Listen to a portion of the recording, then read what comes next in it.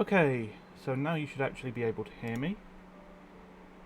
I think, yeah, okay. Okay, so now you should actually be able to hear me. And that's coming through. Right, I need to ping people on my Discord server that I have now.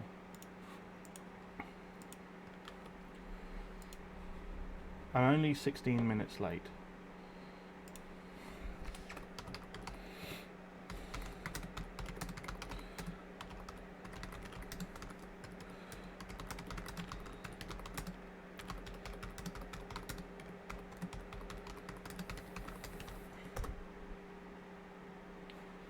Right, yes, good. Okay, and OBS actually does have like handy info now that I'm actually streaming, which is good. I've been a bit worried about that. So a bit of admin while people kind of filter in. I have switched from using OBS to using Streamlabs OBS, which makes it easier to integrate Streamlabs stuff. You can see that I've got a follow goal down there. However, what it does also mean is that like it's like all new stuff. And oh, thank you, Chamber Tech. Yes, like that. That's how the follow goal works. As you can see, it is working, so that's good news. What was I saying? Yeah, so it's a new version of OBS. It's missing a couple of features that mainline OBS has, but I think it's okay. This is why I have a follow goal. Excellent, good, thank you, Alice. Yeah. Right. Anyway, because I have a Discord now, and there is also a chat bot, which means that I can do this. Thank goodness that worked. I was worried for a minute. It took a sec. Right. Yeah. Because I have a Discord now, it's like, oh, I can ping people, and now, like, people are filing in a lot quicker, which is great for me. So I think I can get going, yeah. Chamber Tech says, just tuned into the stream for the first time. Oh, well, that's going to be, hopefully you like it. Sorry, why am I being so down about it? Oh, sometimes I make the table wobble and the camera has image stabilization that just, like, gently turns the image slightly, like that. It's weird. Sean says, I'm sitting here with no power thanks to the wonderful hurricane that hit this morning. Oh dear. Stay safe. Hopefully you're alright. The weather here is sort of, it's a little bit cloudy. It's Britain. There's nothing interesting going on. So I am doing some overclocking, as one always does. So I should explain what I'm doing today. I still have the B550 Unify X. I've still got the 5600G under there. I've still got my water cooling loop. I still got the GT610 on video duty. And I've got the dual rank B die back in just here. It should actually be optimal for what I'm doing now. And what I'm doing is Cinebench R20.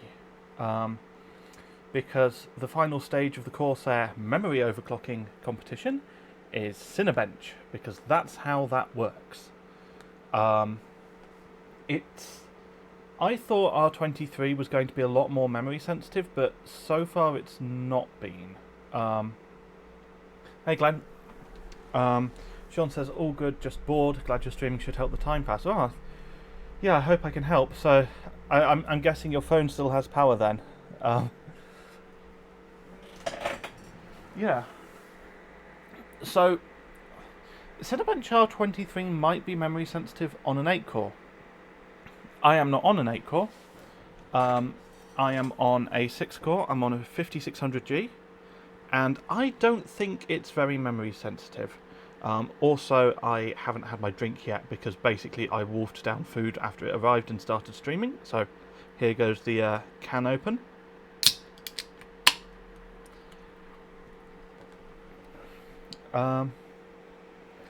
But yeah, so what I'm going to do is, I guess I should take you through my current settings. So I've got memory and Infinity Fabric synced up. Memory's at 4400, Infinity Fabric at 2200.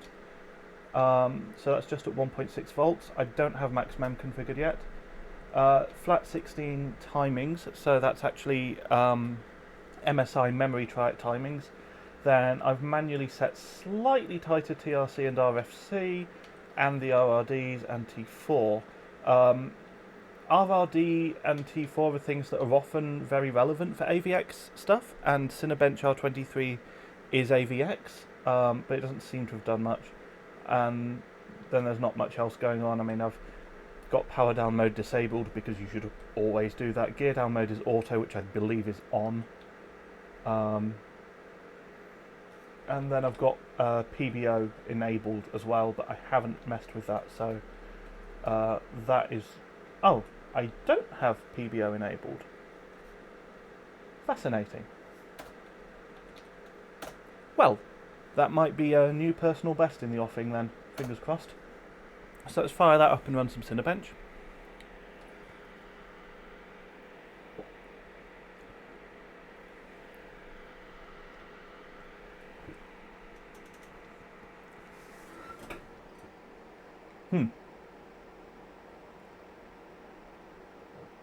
Well, enabling PBO has made it F9,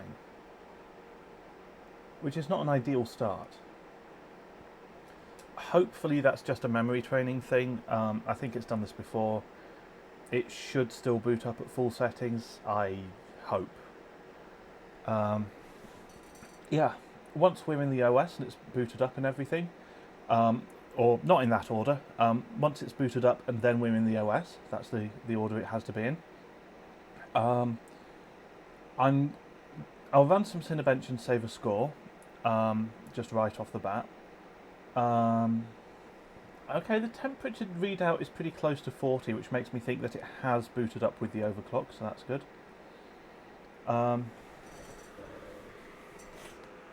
Yeah, I'll run Cinebench, save a score, and then what I'll do is I'll fire up hardware info and I'll have a look at what kind of voltage PBO is taking it to.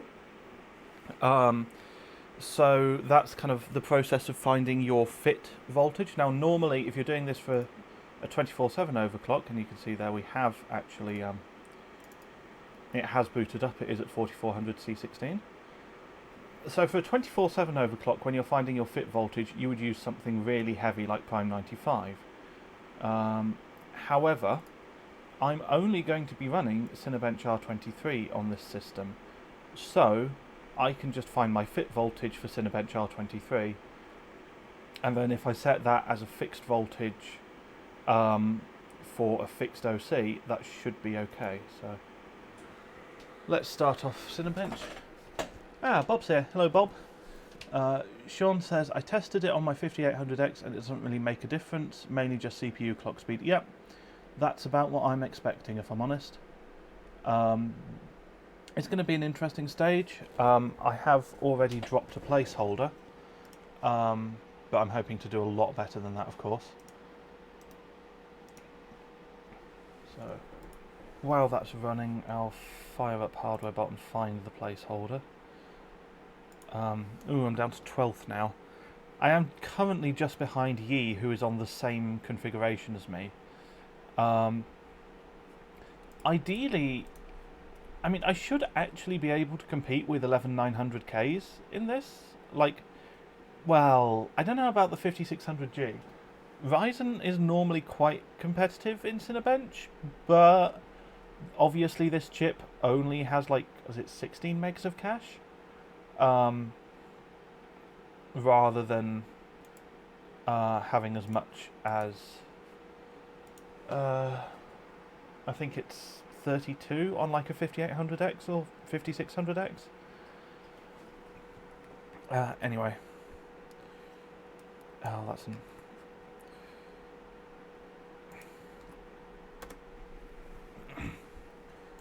Right, I have to actually follow the link, otherwise it's a redirect. So that is my current score, which I'm trying to beat, and I just got 11,218, whereas my current score is 11,260. Okay, well, so that's not worth saving then. That's a lot of variance. Maybe while it was F9ing it changed its mind about PBO. I'll have to check that. Right. So Benchmate comes with hardware info.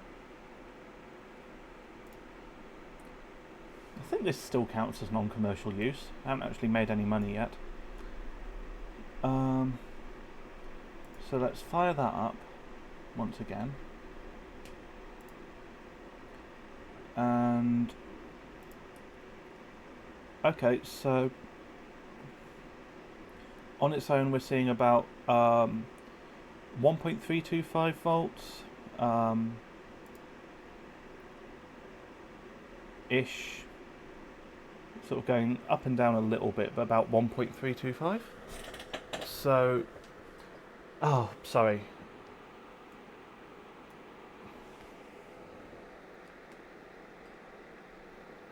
Yes, super professional streamer there. So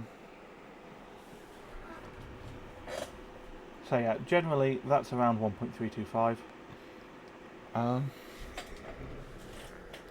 Bob says, just ordered a new pump press combo and CPU block. My current one is apparently on the same level as a regular AIO. That's unfortunate. Yeah, I don't know. I haven't really seen proper comparisons of AIOs with full custom lately. It feels like maybe AIOs might have a bit of a fancier block going on, like maybe they're a bit better engineered, but they're sort of, obviously they're still handicapped by being an AIO, like the pump is wimpy and they don't have a lot of thermal mass. Temps weren't that great for having a 280 plus 420 rad setup. Ooh. Yeah, I mean, yeah, that should be getting good temps. Alright, so Cinebench is finished. We're seeing about 4.4, about 1.325 volts, so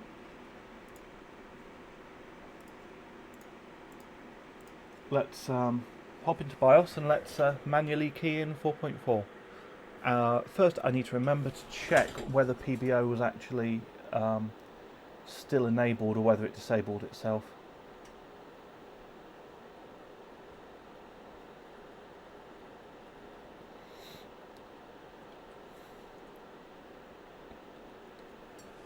It should be going into BIOS. There we are.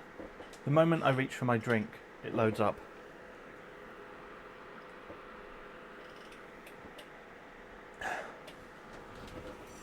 Right. Okay, no, PBO was still enabled. That's good. Yeah, we are going to be disabling that now, though, because we're going manual. So, 4.4, and the CPU core voltage was 1.325. And probably do something with this as well. I have no idea what appropriate LLC is on these platforms, but there's no harm in pushing up the switching frequency. I'm sort of a little bit... I feel as though if you push it too high it might make things worse. I don't know. But I'm going to push it up as far as 800, because that should be fine. Yeah, let's get back in. Hey FZR, Chamber says, why no manual PBO settings? Honestly, I don't know what 5600G is going to respond to best, so I didn't want to make a guess, and I didn't want to spend ages figuring it out. What I'm going to do is I'm going to see what I can get in terms of CPU clock at this voltage. Then I'm going to see about tuning the memory more, and then I'm just going to push up to an unsafe voltage, because it's for an overclocking competition, so I'm not too worried about voltage safety really. Let's open up Benchmate.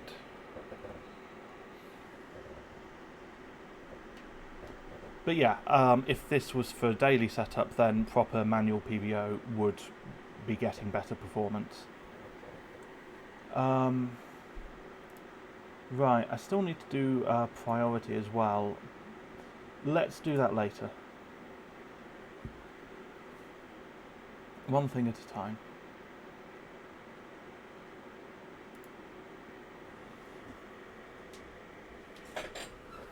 Okay. While that's running, I can actually have my drink.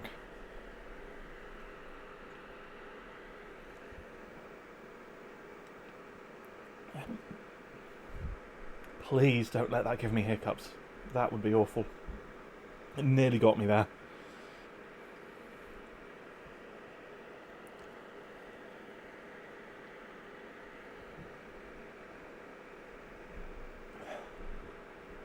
Okay.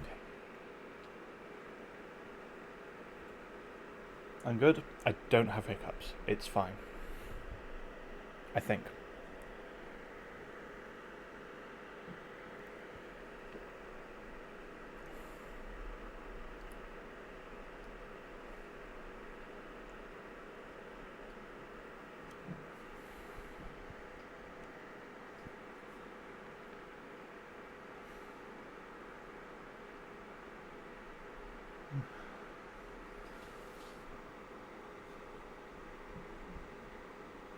And nearly yes. 11186. I don't understand why that still isn't better than what I got the other day. Maybe it's just Windows. I don't want to start doing priority right. Well,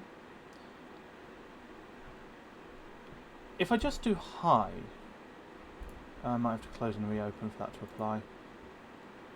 If I just do high, then it shouldn't stop the render, because I don't want to like make it not visibly render right away. Okay, that's still visible, that's okay. Alright, let's stick with that then, because that's going to give us more consistent results.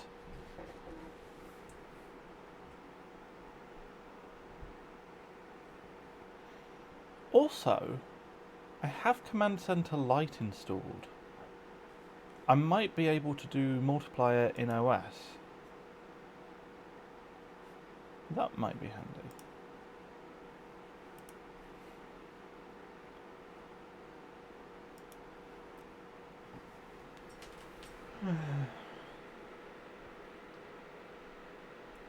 You know, this has a bit more sitting around than the other ones did, especially compared to just pure memory clock.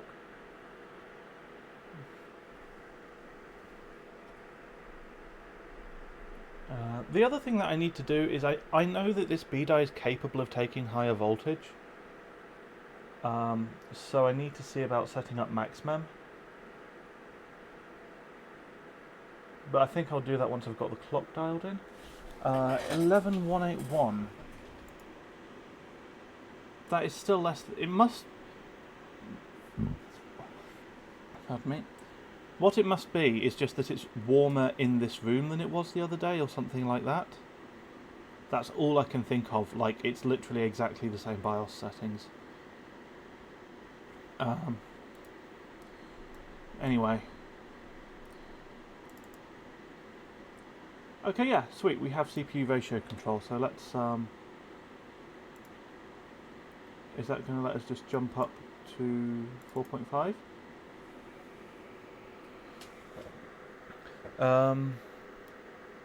Sean says, do you have anything open in the background? I mean, no. Like, I haven't opened anything. I haven't changed OS settings. It should be fairly well stripped.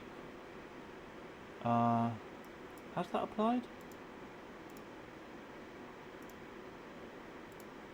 That has not applied. Okay, so Command Center Lite can do base clock, but it can't do ratio. Do I have actual non-meme Ryzen master?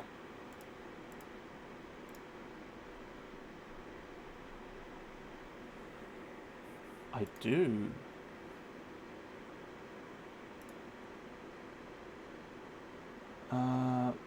What? Why? Hold on. Manual.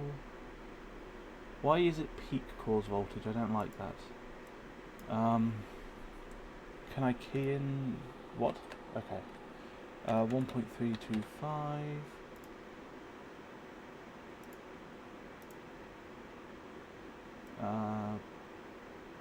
And we're looking for 4.45. I don't know how good the per core is going to be on this. So the way that Sean says hardware info will drop the score some. Yeah, it will, but I don't have that open. I've rebooted since it was last open. So the way that per core works on like a 3000G, for example, an Athlon 3000G, which is the only thing I've messed around with it on.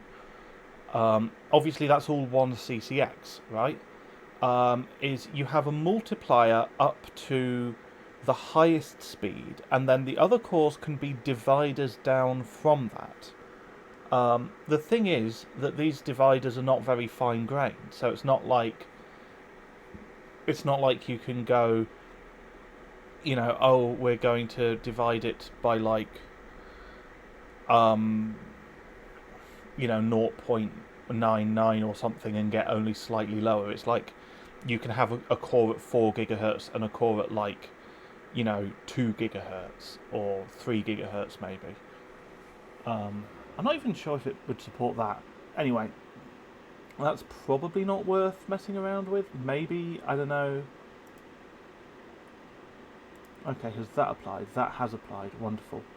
Now, Ryzen Master will definitely drop the blooming score, so let's close out of that. I don't think there's anything else.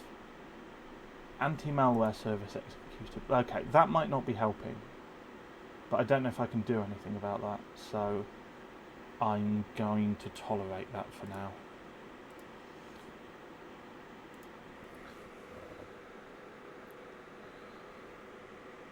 Alright.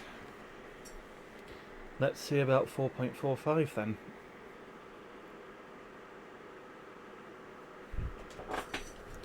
I honestly think it's just a bit warmer in here.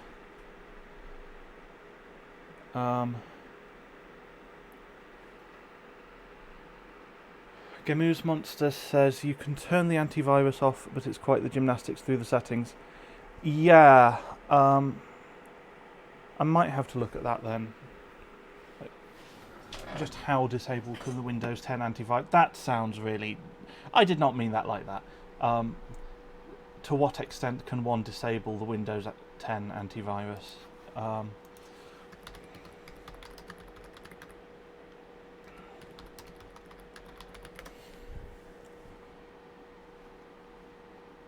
So, there's like switch real-time protection to off. I thought I already did that.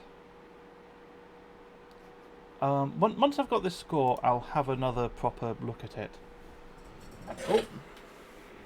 Aha! 11353. That's more like it. Good. Right.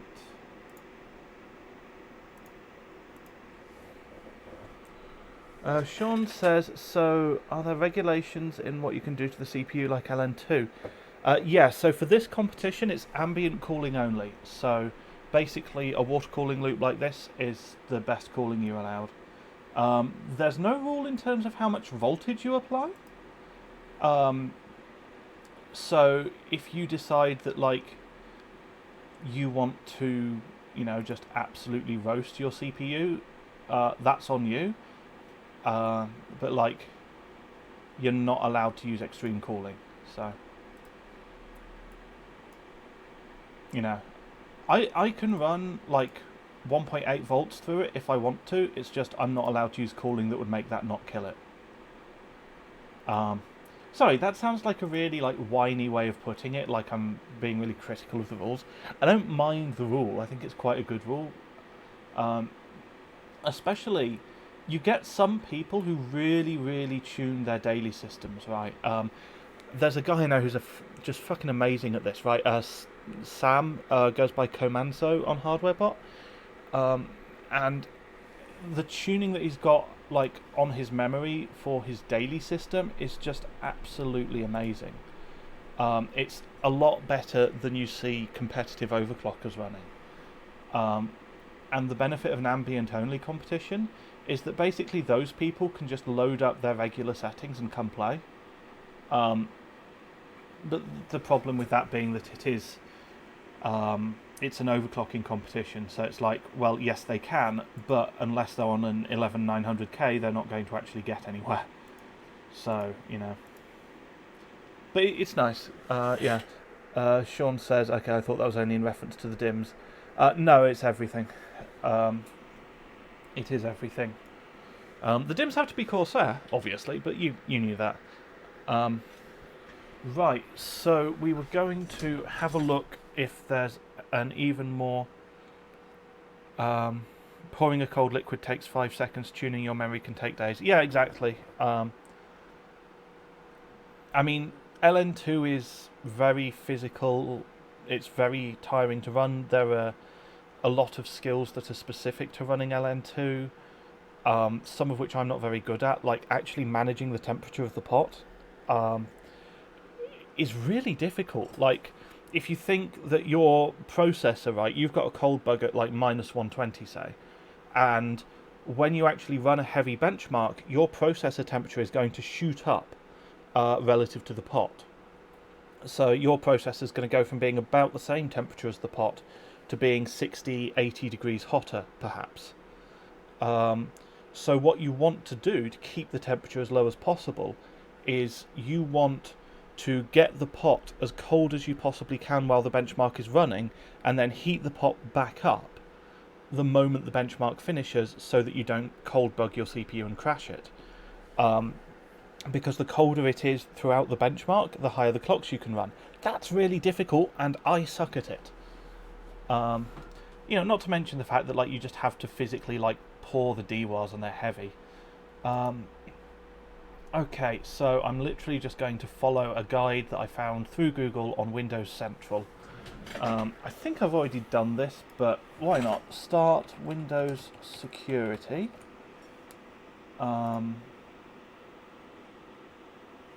then it was click on Virus and Threat Protection. And there's a Manage Settings. Aha! Good spot. Right. Well, that probably wasn't... that turned itself back on, I guess. Alright. That probably needs a reboot to take effect, so let's do that now. Actually, while I'm rebooting, I'll crank it up to 4.5 as well through BIOS. Why not?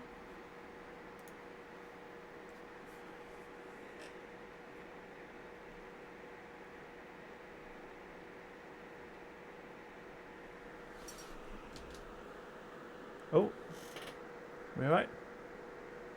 I saw the BIOS on the capture card. There we are. Come on, there we go.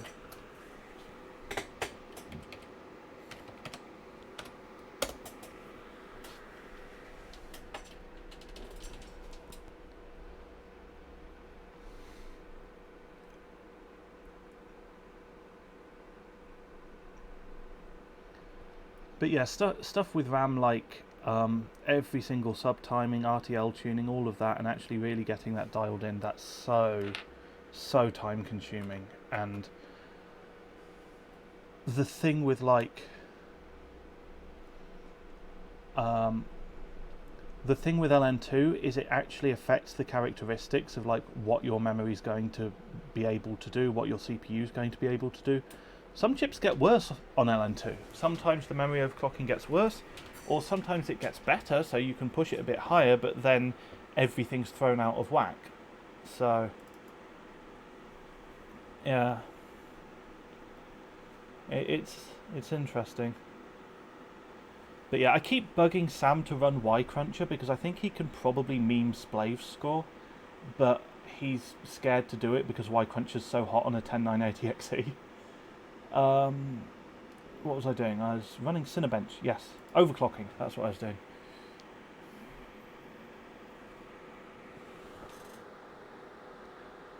FZR says, lol, my goal's just to beat Buildzoid and pray I win the random draw. Yeah, mine too, if I'm honest. That about covers it.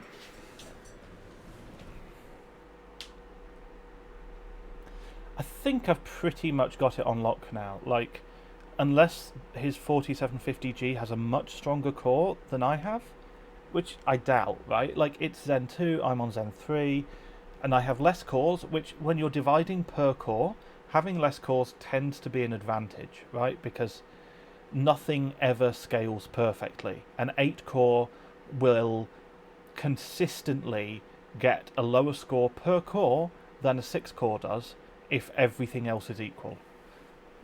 I mean, least of all, right, because it's spending some of the time memory bottlenecked, and it's on the same memory subsystem either way. Like, it does care about RAM, it just doesn't care a lot about RAM.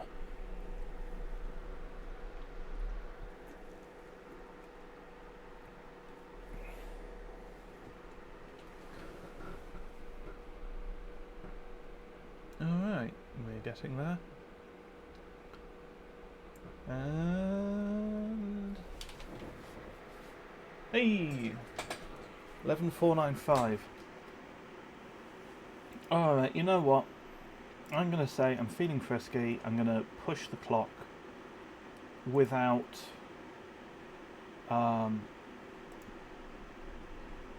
without actually... what was I going to say? Sorry. I don't know, I'm a bit tired today. I'm going to push the clock up rather than saving the score. I'm just going to go straight to pushing the clock. And my reason for that is it takes time to save scores, and I'm going to beat it anyway, I hope. Consider setting peak core voltage before engaging manual mode, but I already set the core voltage. Thanks for the warning. Right, let's go.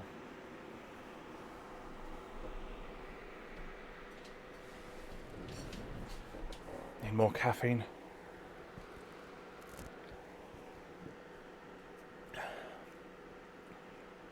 Finish off this can of Monster. I paused there because I was genuinely considering whether I should be like, no, I'm not going to name the energy drink.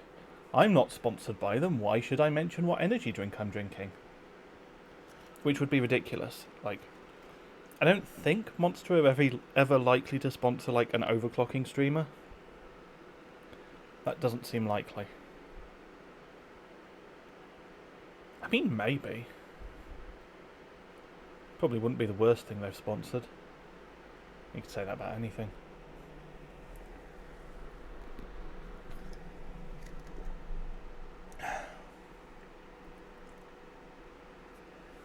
It is kind of funny because Buildzoid drinks loads as well. Like, I don't know if he still has this setup, but Buildzoid's...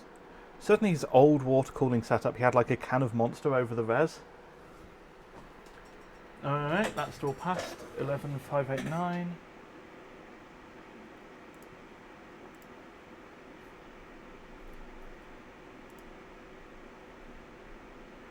So, let's keep pushing it. Can we do 4.6?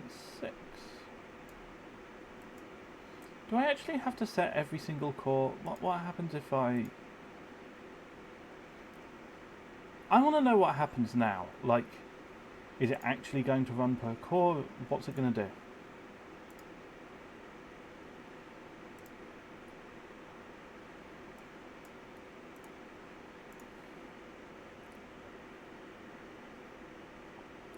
Okay, yeah, cool. So this is... oh, I've left hardware info in the wrong place. And now Cinebench is running so it won't move it. Okay, well, that's okay. You can see the clocks. So, you can see there the two cores that I've set, they're up at 4.6, right? And then all the other cores, they're... because I set them something a bit lower, so they're on the highest available divider, which is like 3.68. So there is kind of a per core thing, but it's just you have this multiplier up to the highest clock, and then you've got dividers down from that. And that means that you have to have quite a big difference between the cores. But it is possible. So yeah, not a whole lot of practical use there, because really the takeaway is just, yes, I do need to, unless I've got just one core that's like really bad, and I don't know how I'd figure that out. I guess that could be useful, especially if you've got a much higher core count. Like maybe if you've got one core holding you back, you could use that.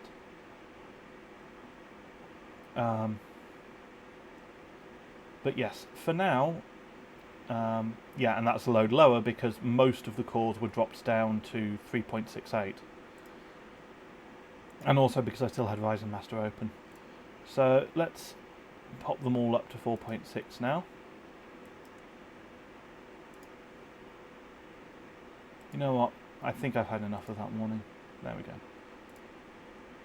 And let's do a proper run.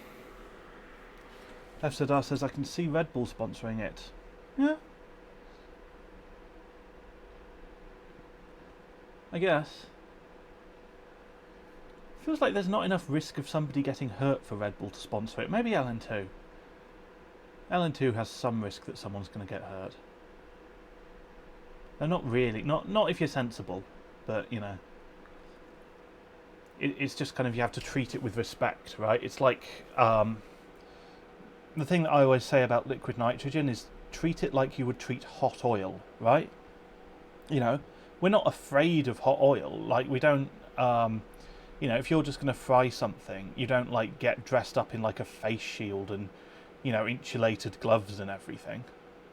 But you're careful, you know? You try and avoid letting it splash on you. If it does splash on you, you kind of, like, you know, shake your arm around or whatever to get it off as quick as you can. It's exactly the same thing.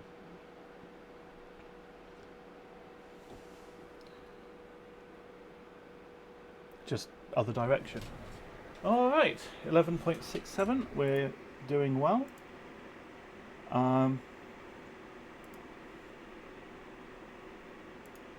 I guess I'll just keep pushing it and pushing it. If I jump to 4.7 now, that's going to curse it, right? That's going to make sure that it definitely doesn't run at 4.7. But then I shouldn't be superstitious. Like, it's either going to work or it's not going to work. So let's try 4.7. Sean says, I'm thinking you can get 12k at least. Oh yeah, I will not be happy if I don't have 12k. I really won't be happy. Like, I want to win this bloody stage. I think... well, no. I don't think that I can win this stage necessarily. But I think I probably have more of a chance than I did for any of the other stages. So... what would that need compared to what's up? So... there's people posting nearly 2.2k per core, which would be... that would be what, 13.2? Oh yeah, I don't have, for some reason the system I'm streaming from, the calculator is broken. Like, Windows calculator just isn't there. Yeah, that would be like 13k, 13.2k to take the top spot. I think 13k would be enough to take the top spot based on what's up there at the moment. Oh, well, there's your 12k.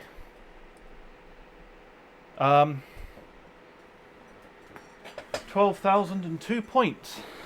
I think that one is a score that I'm going to save. But yeah, I do not want to stop here. I want, like... I want gold. I want to win this stage, if I can. Which is technically true of anything I'm doing. I want to win it if I can. And normally, I can't, and that's that.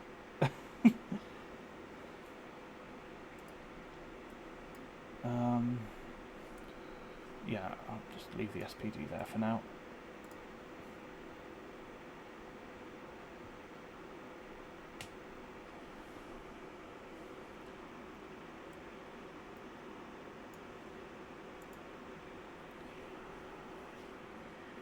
I didn't realise I was going to hit 12,002 points this quickly. I might go do a quick cheeky title update.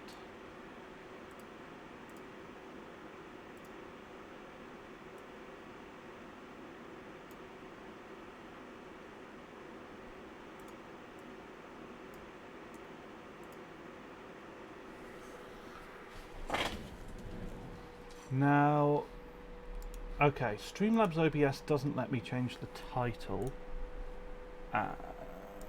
There we are, I can do it through Twitch, PB 12002. Done. Updating, yeah. Stream info updated successfully. Hey! Yes, that was good. Right. So, there's your 12K. I'm slightly surprised it's actually happy doing as much as 4.7, but I guess it's only Cinebench, right? So let's keep pushing it. Let's try 4.8. Why not?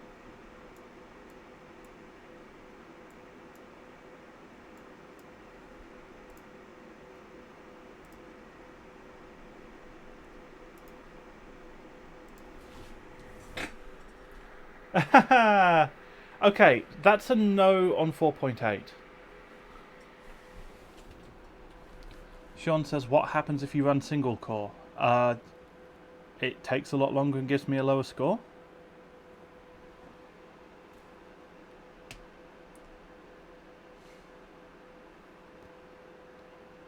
Oh, right, I see. They're dividing by the cores. Yeah. So, the way that per core stuff works on HWBOT, you can't, like, disable cores for it. It's divided by the number of cores that your processor has.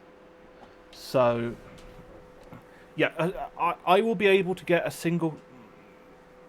Yes, if I ran just single core, I would get probably a higher score. But the way that it's done on HWBOT is it's like, well, you're using a 5600G, that has 6 cores, therefore your score is divided by 6. If you want to disable one of those cores, you can do that, but your score is still divided by 6 because you have 6 cores. And if you chose not to use one, that's your problem, basically. So that's why you have, like, the single core rankings and the triple core rankings and the 5 core rankings are all dominated by, like, random old crap. Like, there's a random Xeon, the L3014, which is socket 771, but it will run on 775 with the right coaxing, and I'm not sure exactly what it requires. And that was like a random, like, networking product or something. But that's the fastest single core processor for a lot of things. And so they're impossible to get hold of course. And then for triple core, it's AMD Phenom 2s, but actually there's a weird quirk here. So if you disable cores, then that doesn't count, right? But if you have a processor that can actually unlock cores, and you unlock more cores, then that is considered like a new category, and it's like, okay, you've got more cores running. So, like, if you have an old AMD socket AM3 chip that can unlock cores, and you have a Phenom 2 X2 and you unlock it to 3 cores, that counts as a triple core chip rather than a dual core. Which again makes sense, because otherwise if it was competing as a dual core, that would be wildly unfair. But what that means is, because the Phenom X3 chips are generally on an older, worse stepping, but the Phenom X2 chips, they're based on the same die. The die has 4 cores on it, right? But the ones that have 2 cores enabled are mostly the newer and better stepping, the C3 rather than C2 stepping. So all of the triple core records are Phenom X2s that have been unlocked to 3 cores, rather than the native triple cores. And then the 5 core rankings, that is all, there's like a couple of Phenoms that are based on a 6 core die, like mostly the 960T, but there's like an 840T, there might be a couple of others. So it's those, again, with just 1 extra core unlocked up to 5 cores. Anyway,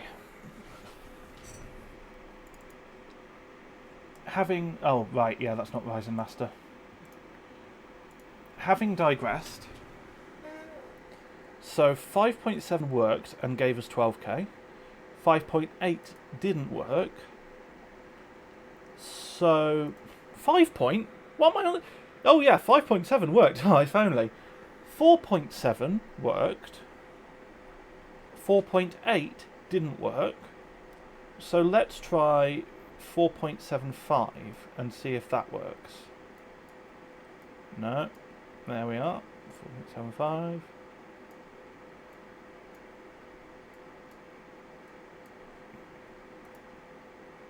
Okay, that's applied.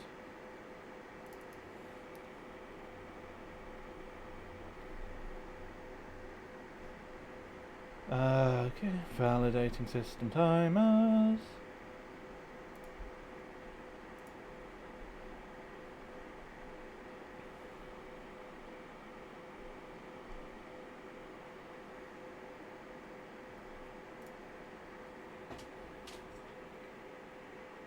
And that's running.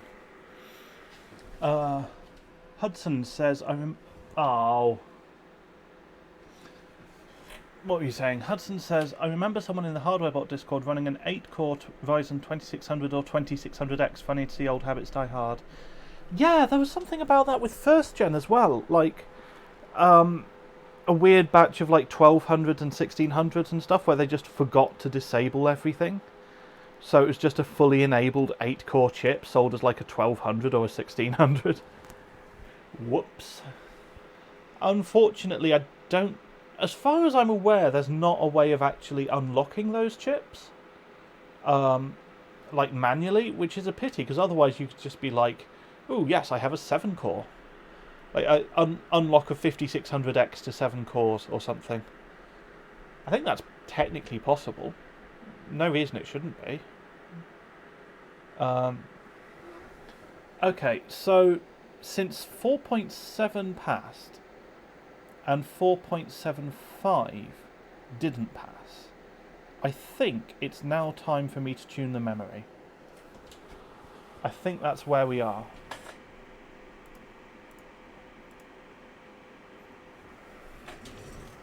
I mean, maybe there's an extra quarter mult in there, but I'll find out that later. You know, I'm going to push the voltage up a bit if I can anyway.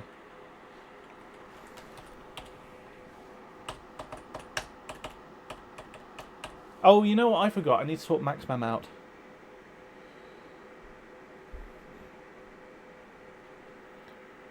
Yeah, I should sort maxmem out. What am I doing? I'll dial in my 4.7 overclock in the BIOS, and I'll go set up maxmem.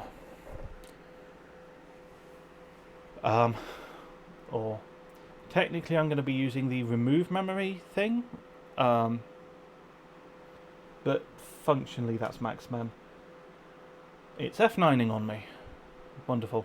It'll be fine. Sean says maybe Fclock will help. I don't know, maybe. I'm just trying to think if I should try that before or after I've done my memory. So, I think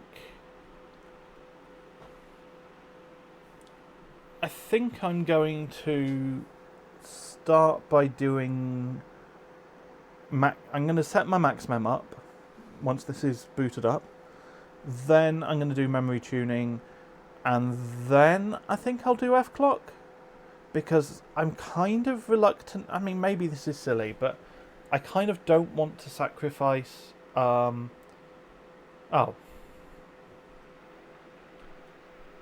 Page fault in non-paged area, that's a memory error.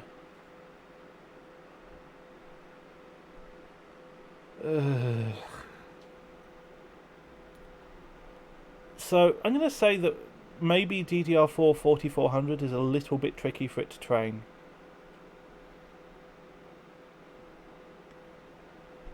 Let's see if that boots up a second time. You know, what I want to do at some point is... I don't think I want to pay for a Stream Deck, because, like, they're expensive for what they are.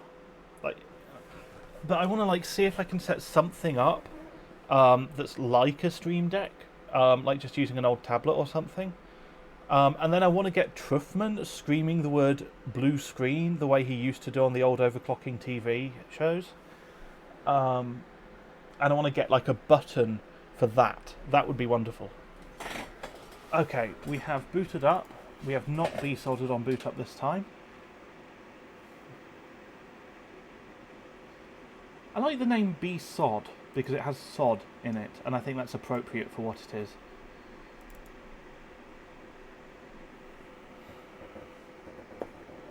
Okay, so the way we're going to set up maxmem is we're going to run the benchmark.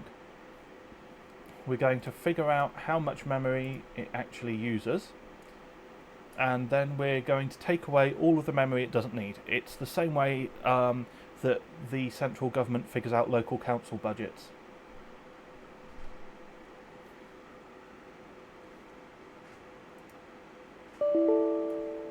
Oh, come on.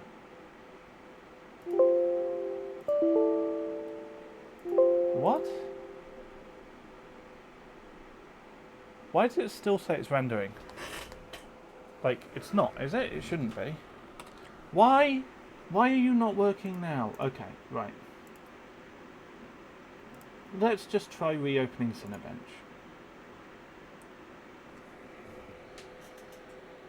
Corrupt Cinebench from crash, asks Hudson. Oof, I hope not. I think the system's probably just unstable. I might try clocking down a bit. You gonna launch? Launched.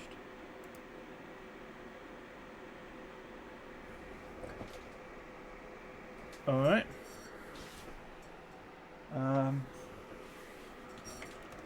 So let's fire up Task Manager.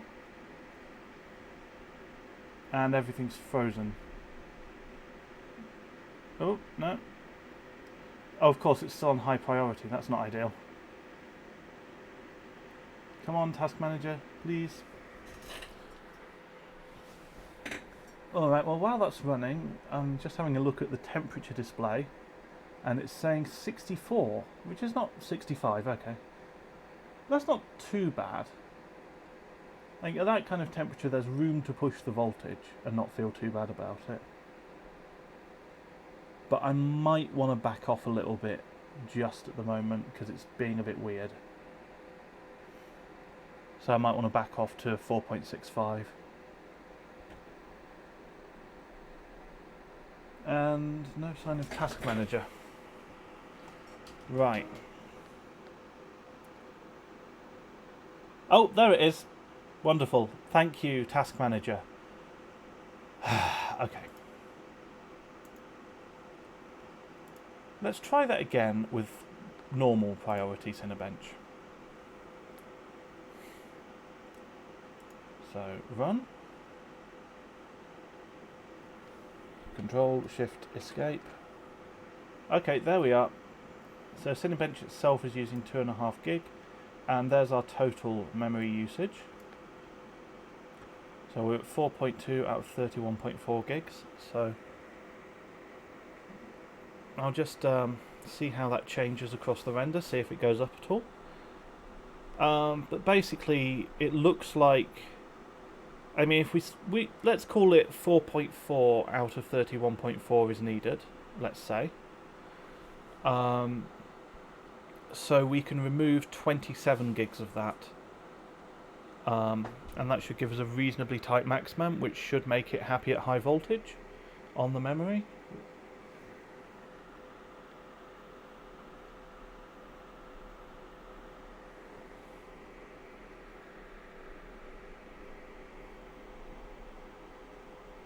Alright, so that's still going alright.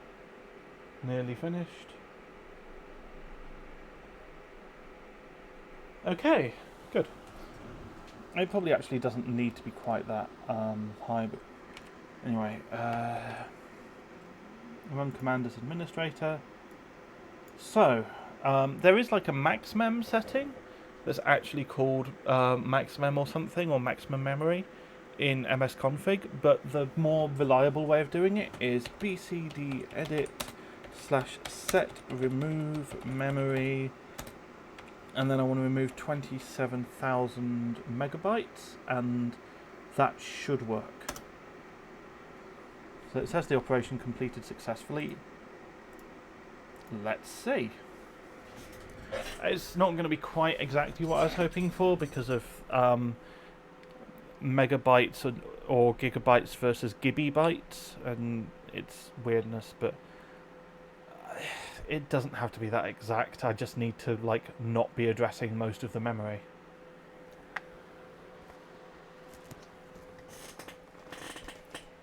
The good news is I finished my energy drink. Yes, Menergy drink being similar to my energy drink, but said quickly.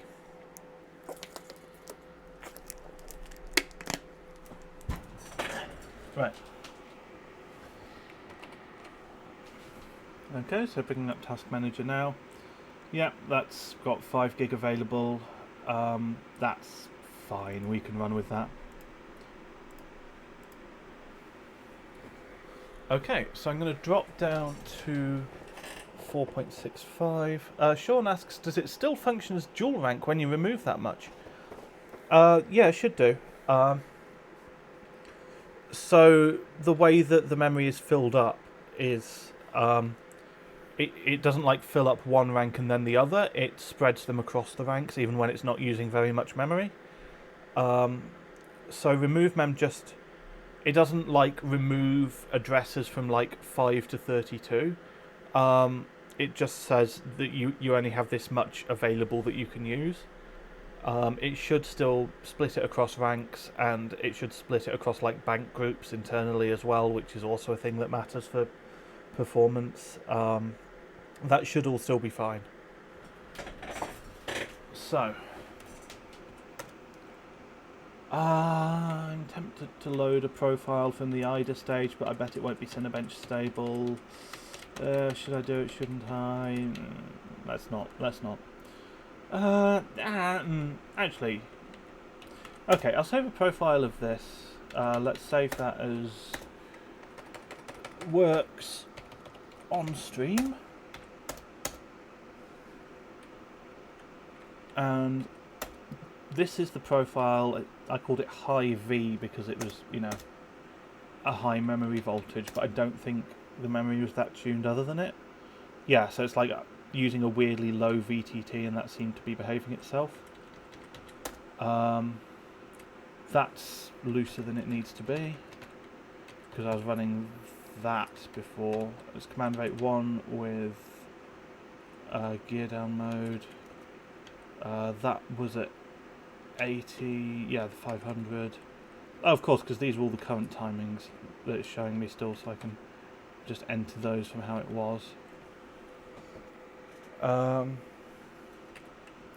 then CPU core voltage, we were going 1.325, and 4.7 was being a little bit iffy, so we're going 4 points.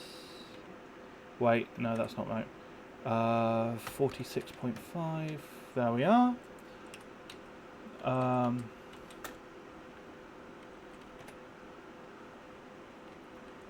Right, anything else that I need to mess with? I'll just double check that power down mode is still disabled. There we are. Since this is a profile, I'll check that the fan, yep, fan's to full speed now. No, up there. Make sure that I don't have any random devices enabled that I don't want. I don't. That needs to be set to CSM. It is. That is everything. Alright. So that should be the same memory settings, but at a higher memory voltage. Hudson says, I spy A2 EDI profile. What kit was that? Yes, yeah. That was off stream. I have some A2 EDI. It's Samsung OEM, unfortunately, rather than anything fancier. Although, I think it's Transcend make A2 EDI sticks, and they were put in like QNAP NAS appliances, so you get them on eBay as like a QNAP NAS pull, They exist. So I did do a ycruncher score with it. Let me pull that up for you. 5600G. I only got it to 4400 and I had a lot of trouble with voltage scaling, which is weird because EDI should be fine. EDI should be able to do high voltage. That's the whole thing. Like, it shouldn't even need maxmem. But I was having no end of stability problems with it. So I actually think it's either thermal or it's the PCB because it's a Samsung OEM PCB. Or the other thing that could have been the problem is just something to do with how the board is treating it. Or it could be a combination of those. Like, maybe it's, yes, the PCB is a bit weird, but also the board doesn't know how to handle it. I'm not sure.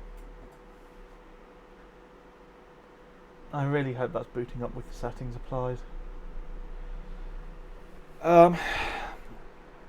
Yeah, so I need to do more testing on a different platform.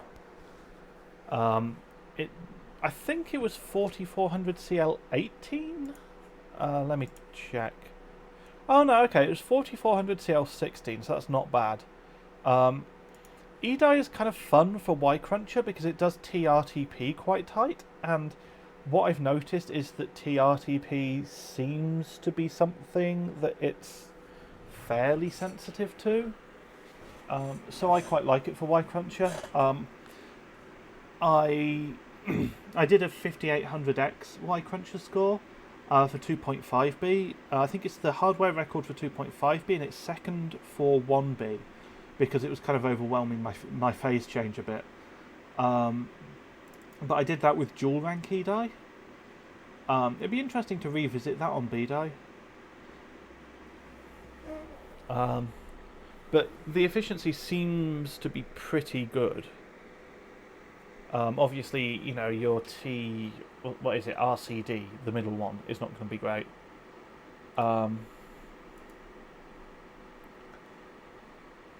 But the rest of the timings are pretty good. The subtimings are good, so yeah.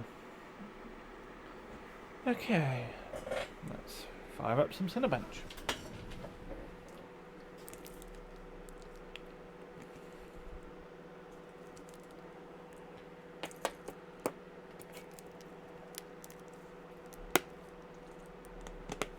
Oh, you know what I haven't done? 1 hour in, I haven't posted in LN2 Haven. Whoopsie doodle. I should probably go do that.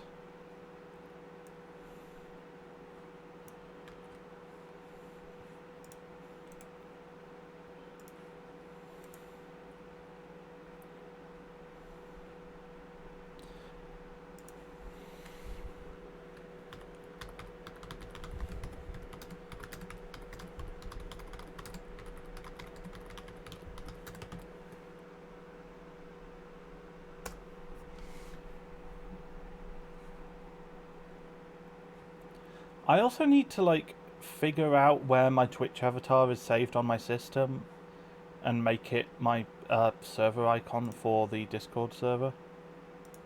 Hudson says, trying to find old pics but sounds about right. Not sure why they expected EDI to have any TRCD scaling. It didn't, but other timings were pretty tight. Yeah, exactly, yeah. Okay, well, the score's a little bit low. It's only 11.8k because the clock's a bit lower. But the point is that past that is scoring where I would expect it to be. So that means that our memory is happy with the higher voltage and we can start tuning it some more. So that's going to be fun.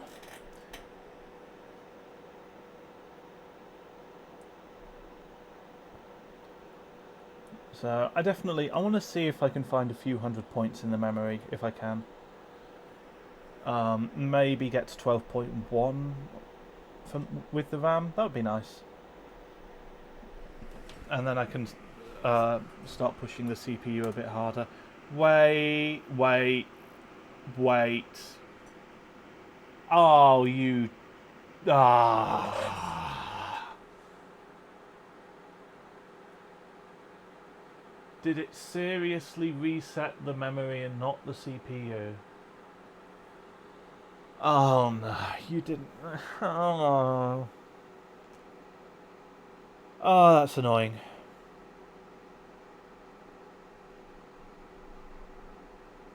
Right.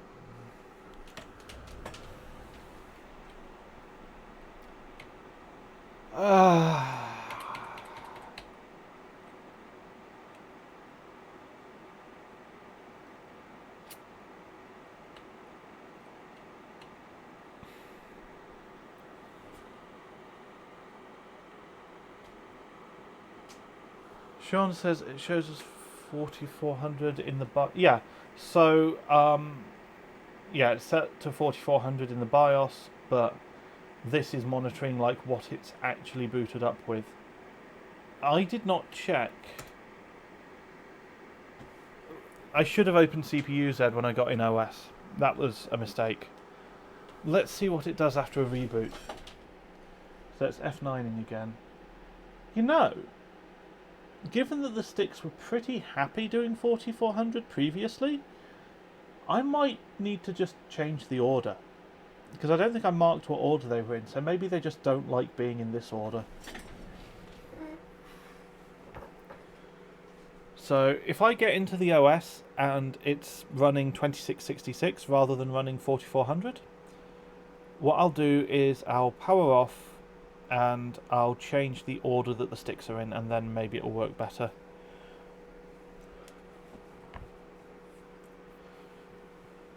Hudson says, could be wrong, but I felt A31 BIOS was better about making you reload profile when memory didn't train rather than booting through like that.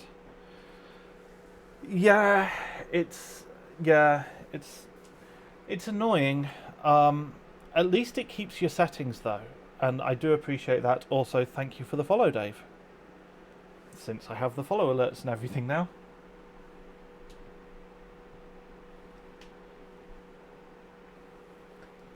It's kind of cool. Like, lots of people are watching, or not lots, but like several people are watching this. Dave says, forgot to follow earlier. Yeah, there's been a couple. Alice was the same, yeah.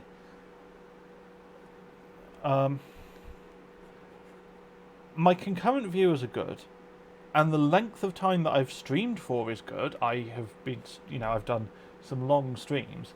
So basically, I just need number of streams, which I'm working on, and number of followers to get Twitch affiliate, which I didn't think it would be on the table this soon, but I guess it probably is. So why not, right? Okay, let's see if it actually booted up at 4400 or did it reset itself. And that reset itself. Okay.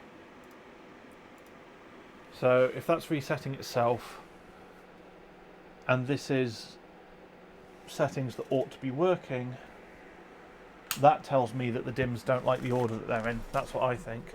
Yoz says single thread or multi-thread. So it's the multi-thread score and it is per core. So I'm running it full out and then it's divided by cores. And in this instance, since I'm only on a 6 core, that's an advantage. I don't need to tell you that, Yoz. You will have already thought about optimal hardware, I'm sure. Right.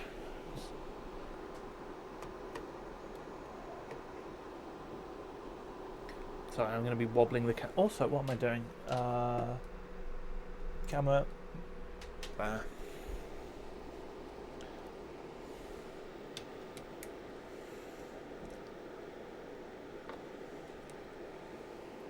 Okay.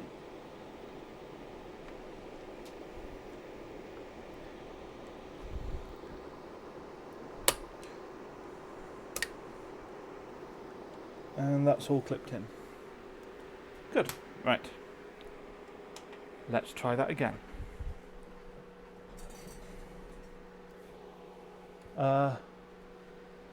Dave says, so no SMT means you're kind of fucked for this stage. Yep.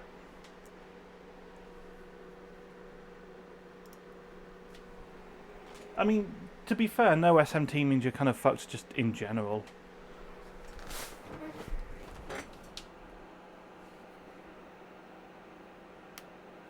Yoz says, to be honest, I won't be benching hard this year like in previous years. Yeah, that's fair enough, man.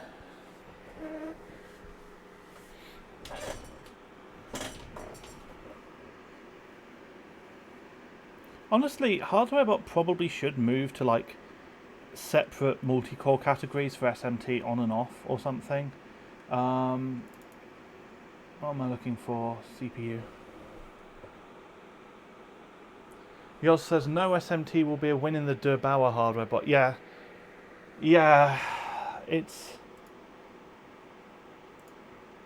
I mean, I see why he doesn't want like an 8+8 core to be competing as a 16 core. Like, yeah, it is a little bit unfair, but it's also like, you know, you don't notice that it's potentially an unfair thing until it's something that affects Intel, basically.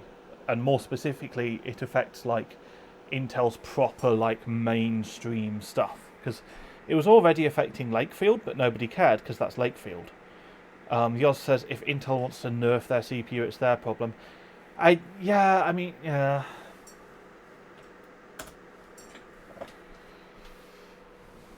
It's a weird one, because, like, it's not... I mean...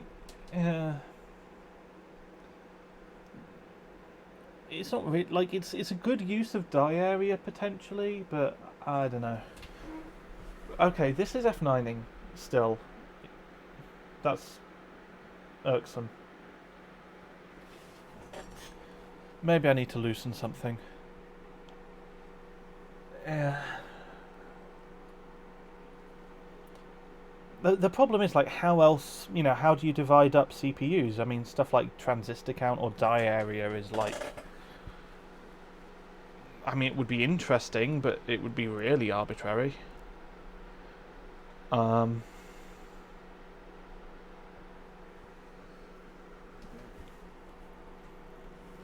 yeah,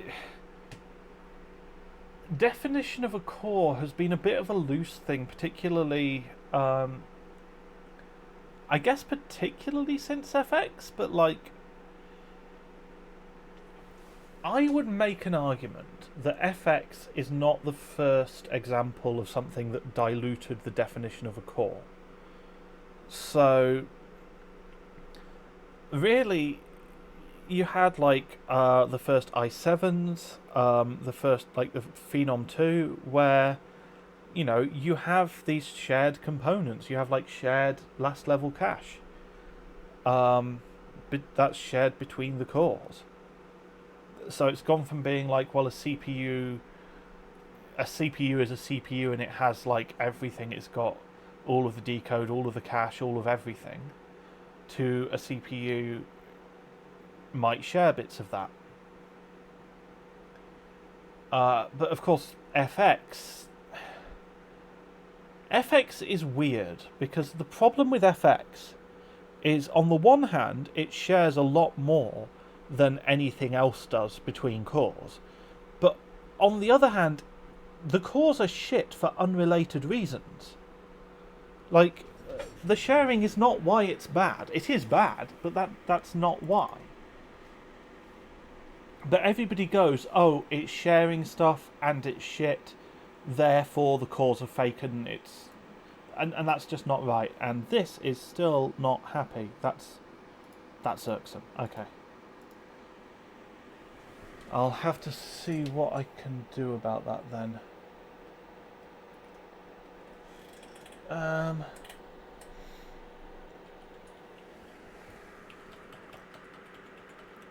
But yeah, I mean, that's the issue. It's like...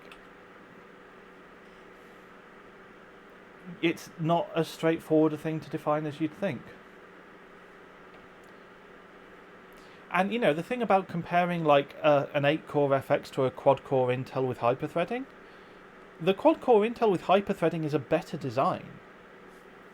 Like, because if you have all the same resources in both chips, then the Intel chip, you can have 2 threads worth of resources working on one thread if you only have one thread.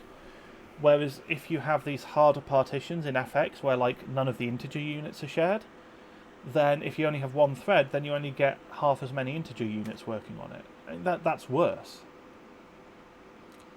Right. Maybe it just needs VTT to be a bit more in line. Maybe let's try that next.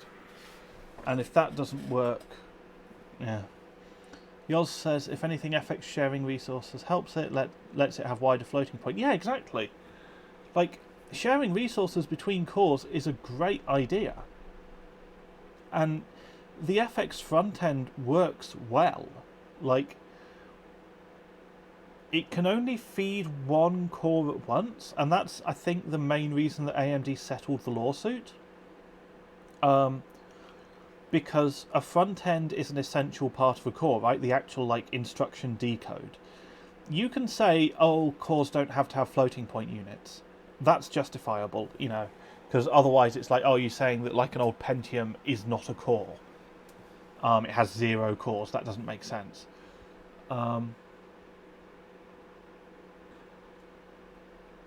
But a front end, like instruction decode, that's essential. And the way that FX has worked is it only feeds one core at once.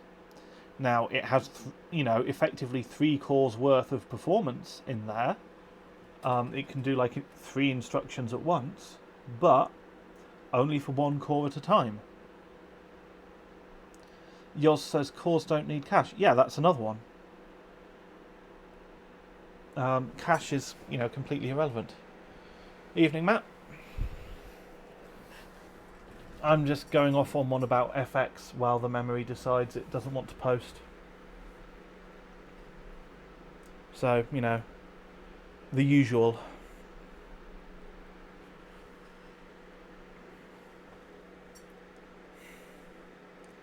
Yoz says Celeron isn't a CPU core. Now, to be fair, I'm on board with that definition. That's the problem.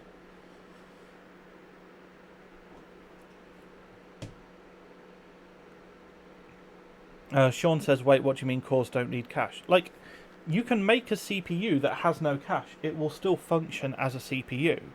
It, you know, it just has to go and fetch data from memory every single time.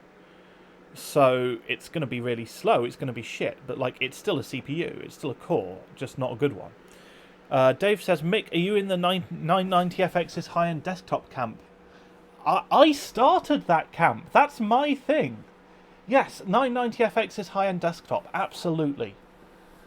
No, I started it like as a joke, because it's like kind of an absurd position, but also it makes logical sense. And that my favourite kind of like obviously absurd position is one that you can't actually argue against, and is actually right despite being absurd. And yeah, 990FX is absolutely a high-end desktop platform. And that is why Crosshair should have been used for Threadripper motherboards, and AM4 should have been Crossblade. 8 cores, 32 PCI Express lanes. Yeah, exactly. Like, X48 on Intel, that was considered a high-end desktop platform, right? Before X58 and Socket 1366 came along. It used to be that the high-end desktop platform was X48. And X48 was only a dual-channel platform. It was only even a quad-core platform, but it had all the connectivity. It had loads of PCI Express lanes, so it was high-end desktop. That's why the Rampage boards started on X48, then they moved to X58, X79, and all of the stuff that's, you know, conventionally high-end desktop. Crosshair started out on the NVIDIA chipsets, you know, big SLI-capable chipsets. Moved to, I think it was 790FX, 890FX, and 990FX. All of those had loads of PCI Express lanes, all like, you know, quad SLI-capable chipsets. I think the boards were maybe only triple SLI-capable, but, you know, like, loads of connectivity. And then they move it to AM4, and it's like, yeah, you get 16 lanes. Meh. It's like, no, that's what the Crossblade is supposed to be. Right, so VTT didn't make a difference. Let's try SOC.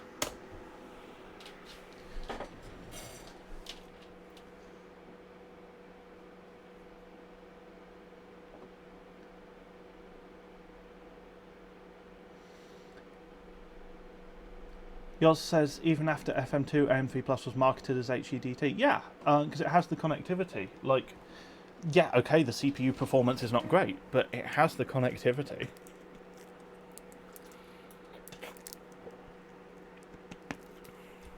And that's the other thing, is AM3 Plus, for its entire lifespan, had a mainstream desktop option below it.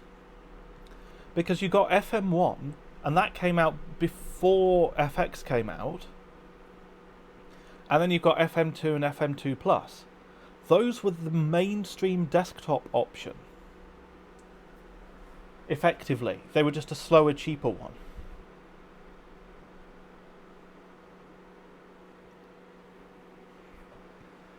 You know, on Intel, if you want like something slow and cheap, you get a Pentium or whatever, and that's kind of competitive with an FM socket. And that would have kind of cost you about as much. They're equivalent. But yes, I find it a very entertaining position because it's like so counterintuitive. And kind of so silly, but it also does make sense. I bet this is recovered again, you know. If it's recovered again, I might just load the profile that I saved. Oh, I missed it. Okay, reset. Come on.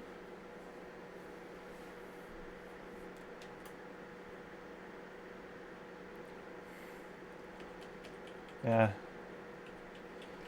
I don't think Streamlabs makes the follower goal go down if people unfollow.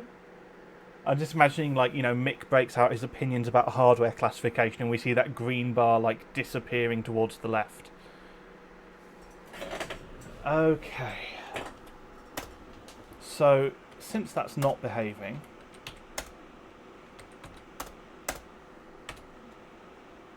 let's load something that should behave.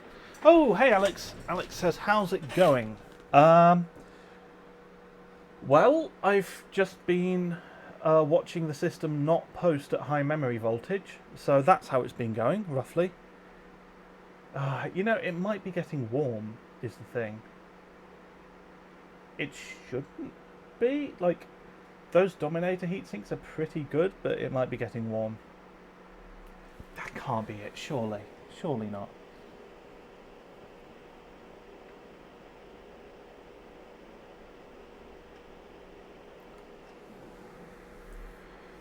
Matt says, waiting for the Buildoid style rage quit. That's going to be in about an hour and 20, maybe?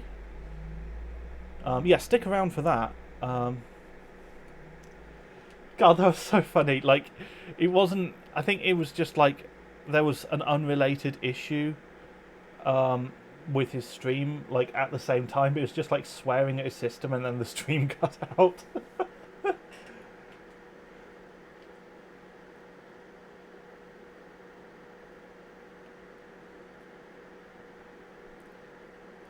Sean says it never even leaves F9. Yeah, it seems really unhappy, and I don't understand why.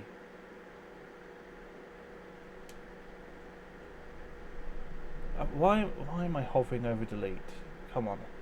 Need to wait for the O2.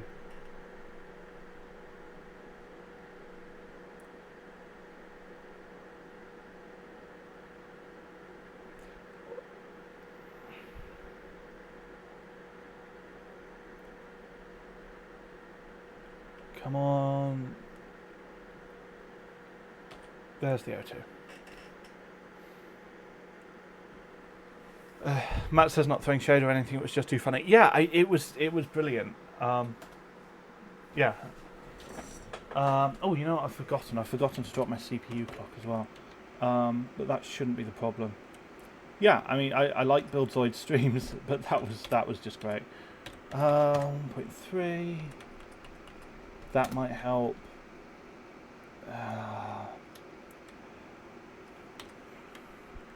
I'm just going to like loosen these.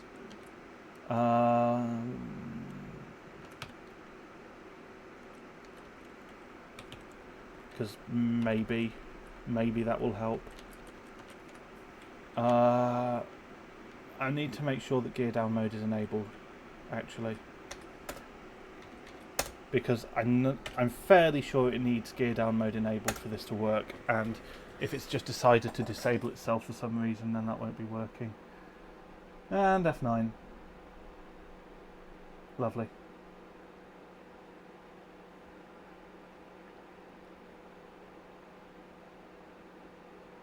Sometimes it sits on F9 and then it reboots and then it works.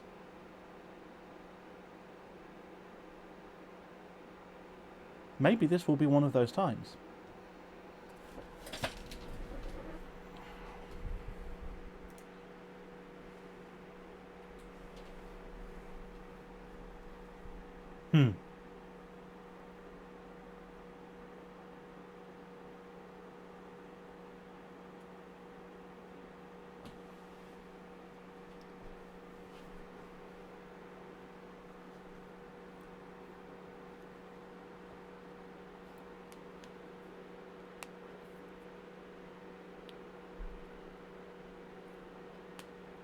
This is not looking great, is it?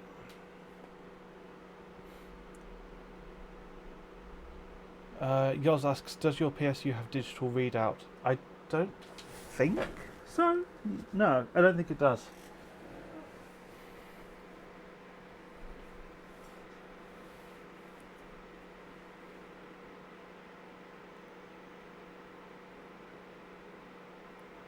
That'd be an interesting thing to get, though. Power supply that has digital readout. Especially if I can actually set it up so that it's like visible on stream.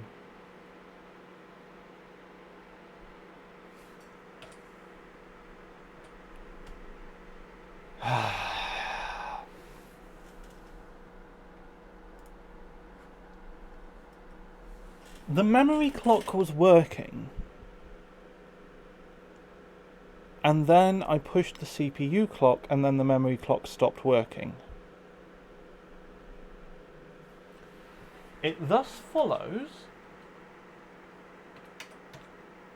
that if I drop the CPU clock, it might start working.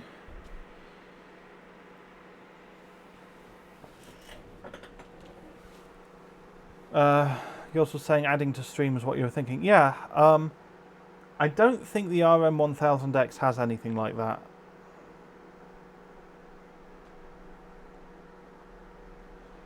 Dave says, I have a virtual meeting with a Keysight rep tomorrow, but you can't tell if it's an interview or just a normal one-on-one meeting. Should you treat it like an interview just to be safe? I mean, yeah. Yeah, I mean, in terms of like presenting yourself, you know, how you dress, how you behave, yeah, I would say treat it like an interview. I mean, like, have you applied for something there? Okay, that booted up a bit quicker. That makes me think that maybe it is actually happier at the lower CPU clock, and that's making it boot the more aggressive memory settings. But yeah, like, there's no harm in dressing well. There's no harm in, like, you know, being positive about yourself. Yeah, I would absolutely do that to be safe. Yes, okay, so it has booted up as a result of dropping the CPU clock.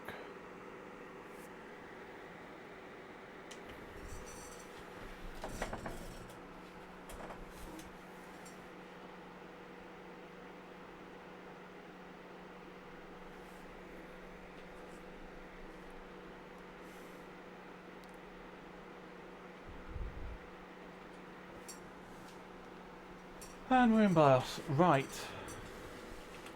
Okay, so I loosened a couple of timings. So because of that, I'm going to load up the profile again.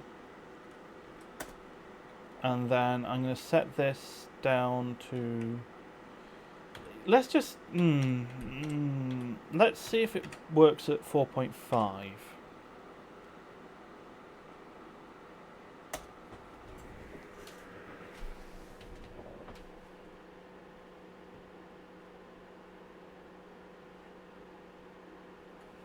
Okay, I mean, it's F9ing, but it does that anyway.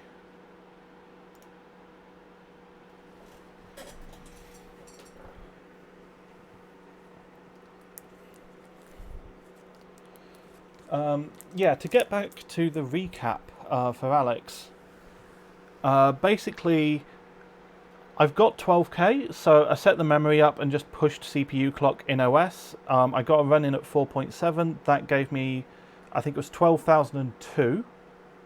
So I've got my 2,000 per core, 12K overall. Now I'm just trying to tune the memory so that I can push for a better score. And it's going, well, it could be going better if I'm honest.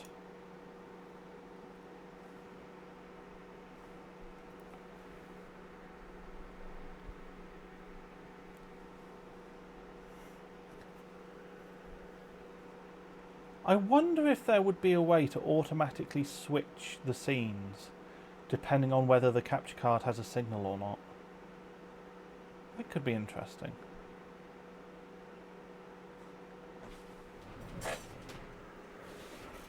I don't know. Right, let's see if that's booted up then, because that's 4.5 that we're trying now. Okay. Yes, 4.5 has booted up. Okay. So, let's see. Should I do a quick run to make sure it's happy? Whatever, it booted, it's probably fine. So what I'm going to do now... what was I going to do now? Yeah, voltage, right. So, I know that it's capable of booting up these settings.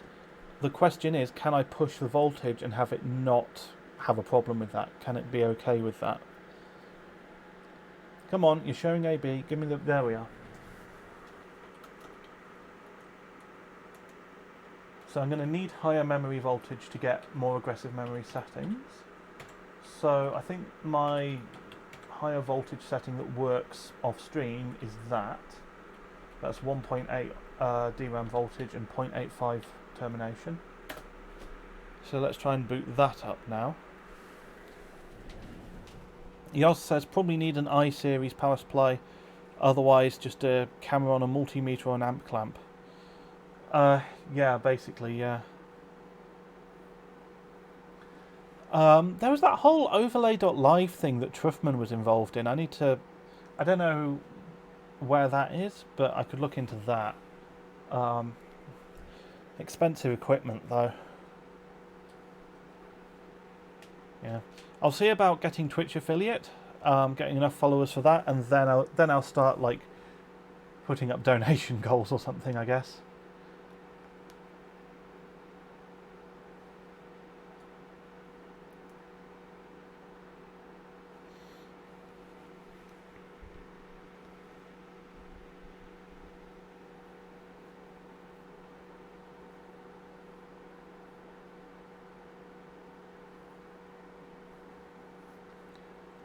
I don't know, like, part of me is a little bit like, I'm not sure whether or not I want to, like, have too much, like, noise on screen. I don't want, like, a load of random stuff, but says the guy with a follower goal on screen.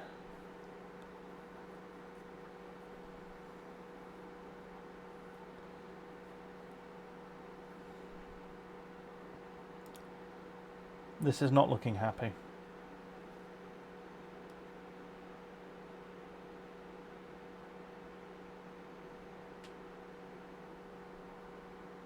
Oh. Yeah, okay.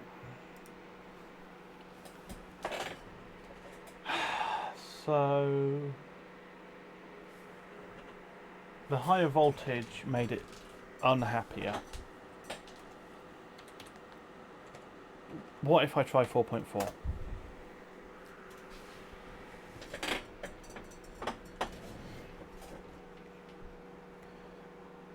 Infinity says, the only channels I've seen that do not have follow goals are Buildzoid and Linus Tech Tips. Well, exactly, and what better channels could you name? That's the thing. Sean says it started so well. Yeah, it's funny that it's like everything works until it doesn't, and then nothing works.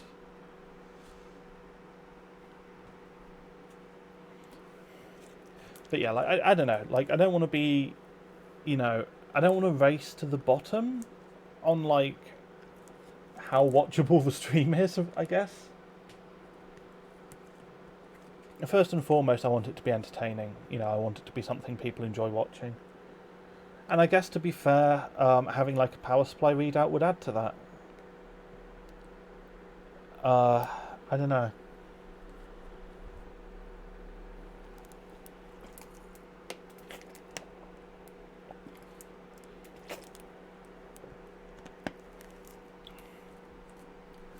Once I've hit 50 followers, I don't care anymore. Like, in terms of follower count, 50 is fine. Because that's what would get me Twitch affiliate, and that's what matters. And, you know, after that, like, if somebody wants to follow, if somebody, you know, wants to watch the streams and would find it convenient to be following me so that they get the notification, then they can do that. And if they don't want to do that, they don't have to.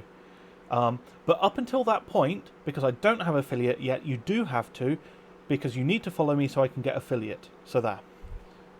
I jest, of course. It's not really a big deal.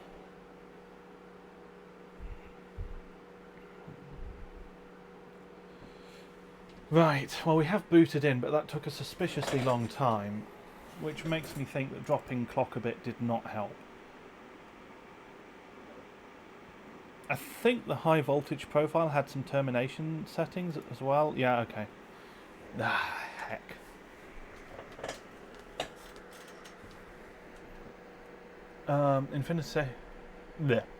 Infinity says, what does affiliate even give you now?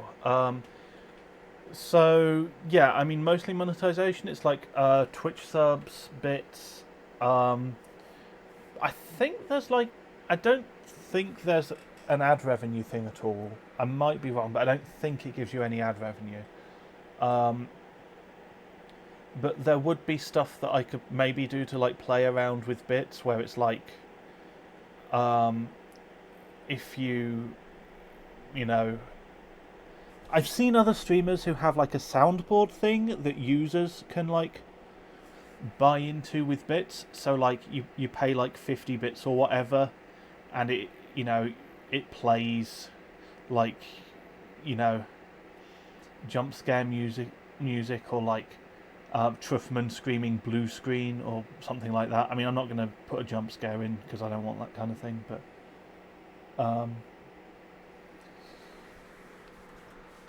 yeah, I don't know. I'm going to load up the high voltage profile again, since that has worked in the past. And I'm just going to dial the CPU into 4 gigahertz because I know it's capable of booting at that.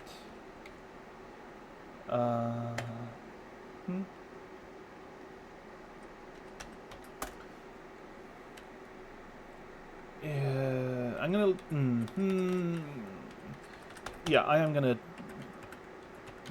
gonna dial in the memory settings because 80. That was 500. I think that was quite loose. It was something like 79 and was that 28? Or was it loose? Let's call it 32. Why not?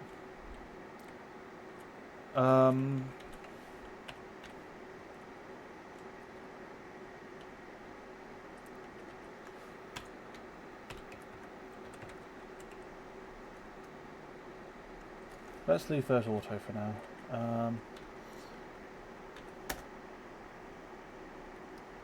Phones.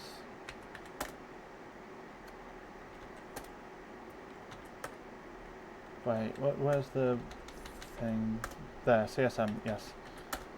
Integrated peripherals, disabled. Graphics, disabled. Let's try that then. Sean says, have you tried resetting stock setting then going back to your profile? Not yet, but this isn't Rocket Lake. I mean, that's every time it like fails, it's effectively sort of doing that.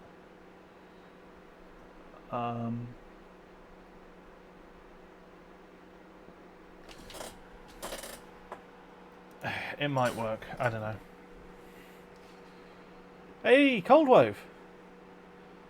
G'day, mate. How you doing?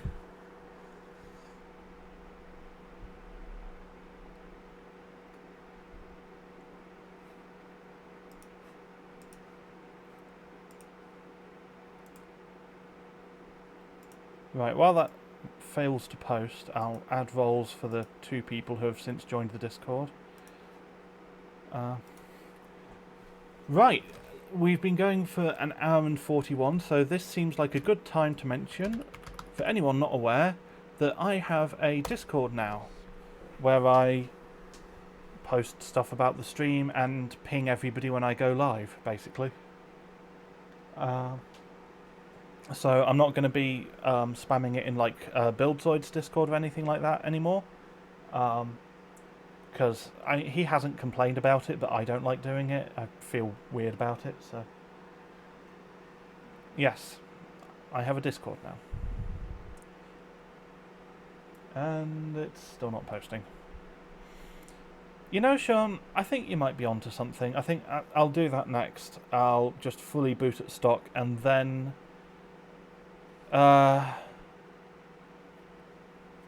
Alice asks if I'm going to keep the logo as like the default logo that's just MOS for mix overclocking streams, in homage to the famous chip company.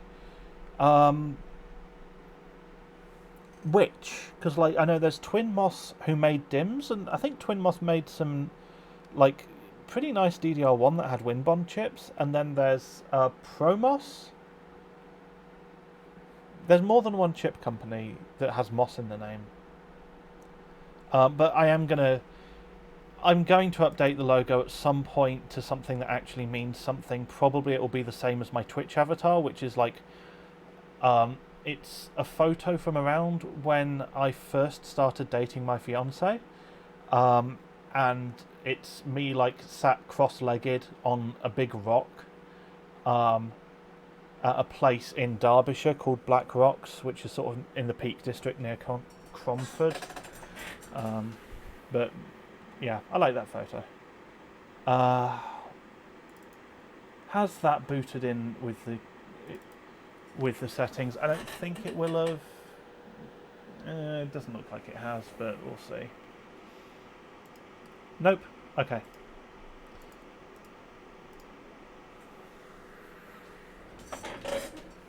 Moss, who made mostly 8-bit CPUs. Oh, I was not aware of them.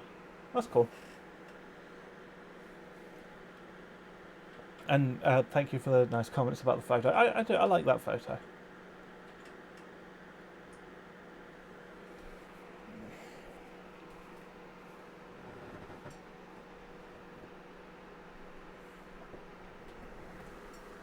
Alright then.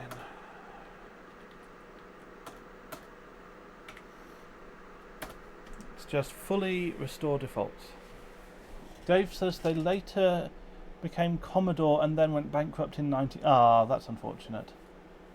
Yoz says disappointed it's not called Miccord. That had not crossed my mind.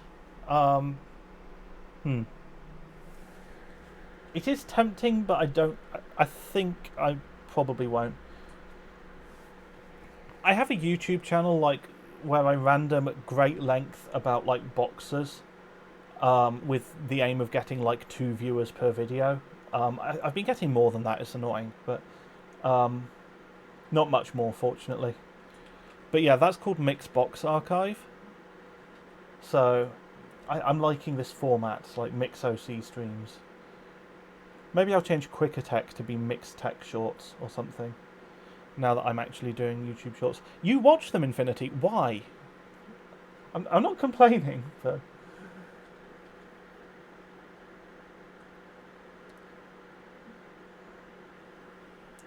Okay, I'm not going to just sit there, like, poking the delete key and... Oh, no! The moment I say that. Oh, right, yeah, of course, because it's default settings, so... Yes. It will complain about that, that's fine. So now let's load up the high voltage profile without messing with anything else.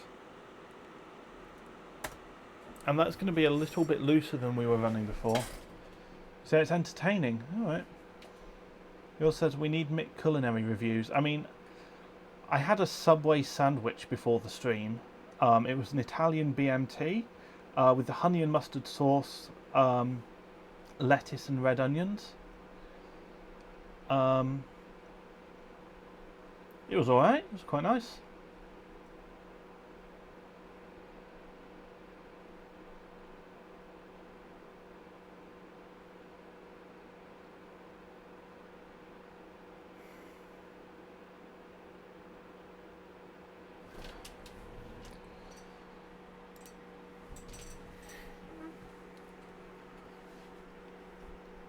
Good choice. Thank you, Coldwave.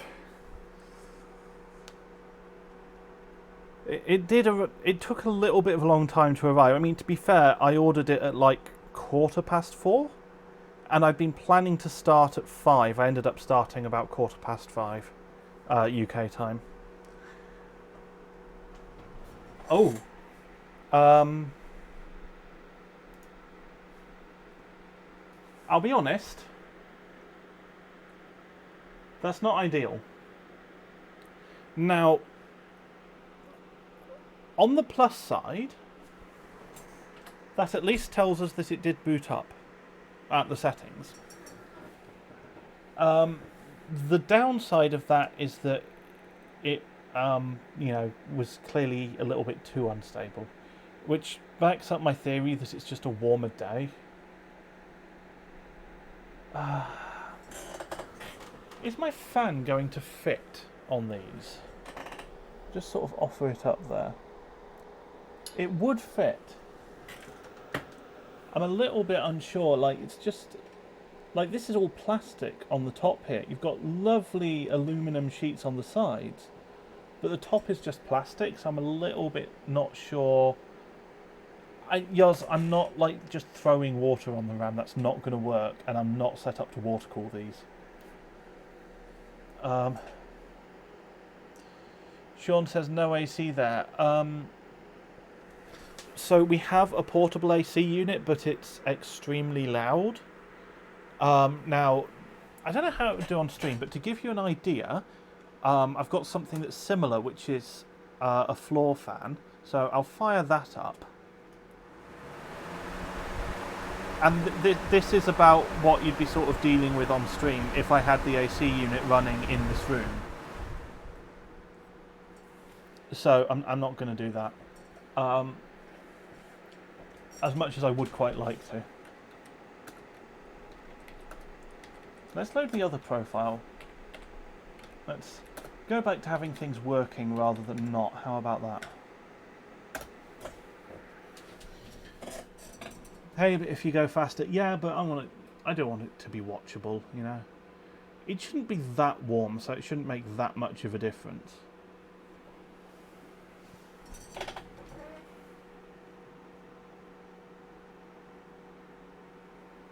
I don't know.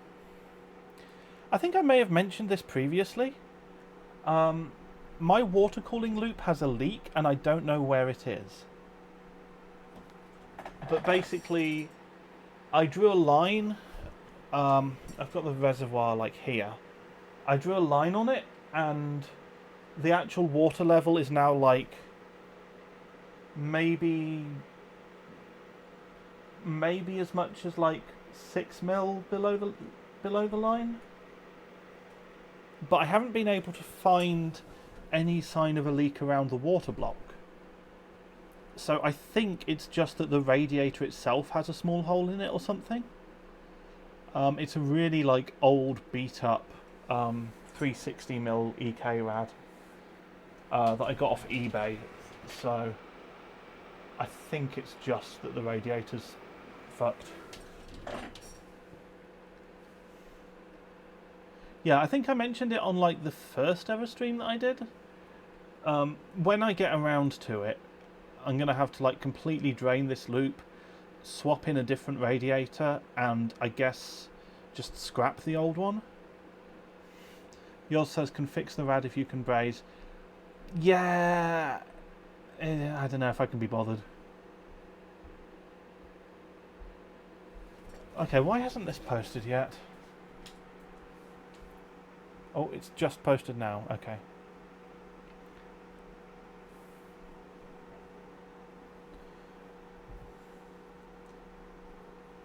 Yeah, I think I'd rather just like maybe just eBay it as scrap or something. Let someone else fix it.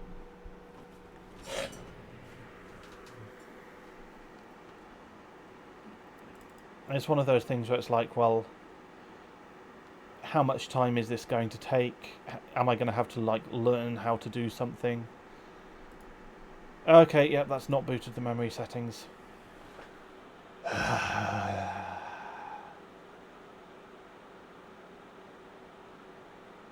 Okay.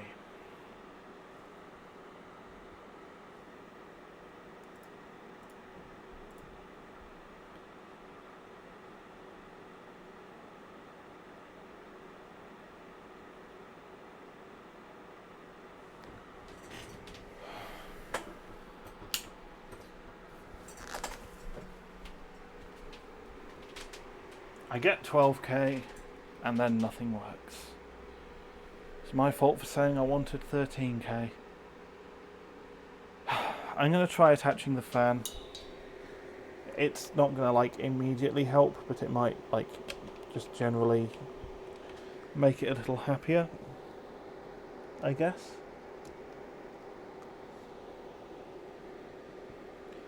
Have a bit more airflow.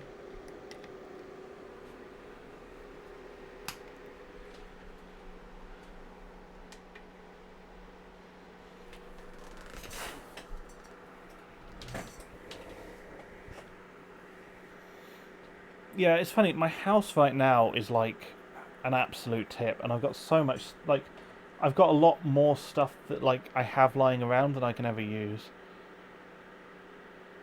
Yours asks, a brass car radiator's easy to get around you. I mean, maybe? I don't know, I'll sort something out. Let's drop down to 4 gigahertz. Because the memory settings were working is the thing.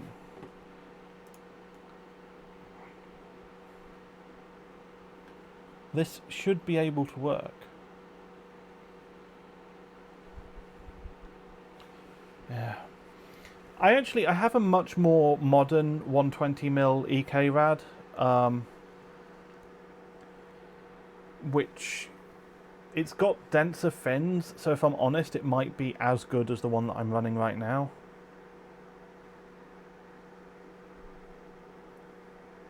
I think I have like a random 120 rad lying around somewhere also.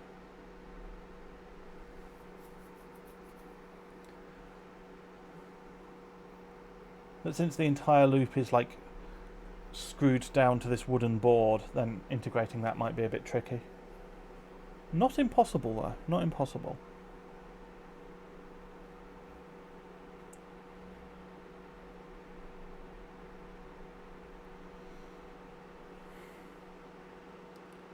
That spent a long time on 15. I'm skeptical. Sean asks, did the RAM reseat completely when you swapped sticks around? I think so. It did succeed in booting up like once at a lower CPU clock. And like the levers wouldn't have...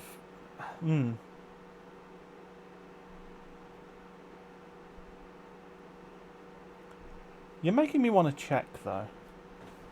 Oh, I think that might be about to post.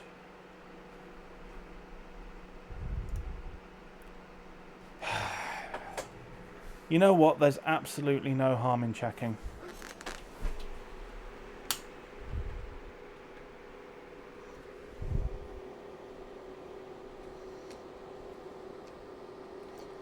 Come on.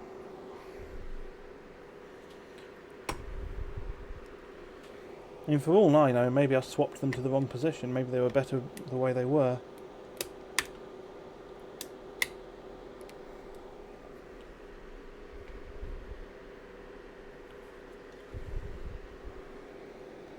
Oh, what am I doing?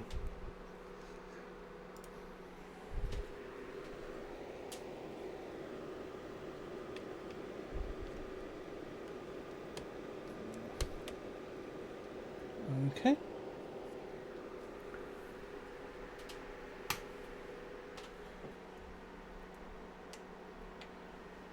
Now, that's probably going to boot right up because it will still have the RAM at default.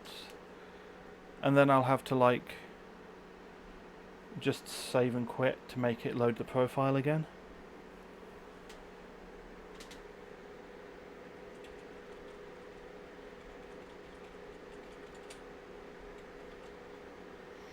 Yeah.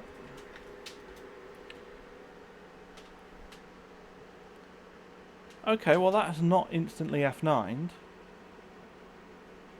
Oh, son of a gun. Oh, here we are, there's an F9. That's okay, some amount of F9 is expected.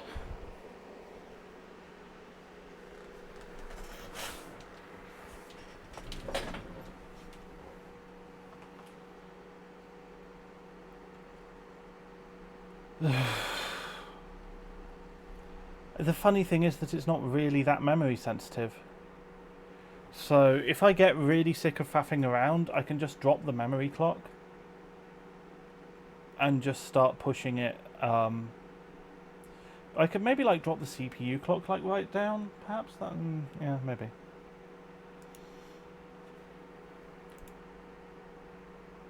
Well, that posts 3 more people to give roles in the server. Hey.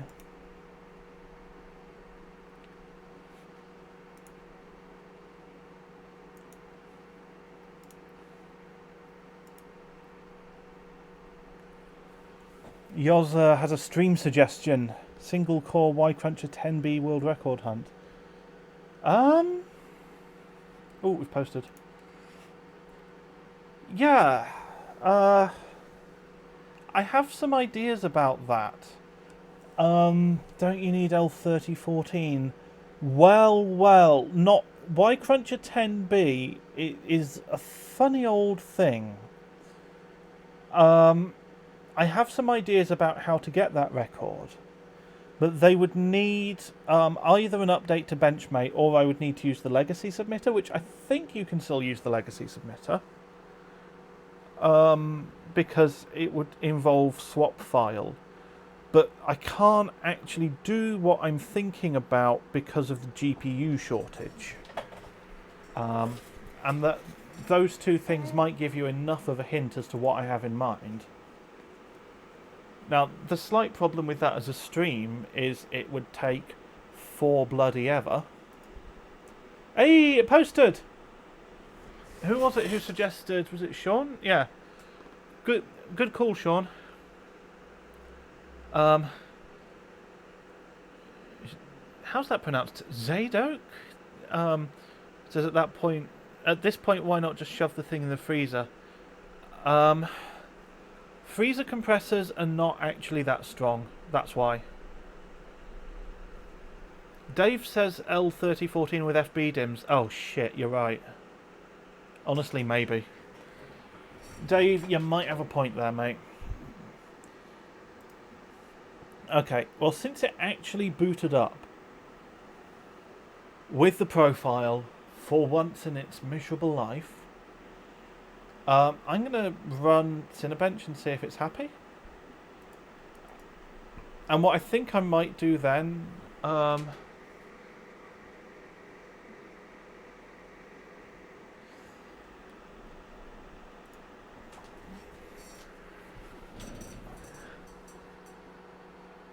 might try clocking up in OS now, rather than going back to memory tuning. I might see... yeah. Yoz says Sempron can't OC with 64 gig because base clock is just too much with those DIMMs. So you have to run 32 gig. Well, yeah. Yes. It's funny. I think one of the main reasons that base clock becomes a problem with certain RAM is just that you have a load of these invisible subtimings that are set depending on the memory multiplier. And that's why LP to hypers are actually kind of a requirement for really, really aggressive AM3 overclocks. Because nothing else that we know of can run the subtimings that tight. Dave says it's making him want to buy a Sempron and a lot of 8GB DDR3 sticks. Well, yeah, I'd hold off on that if I were you, at least on the RAM, because 8GB DDR3 sticks are probably only going to drop in price. Especially, like, you want to find, like, maybe Hynix MFR or something. Yours says you can't run 200 base clock on 8GB. What the fuck? That's stock. Alright, so Cinebench has finished. The score is trash because we're at 4 GHz. So, and Benchmate is not Ryzen Master. Now, that's a pro tip right there. Okay, pay attention, because this is what you watch the overclocking streams for, is such insight, as Benchmate is not Ryzen Master.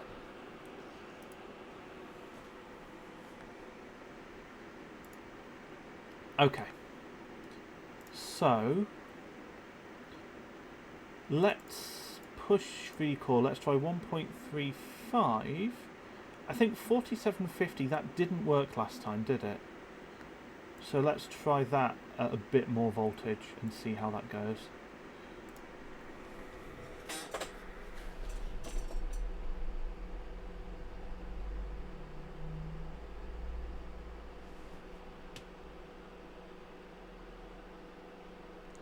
Dave says, also, where are you finding 8GB DDR3?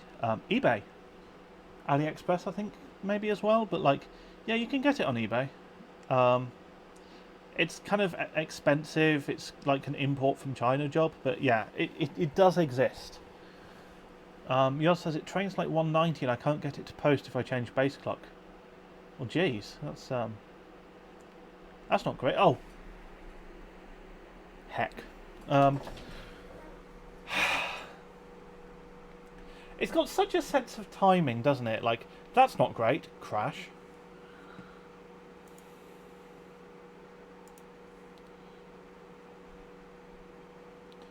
Sean says 4725. No. More voltage.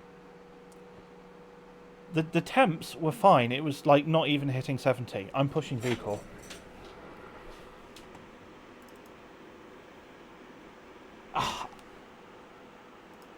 Tricked myself again.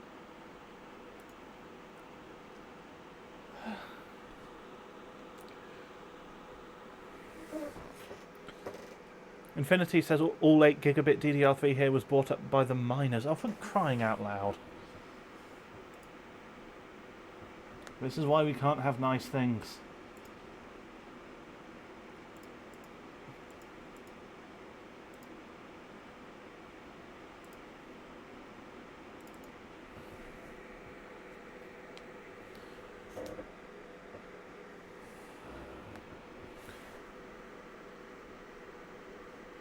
Sean says his AM3 Plus Mobo is locked. What kind of AM3 Plus Mobo is locked? Like, even like really like shit ASRock N68 boards can overclock. I've never come across a locked motherboard on AM3 Plus. Asus OEM, ooh. Oh. Huh. That crashed sooner.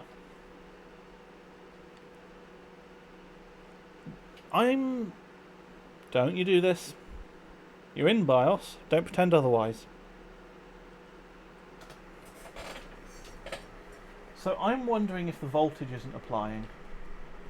So what I'm going to do is I'm going to manually enter 1.35. And then I'm going to go do the ratio through Ryzen Master.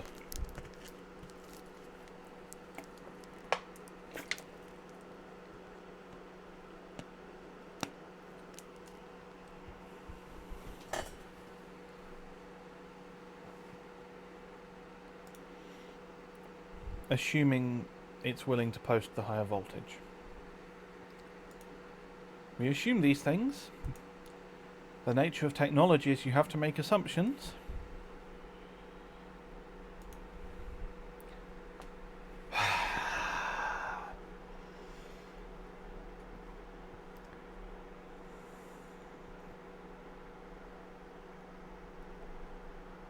Oh, it's working, so I'm just gonna clock up now and that won't have any problems. That will just work fine.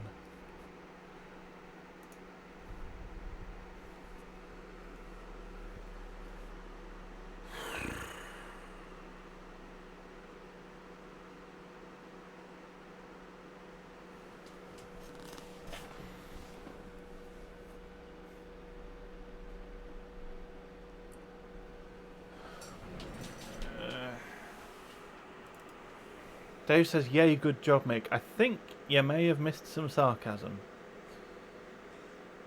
It has booted in now, to be fair. And it's booted in at full memory speed. Okay, this is alright. We can work with this.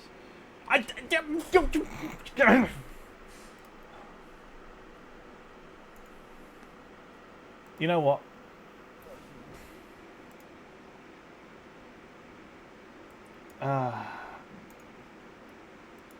I'm changing the icon back because I'm sick of getting this wrong.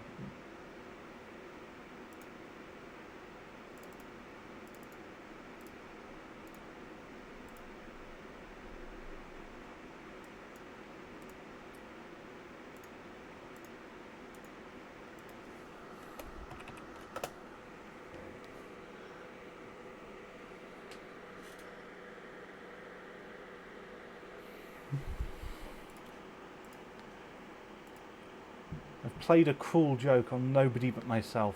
I'm fixing it now. Right.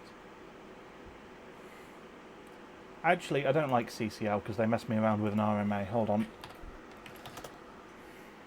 There.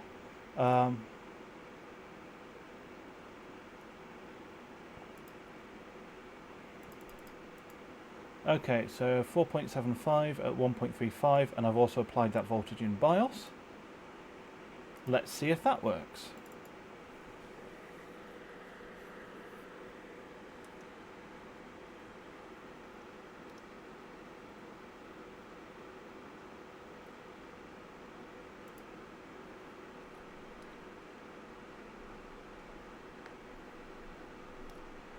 If nothing else, I do have a 12k score, so that's neat.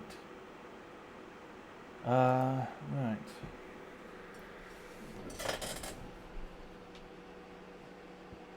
And that was at like 4.7. While it's running, touch wood. I'm just going to keep my hand here.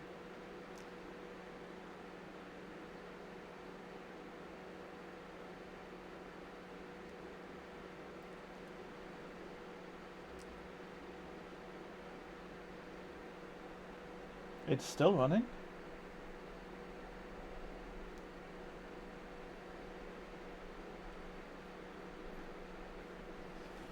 This might actually do okay, he says, putting his other hand on the wood. Which has mostly had the effect of shaking the table a bit that the camera's mounted to. But this is looking good. It's nearly there. Oh! Oh. Hey! 12062. Okay, because that took about an hour and a half to get from 12k to that, I'm going to save that.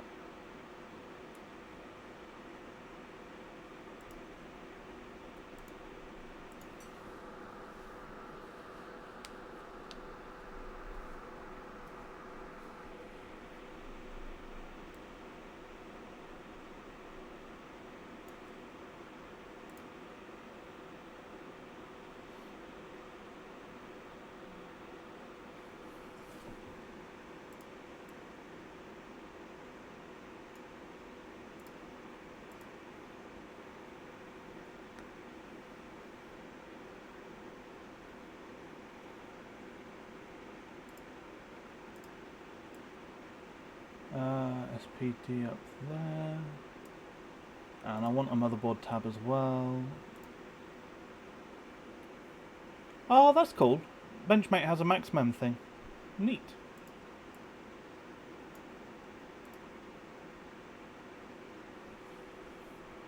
Right.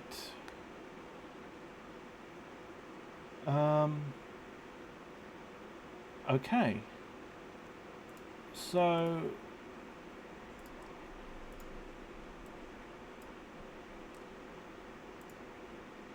I guess I kind of want to see if pushing voltage in Ryzen Master can work or not.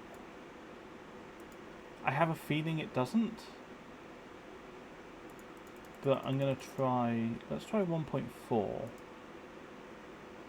Why doesn't this have a simple button? That would be so much nicer. Also, it teases you with the possibility of per core, when there sort of is per core, but it doesn't work very well. Okay, so that's gone to 4.8, but the voltage readout in CPU-Z hasn't changed. So let's try hardware info as well, but I'm probably going to be resetting. Yeah, that's not changed. Okay. So voltage control in Ryzen Master doesn't work, which is also why I've used the reset button rather than restarting it, because I don't want to go through shutdown unstable.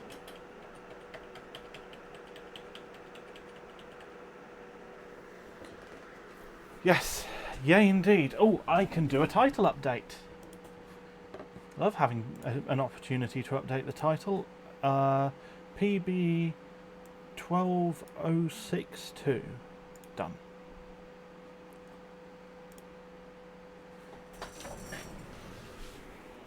Right. So let's bump that voltage.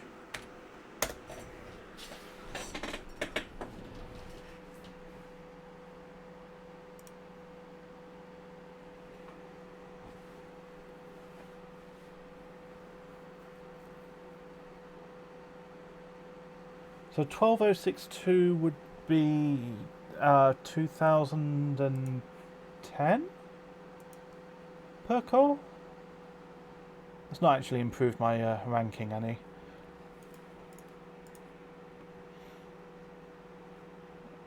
I mean, I'm already ahead of Bullshooter, but then I don't know if that might not be Bullshooter's final score. Or I will be ahead of him once I submit, and ahead of Yi, and oh, Salty as well. Salty is on a 5900X, right?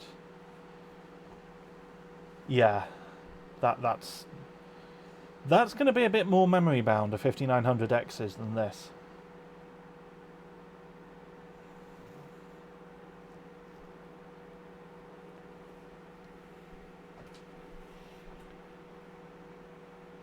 It's funny how I've got like really fancy RGB memory and an RGB water block, and you cannot see any of it because the fan's in the way. Although I think we've established that's completely unnecessary. But whatever, I'm going to leave the fan there now. It can't hurt.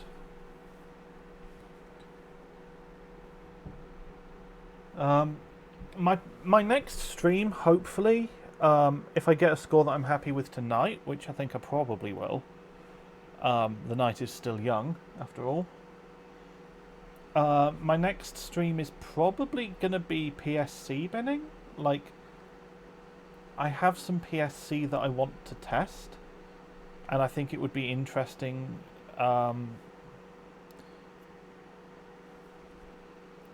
Interesting to maybe stream the binning process, perhaps. Just to kind of show what that process looks like. Although I don't have that much to test. I'll have to think about that. Alex asks, sorry, what is a PSC? PSC is short for Power Chip Semiconductor. Power Chip... they're still around. They actually make DDR4 as well. But in the DDR3 era, they were... a contract fab for Elpida, and their version of like Elpida's designs, specifically revision D 1 gigabit DDR3, was really good. So it's abbreviated to PSC, but technically it's like 1 gigabit LPDA D-die made by PowerChip. But yeah, the short answer is it's good DDR3. That's the short answer. Dave says, I always keep a fan on the memory, anything to increase the chances of my hypers living. Yeah, hypers, I mean, they scale with temps a lot, so yeah. Cold Wave raised a good point. If you're setting voltage in BIOS, would it ever listen to Ryzen Master? I mean, good question, probably not. I mean, maybe it would listen to Command Center Lite, thinking about it, so that's something I could try. Is I could do the clock with Ryzen Master, the voltage with Command Center Lite. Command Center Lite can definitely do base clock as well, because I've done that already.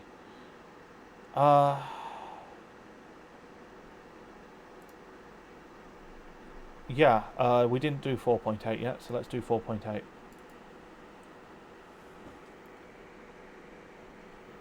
Sean said the guy ahead of you is on a 5700G. Wait.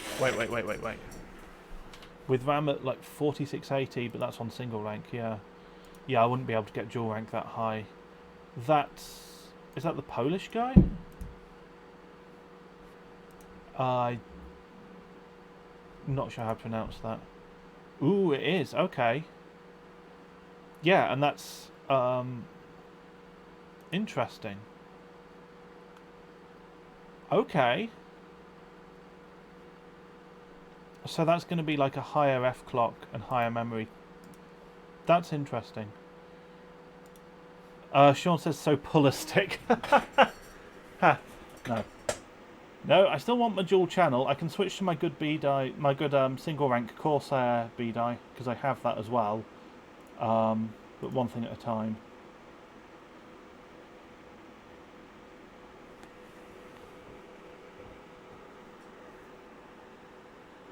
Oh, if I'm going to do that, I need to remember to remove my removemem, which I think is just mem at that point. Oh, system camera. Oh, I hit the single core button. Okay, that was a mistake.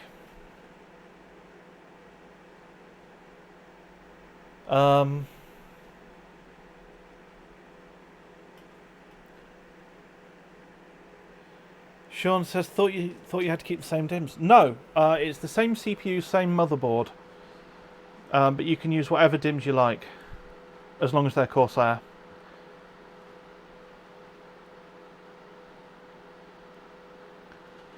Though, funnily enough, if I was switching DIMMs, then I'd be switching to my other B-die anyway. Because this stuff I didn't end up subbing any scores with so far. The dual rank stuff. Okay, I really don't want to sit through this. Oh, there is literally a stop button. Okay, let's do that.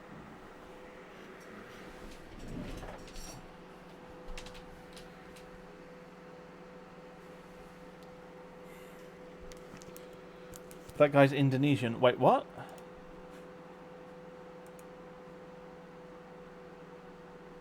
Oh.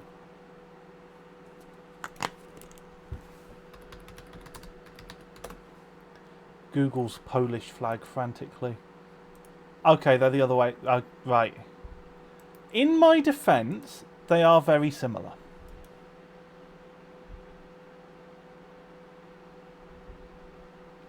Yeah, the Polish flag is the other way up.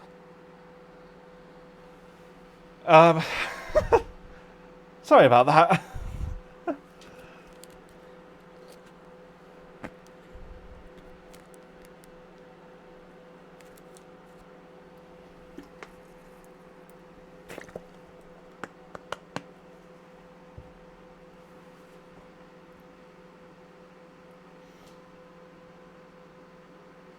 Alright, that was hitting 73 on the temperature readout, and that's 12,155.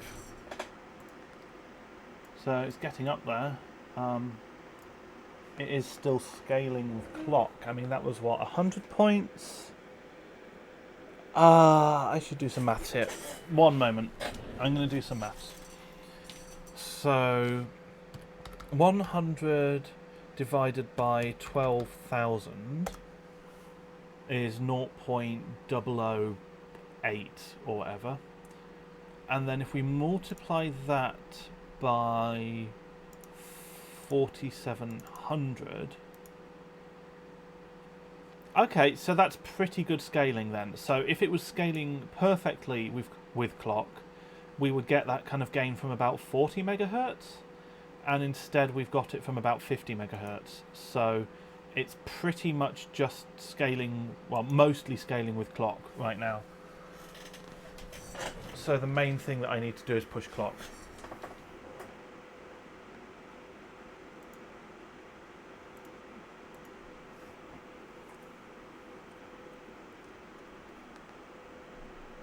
Of course, it could be argued that I ought to be tuning the memory and then worrying about clocks. Which is what I told myself I was going to do. But then I got sick of nothing working, so we're doing this now. I guess I could just throw the CPU back on PBO. Wait. Are you kidding me? Do you see that? Do you see that there? It was only running 2660...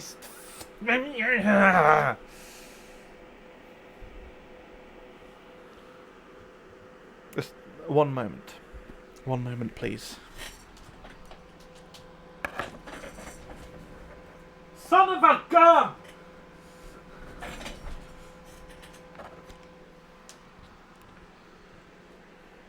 Right.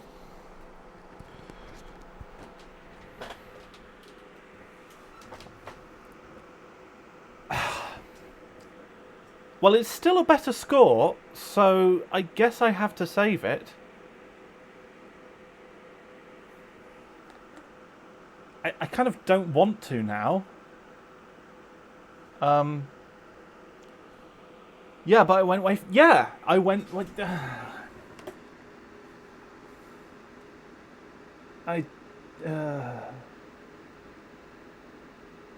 Right. Well. It just underlines the pointlessness of the entire endeavour, doesn't it?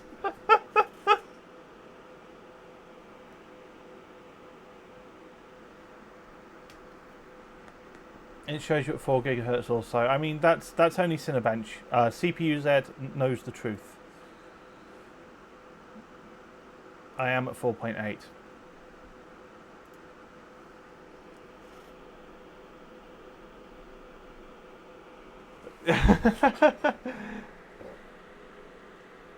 Madness has come in and is very impressed by my memory overclock. Matt's waiting for the stream to go dead. It hasn't gone dead, has it? I feel like I have to check that. Waiting for the stream to go dead. Okay, it's not. Good. Maybe I could do 4.85 with low RAM. The annoying thing is, Sean, you're right. It would make sense to try and push it in the hopes that the lower RAM speed actually makes it behave better.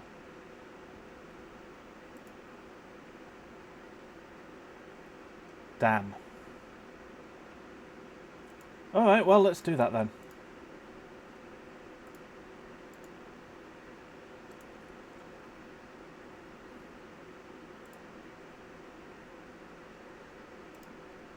Let's just be like, yeah, 4.85. Why not?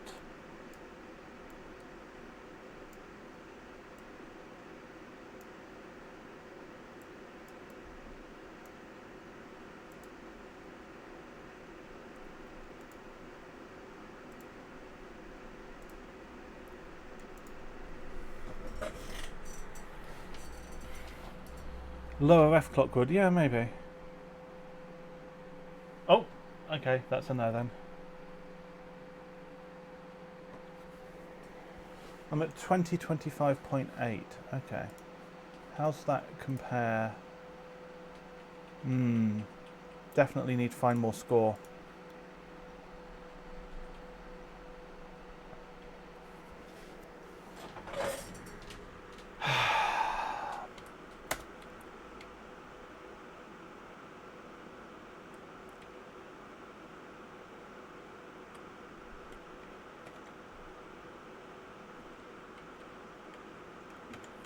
I'm gonna, yeah, I'm gonna try dropping the memory speed and actually upping F-clock. And if I'm gonna do that, I'm gonna have to set SoC voltage. But it should be capable of 2300 F-clock. And making the memory speed a little bit less demanding should make it more likely to post. Let's try that.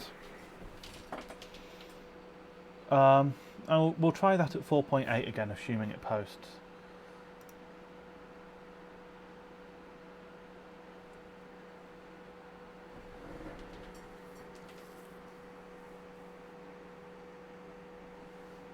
That's looking good.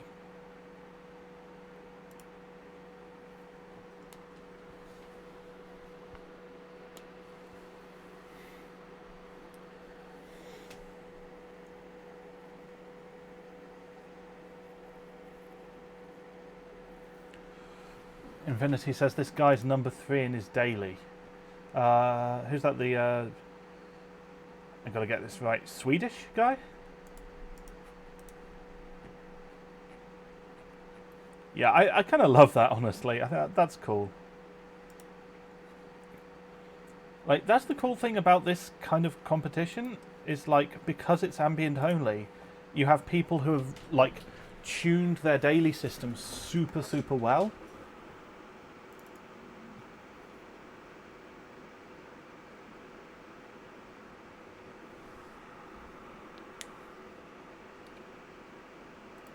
Okay, so that has actually booted up at the proper memory settings.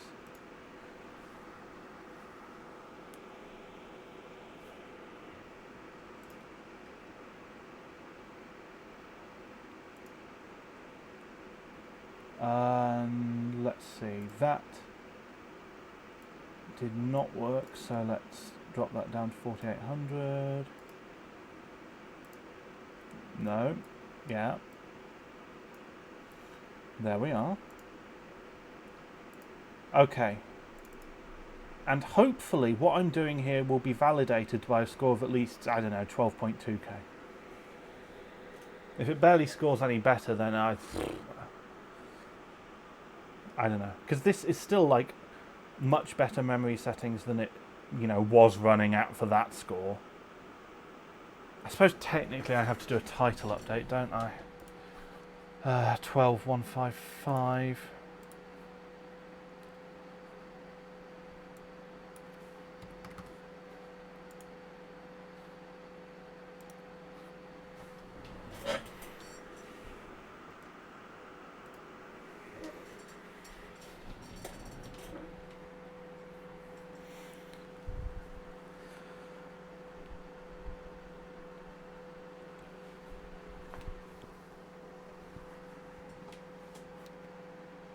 Right. Someone on a 5600X that got a 12690. Yeah. Yeah, they've got a bit more cash than I do. I think the 5600X might be possibly the best CPU for this stage, actually. Maybe, I don't know, there's no dual channel limit. Oh, okay, no, it is dual channel only. Okay, which actually, Matt, if you're still here, I think you were talking about doing it on your like X299 thing, so keep that in mind. It is dual channel only. So yeah, 5600X might be kind of the optimal hardware for it, honestly. Possibly the 11600K. All right. Oh no.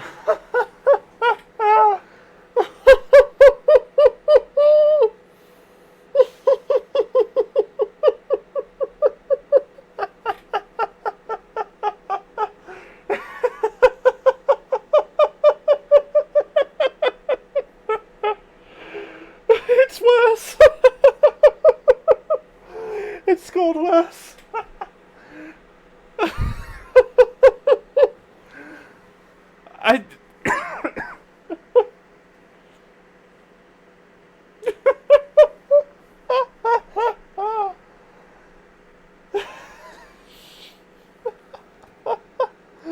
Okay.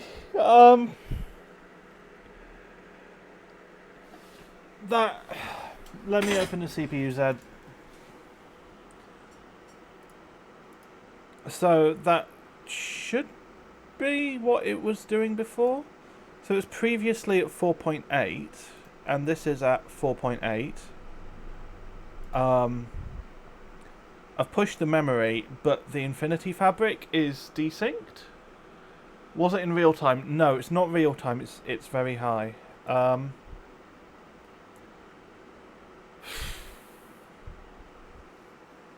guess I could rerun. I'm gonna rerun because come on.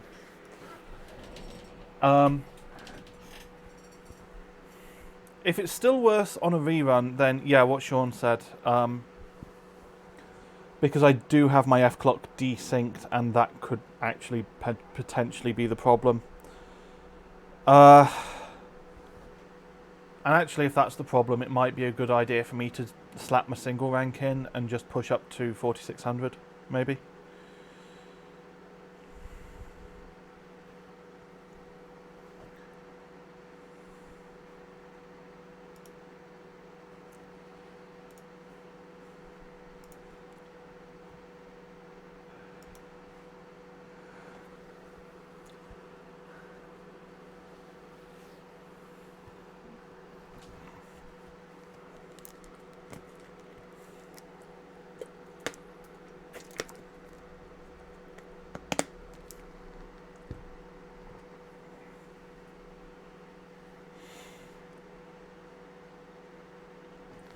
Um, 12245. That's a lot better. Okay. Yeah. Cinebench, folks.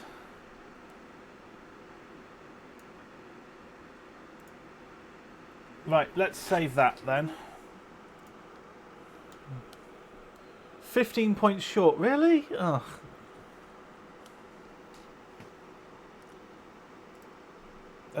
Yeah. Well, we'll save this and then.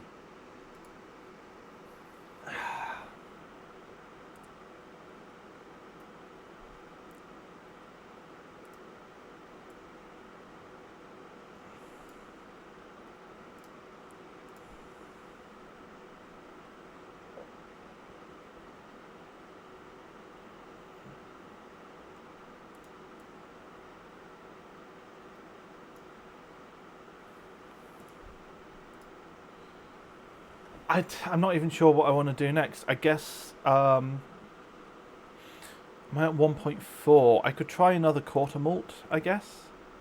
See if that passes. That's saved. 12245.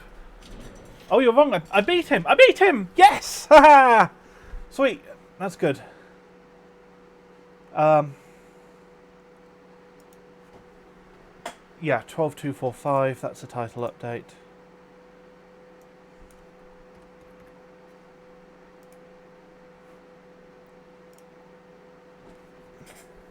Well, it doesn't matter because I'm shooting for 13k anyway, if I can.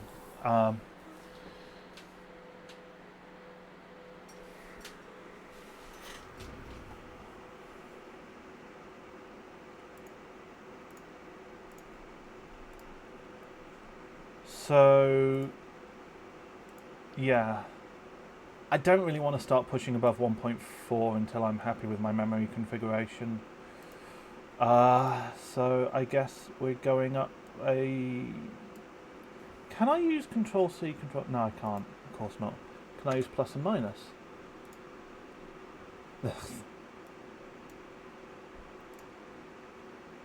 No.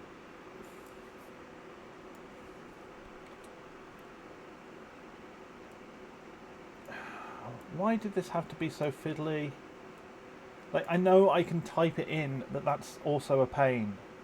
Like, did none of you people do, like, usability training? Like, I did a comp sci degree, and, like, I don't remember much from it, but one of the few things I remember is that this is not good UI design. Like, this is not usable.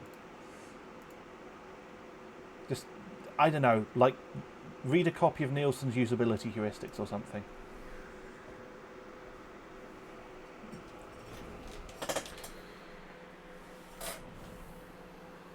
And that crashed.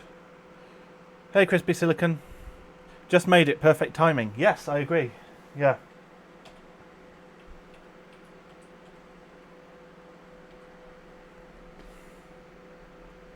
Sean says there's a way to do it, but haven't used Ryzen Master in forever. Yeah, yeah. Matt said I've not had much luck trying to improve his score by tuning RAM. Yes, that would seem to be about the situation with Cinebench. The run-to-run variance is more than the variance from like what your RAM is doing. Let's try 4200, 2100 so that we're synced. I can probably drop my SoC voltage to support that. And since we're running such high voltage anyway, since we're dropping our memory setting, maybe 4.8 core will be happy because that's what we're running Cinebench at. But what about the translucent panes? Fuck your translucent panes. I do not like translucent panes. I do not like them, Sam I am.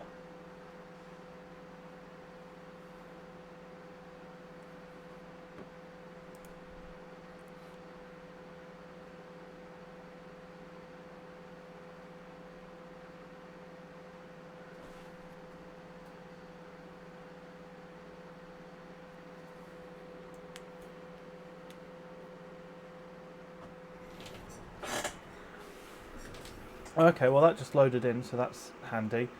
You know what, I'm gonna double check in CPU-Z before I run anything. So that's 4.8, that's 2100 and it should be synced. Okay.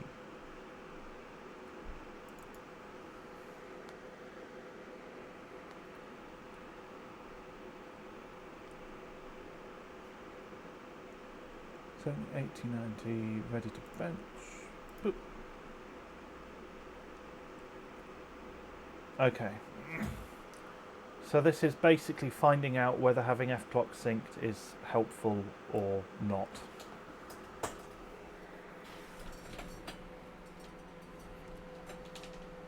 Like, I've heard different things, like people have suggested that it doesn't make a difference, but then surely it does, and I don't know.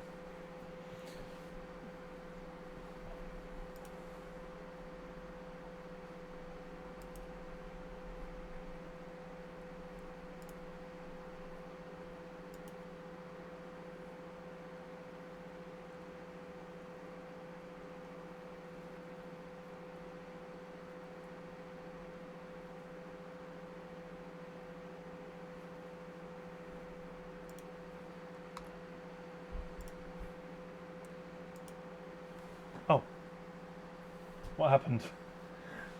I look away to check Discord and it crashed, I guess?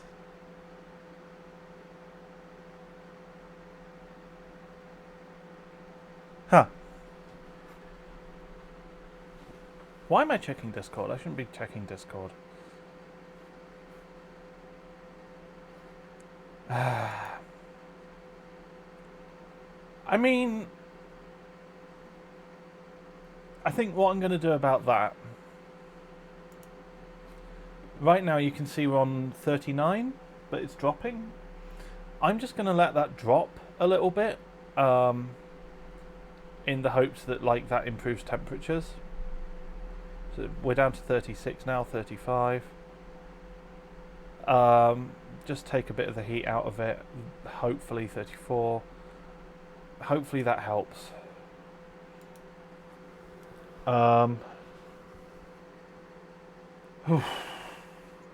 Okay, if it's crashing and it was okay previously, and I've dropped F-clock and I've dropped memory clock, there shouldn't be any more heat. So that can only mean that the memory subsystem was succeeding in pushing more data, and therefore the cores were being worked harder, running hotter, all of that, you know, having less downtime, and that's why it crashed. So in a way, the fact that it crashed means that what I did has been working. I'm going to go with that. Okay, we're seeing 30 now.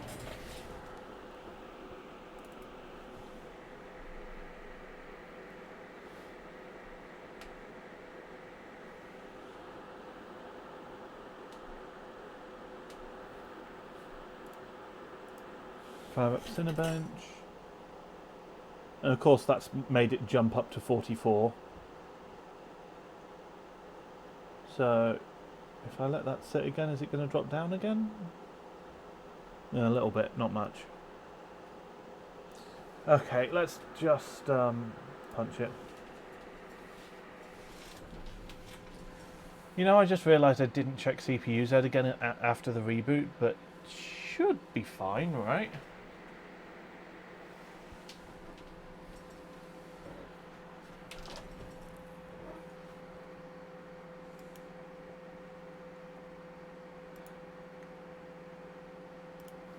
I'm trying to think of like rhymes for translucent panes, and all I can think of is I do not like translucent panes. I do not like them in the rain. And that's it. That's all I've got.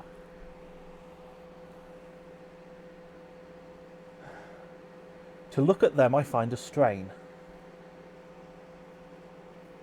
I don't want to just rhyme it with like pain but spelt the other way, because that just feels cheap.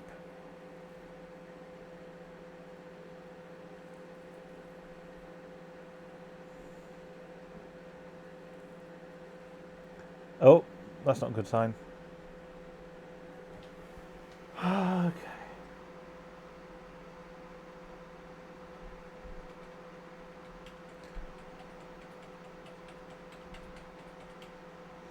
Rather than bashing my head against this at high voltage, made it further. I'm going to back off a little bit, because I'm basically doing efficiency testing at this point. I can do that at a lower clock. I can do that at 4.7. And that way, I'm not, like, roasting the chip. The other possibility is I did drop SoC voltage, so that might be the problem. 73 degrees is what I saw. Yeah. 1.4 volts at 73 degrees feels a little on the aggressive side.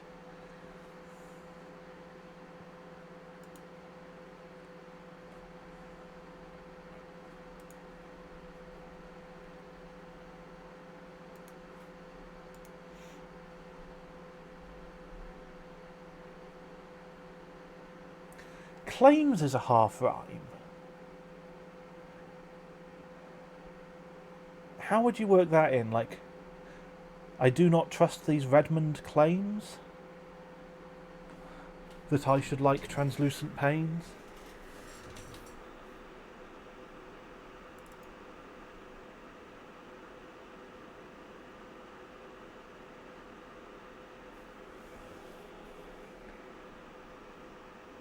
Sorry, I'm supposed to be overclocking, not workshopping a poem. Least of all a tribute to Dr. Zeus. Not that there's anything wrong with that, but you know. Sean, yeah. When I've been streaming for more than like 2 hours, which I have been, it's at 2 3/4 hours right now, I get like a bit loopy, and so there's a book that I had when I was a kid, a Dr. Zeus book called Green Eggs and Ham. It was all like, I do not like green eggs and ham. I do not like them, Sam I am. And, you know, this exhaustive rhyming list of in what contexts the character did not like green eggs and ham. And so, because of the streaming madness, I connected that to me not liking translucent panes.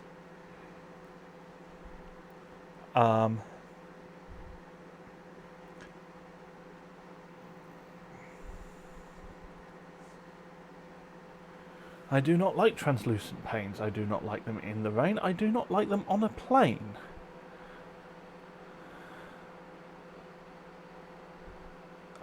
Yeah, I don't know. Right. Okay, so that's a 4.7, and that spat out 11952. How does that compare? Only 50 points lower, but also 50 points lower. Well, let's rerun that and see if it picks up.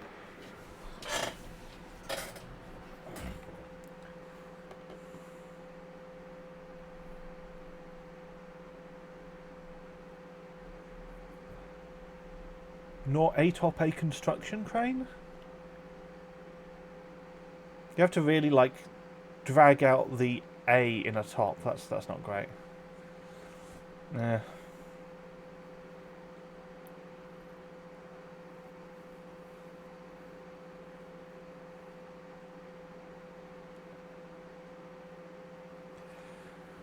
I mean, this is what happens when I'm running long benchmarks, right? I'm actually half tempted to fire up Notepad here. Hold on.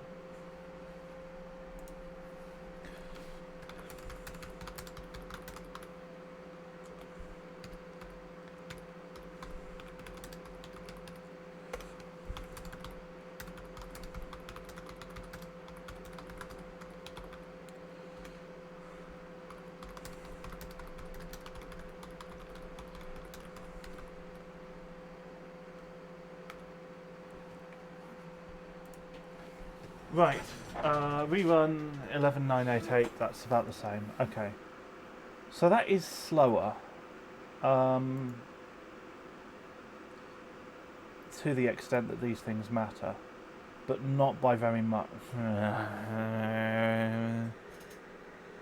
Cinebench is not a very entertaining benchmark. Yeah, I mean, it has, like, a visual component, but, like, you know, we're not kids. It's not like, ooh, flashing lights, pretty, he says with the RGB water block. And as you mentioned, was it Infinity mentioned, like the fans like acting as a diffuser? Like, it's about what it represents. And what it represents is being sat around for a bit and waiting for a score that's often a little bit random.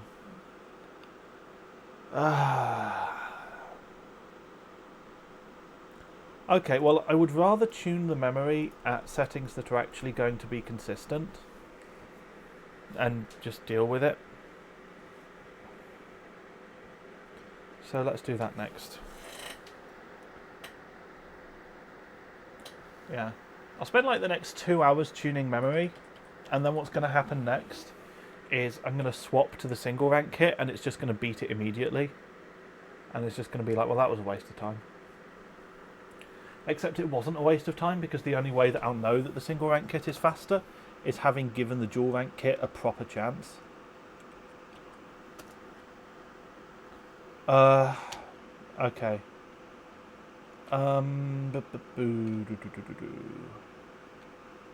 What do I want to poke?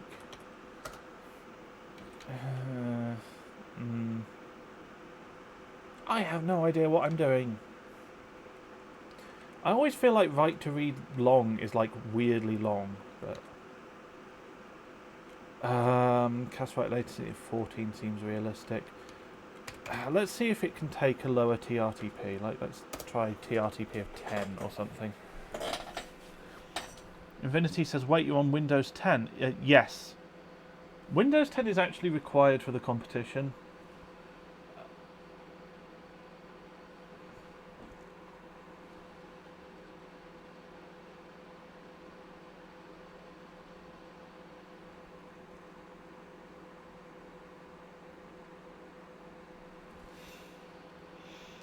Alright, well that seems to be loading up.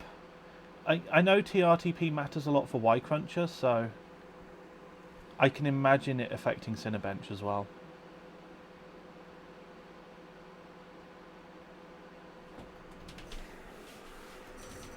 I might have to see about TRRDS as well and stuff, and T4, and, well, all of the timings really. Every single timing is something I will have to see about. Sean, when you say so lower it and see if the score changes, what are you referring to?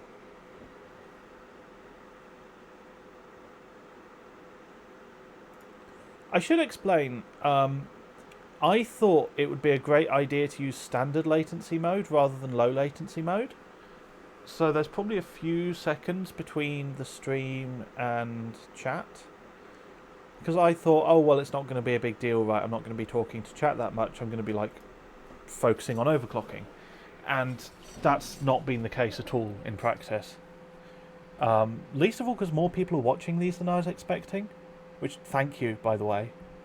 I really appreciate it.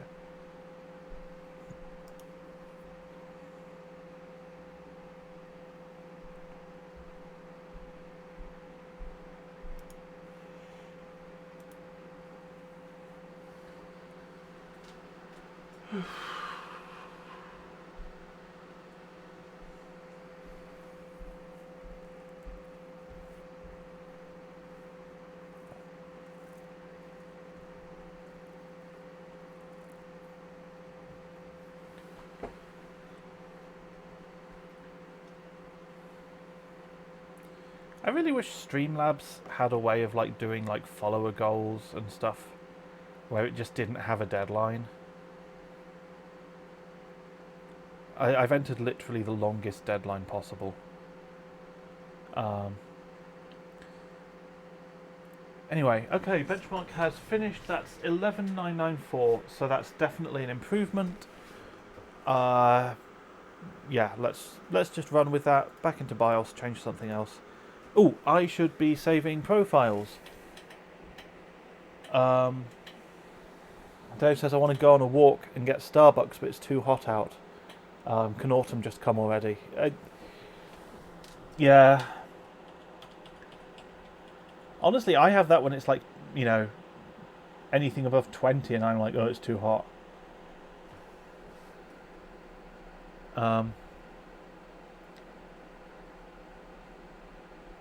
Yeah.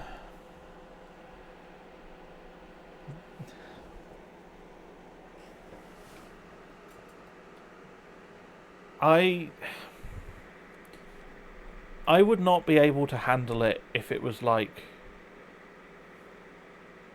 that fucking warm. Sean says I'm on hour 11 no power in Texas. Oh, you're in Texas.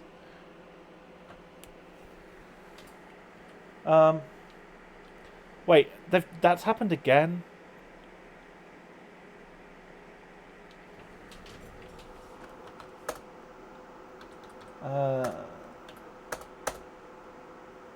Save the profile. Advanced memory configuration. I guess let's just keep dropping RTP. Wait, there's a hurricane? In Texas? Shit, really? I don't pay that much attention to like news and stuff. Ooh, okay. Yeah, that's not ideal. I take it you're in kind of the southeast. Yikes.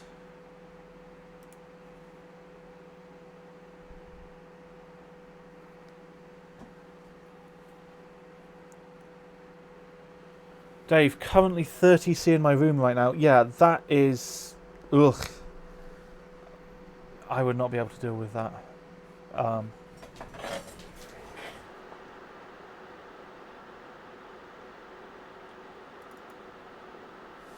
Yeah, I was just thinking, I know someone else who's in Texas, but she's up in like the Dallas-Fort Worth area, so probably alright at the moment.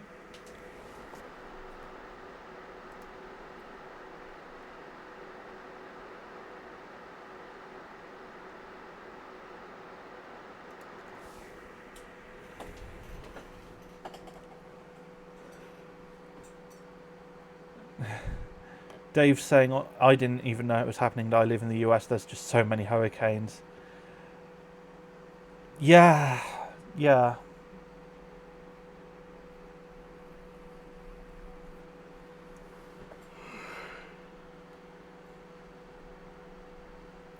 Here's a question for you, Dave.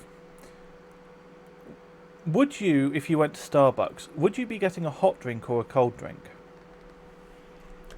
Because if it's a cold drink, if it's like an iced something, then I feel like there's an argument that would maybe make it worth braving the hot weather. And if it's hot in your room anyway, at least if you're outdoors, you've got a natural breeze, perhaps. I assume you have a fan in your room anyway.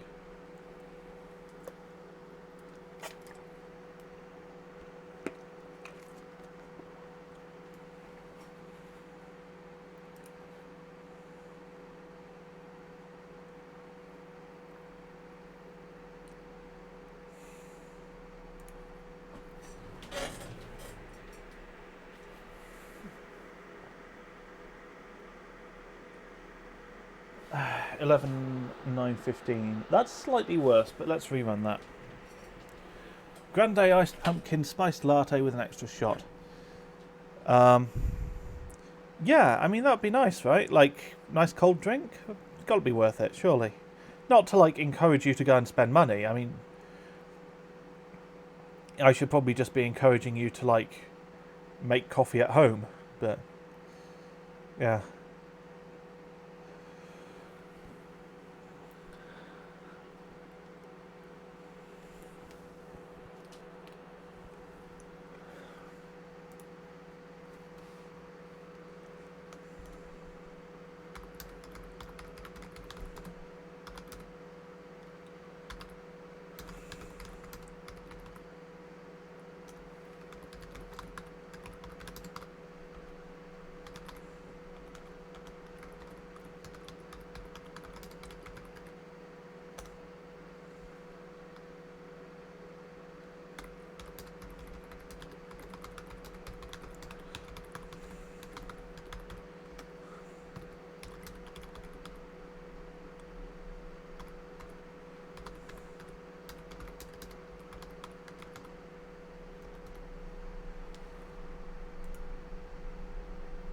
Infinity says, I just realised I asked about Windows 10 when I meant 11. Yes, I mean, the answer remains the same, which is that I'm on Windows 10. I've not tried Windows 11 yet. Okay, that gave me 11,957, so like, okay, I mean, it's not really getting better, it's not getting worse. So I guess I'll stop messing with TRTP and find something else to mess with. While I lean over out on my chair.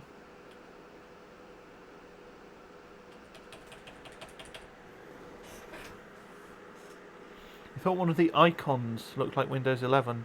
I can believe that. I imagine a lot of them look similar.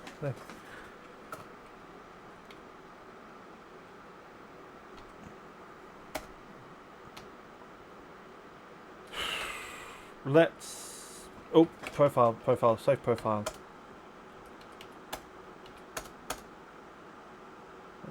That's saved? That's saved. Right, let's try lower TRRDS. That's probably a good idea.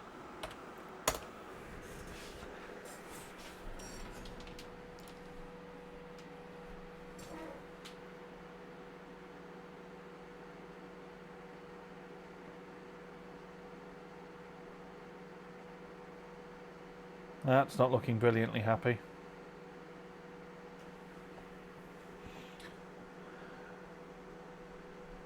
Oh. Okay, that was pretty quick. I think that's probably doing right. Cold Wave says, good luck, Mick. Sun's doing its thing again, so I'm off. Cheers. See ya.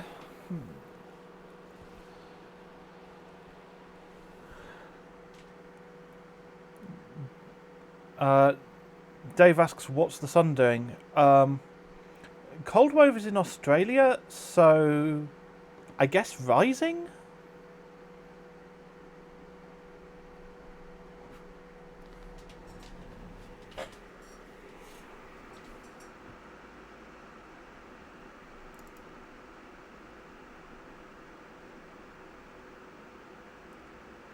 Oh, I should really double check before I run this time, because that did take a minute. Come on. 4.7. Yes, okay, good. It booted everything. Let's roll. Alex says, I got my Vega 64. Very happy with my hairdryer. Yes. Yeah, I unironically love those like big blower cards. Like, they are a lot of fun. I like a graphics card that's like self-consciously ridiculous. My favourite is the 2900 XT. The Radeon HD 2900 XT was big, power hungry. It was only a 2-slot cooler, but it was like they used copper. It was a full copper heatsink, like to help get rid of all of the heat from it. I think at the time it might have been like the most power hungry single GPU graphics card.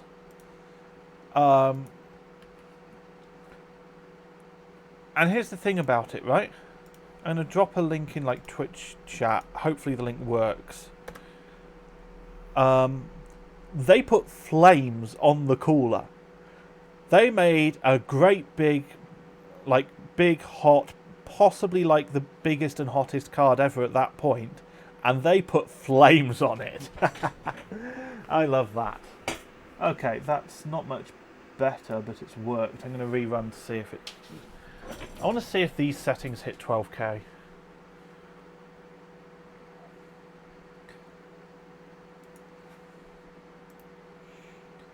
But yeah, I have a lot of respect for like just like putting flames on your like big hot graphics card. I think that's great. You could say the same thing about the GTX 480. Infinity, I'm talking about the HD 2900 series, which was actually ATI, really. Now, technically they were released under AMD, but it was like the very first ones, so it was entirely like an ATI design. Ah, yeah, the XTX was even more ridiculous. Yeah, but never released, unfortunately. I wish they had. It would have been great, but, you know.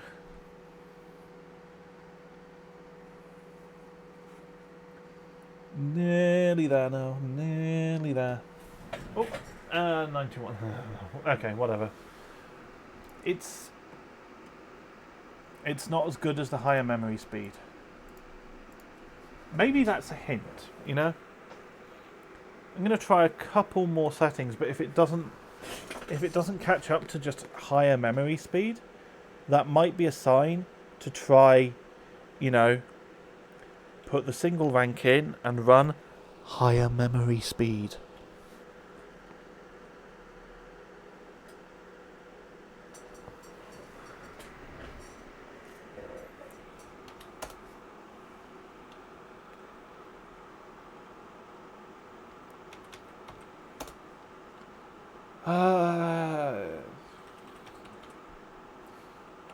You know what? I've got maxmem configured, which I need to remember if I change the RAM, by the way. Let's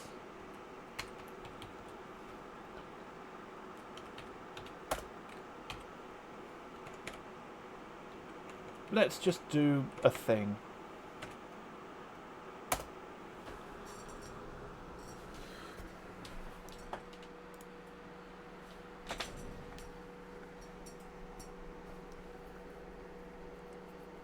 Because if this doesn't get me above 12K for this CPU clock, I am barking up the wrong tree.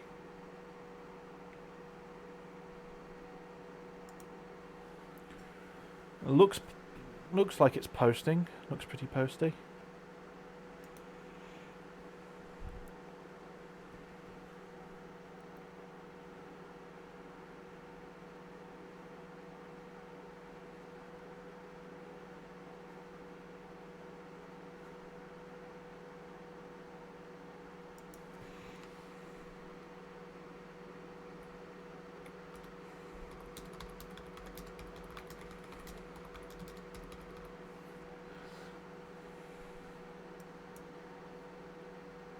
Right.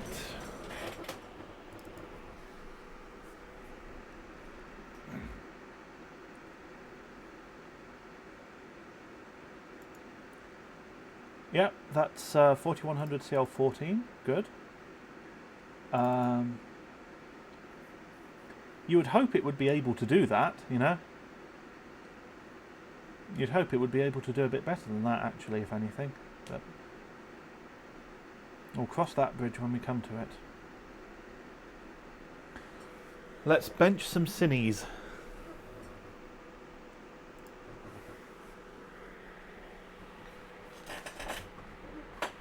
Alright.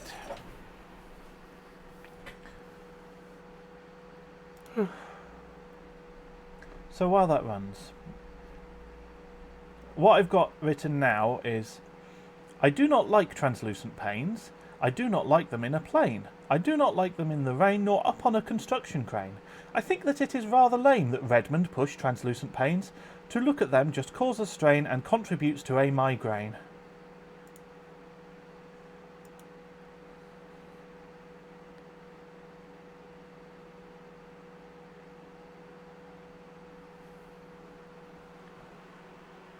I'll be honest, I could have read that a bit slower and then Cinebench might have finished.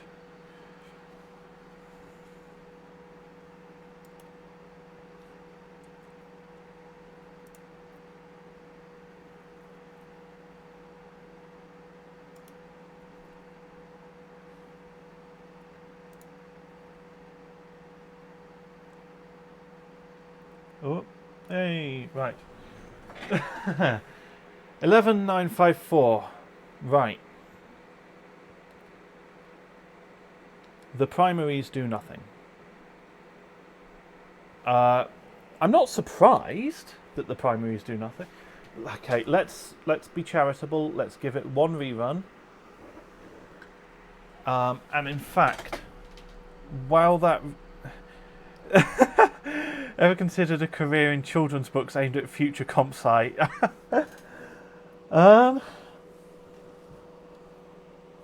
It's almost tempting. I mean, with how well Linus's book has apparently been selling.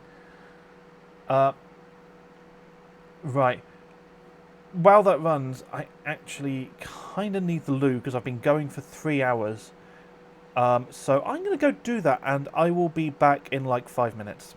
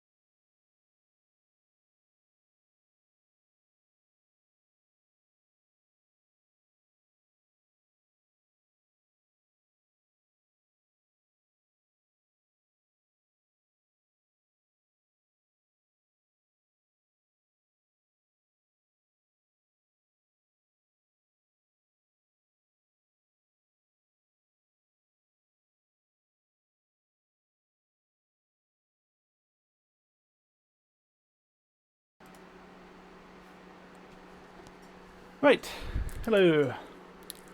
The rerun has completed and it's no better, so yeah, I mean, if dropping all the primaries by 2 has done nothing, I find it difficult to believe that latency is the issue at this point. So, with that in mind, what I'm going to do now is I'm going to do a removemem. That is BCD edit set removemem ori 0.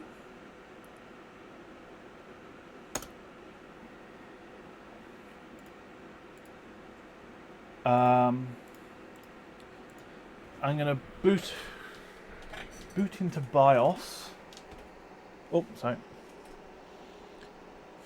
And I guess just reset everything in BIOS. And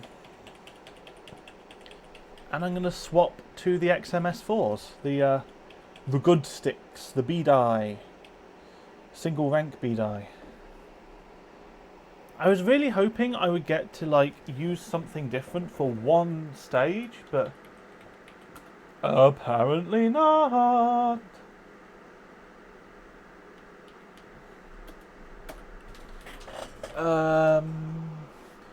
Okay, yeah, let's save and exit like that. And that's not going to boot into OS like that. That's going to kick us into the graphics output protocol thing. So I can relax a bit, and actually while that's going I should see if I can dig out that B-die. It should be to hand, I think. Bit of a stretch. Yes, that's it. Good. Okay.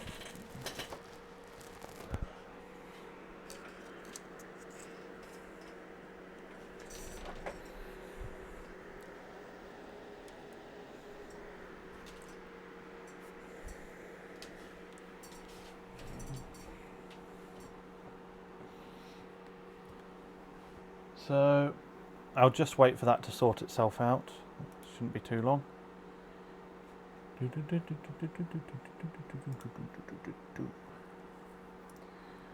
You know what I've got stuck in my head now is the XKCD Every Major's Terrible thing, and I know the tune is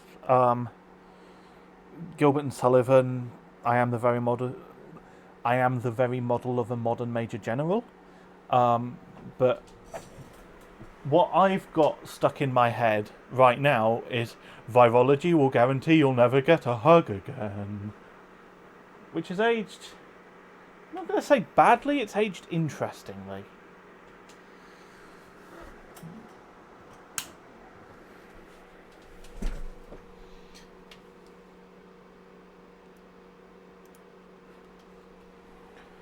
Right.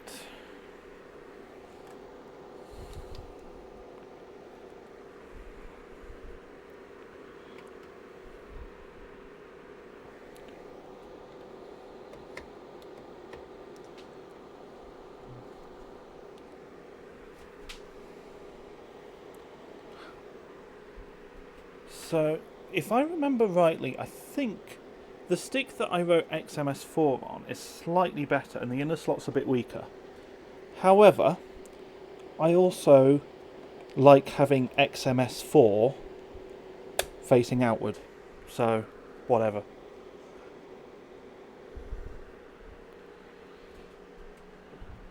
The version of that song you know best is the one from Mass Effect, says Infinity Zero. I was not aware there was a version in Mass Effect, but then I've not played Mass Effect. What's it like? What changes do they make?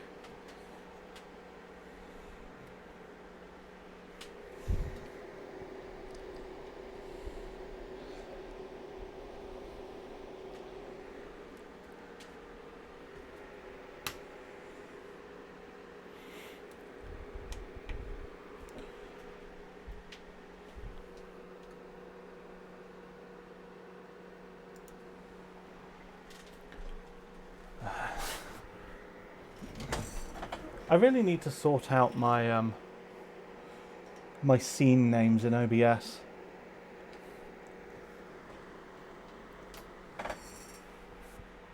They're kind of weird and inconsistent at the moment. Some of the ones with Streamlabs stuff set up say Streamlabby on them, and then for other scenes it's like there's one that just says nothing that has Streamlabs, and then the other one says clean on it.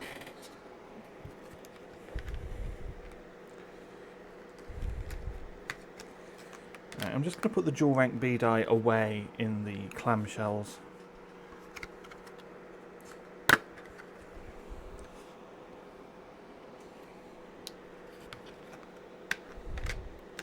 There we go.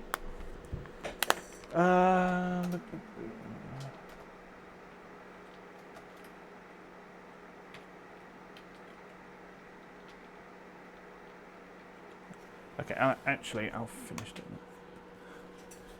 The very model of a scientist Solarian, about an alien species that is fixated on biotech research. Nice. Is that the way that it scans? I am the very model of a scientist Solarian. Is it that?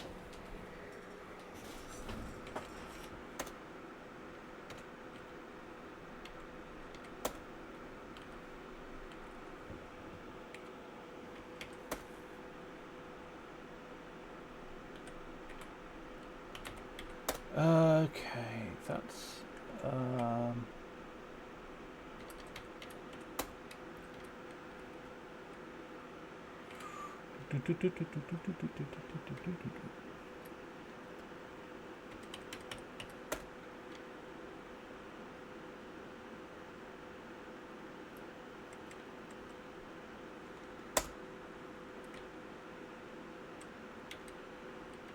what were we doing? We were doing 4.7 at 1.35?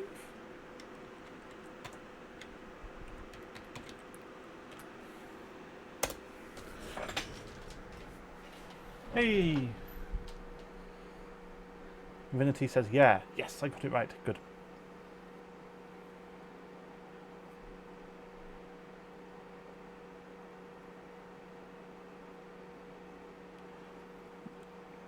Yeah, if I hadn't tried to fit it, I probably would have pronounced that name wrong. I'd have tried to be like, Salarian?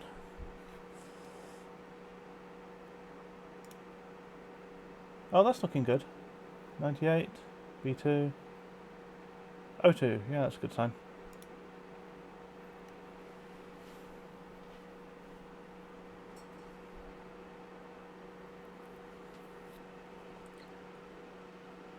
Watch this just like spit out 12k easily. That'd be funny. It's like, what were you doing for the last 3 hours? Oh, collecting data. That's what I was doing. I suppose I would be a fool if I didn't check CPU-Z. Which I have failed to do many times, which does make me a fool. Yep, okay, that's at 4600. Good.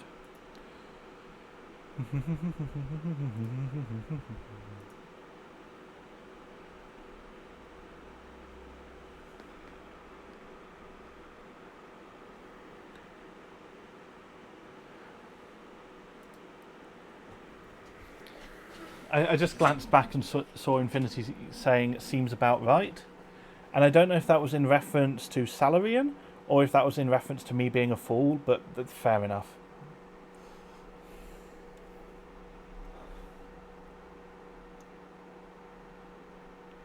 Anyway, this is running. Seems to be happy. And we'll see how it does.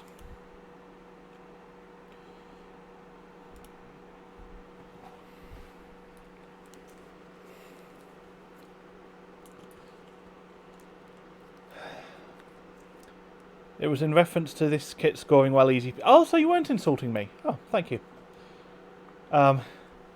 Yeah, we'll see. It would be funny.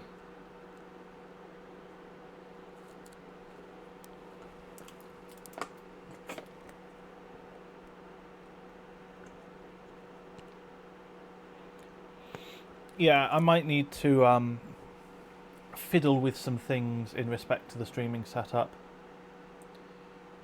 11957. Okay. So that's about the same, but that's just with memory try it. So on the one hand, it's not magic, right? But on the other hand, I haven't tuned anything yet. So this is like really super loose.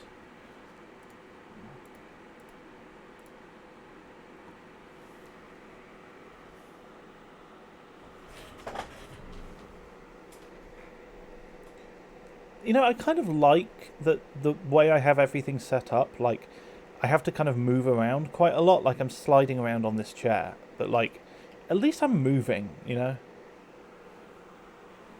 It's better than, like, actually being, like, locked in place behind a desk. It's one of the reasons that I don't have a face cam set up, to be honest. Like, I don't want to have to, like, keep my face at, like, in the camera, but if my room was not such a horrific mess, and if I wasn't worried that I'd, like, accidentally leave, like, a box with an address out or something, then maybe I could have a camera on my streaming setup and I'd just, like, be facing away from it half the time. That might work. I don't know.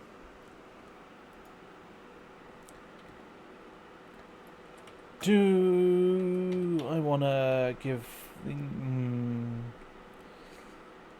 I dwelled on the word do for too long, and now my head is just like, do you have the time to listen to me whine about nothing and everything all at once? I am one of those melodramatic fools who can't remember the words past this point. Anyway.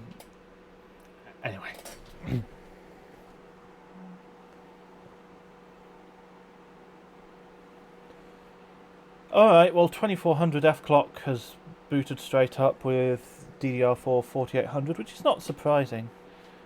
A fan of skate punk here, asks Infinity. Yeah, I mean, I like... I like Green Day... everything up to and including, I would argue, 21st Century Breakdown I like. Uno, Dos and Tres were kind of... They had a couple of good ones and they were kind of weak. I think they had one after that that was sort of alright, but like their more recent album was like awful to the point that there were articles saying, oh, it's bad on purpose. But I think it's more just kind of like, you know, if you're kind of selling yourself on that kind of rebel attitude, but like you've grown up, it can be difficult to go anywhere with that, right?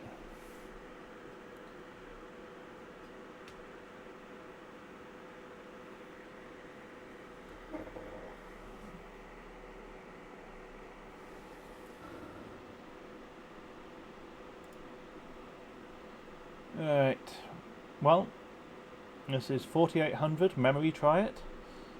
Let's see how we do. Yeah, God, I absolutely loved 21st Century Breakdown when I was younger. I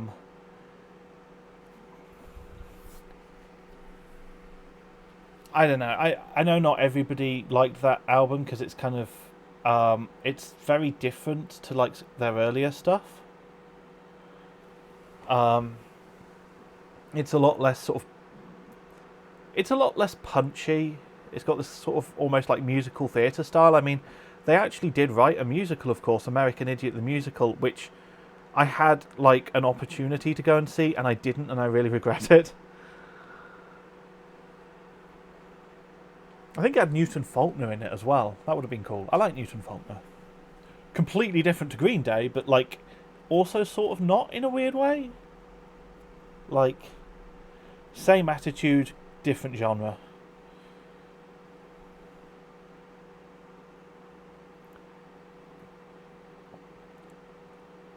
And with that ill-informed rambling about music, we have a score. And it's exactly the sodding same, because why wouldn't it be? Okay. I mean, I don't know what I expected, right? I'm going to rerun that. Just to see if it picks up a load on the rerun.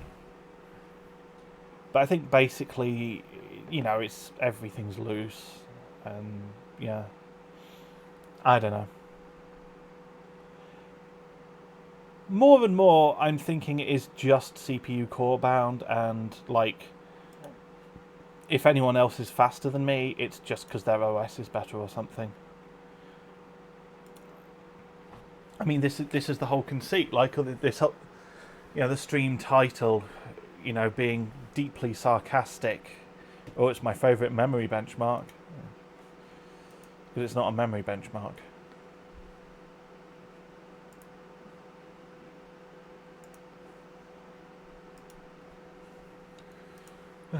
Anyway, Glenn, you play guitar?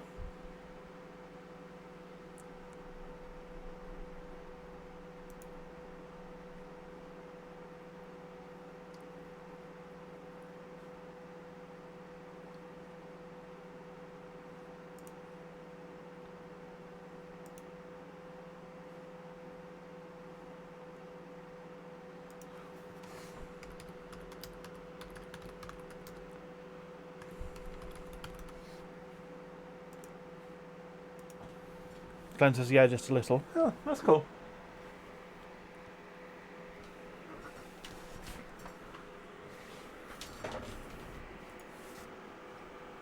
Yeah, I learnt piano and saxophone when I was younger. I do not have a saxophone with me in this house. I do have a keyboard, but it's like down the side of a wardrobe. And it's a long, long time since I've played.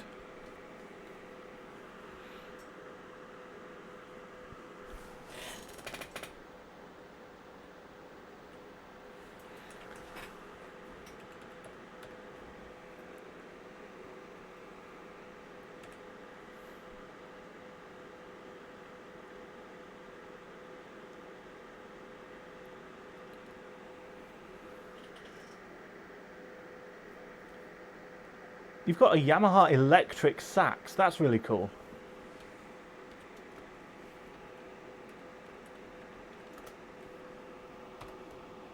Right. I should do 16 flat. Right? Right?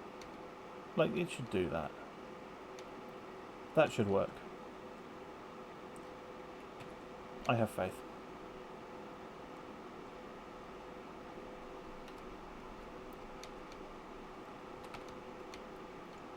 I might regret this because I'm kind of like steaming in and setting a load of timings. And that's, as we well know, the thing that doesn't work and just makes everything worse. But you never know. This might be the time that it works. I'm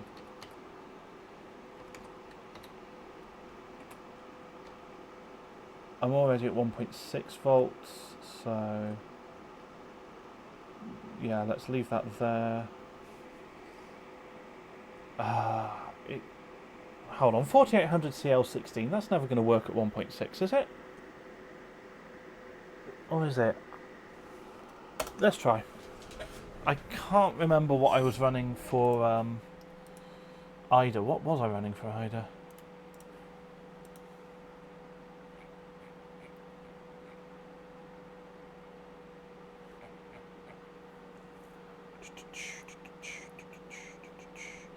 Sometimes I give myself the creeps.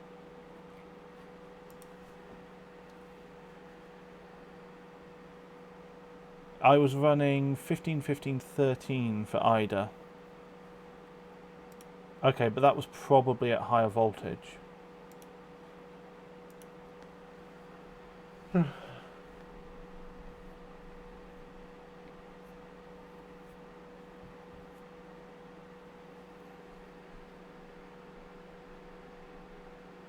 course, Green Day making food for themselves on Shrove Tuesday in France. That would be sometimes I give myself the crepes.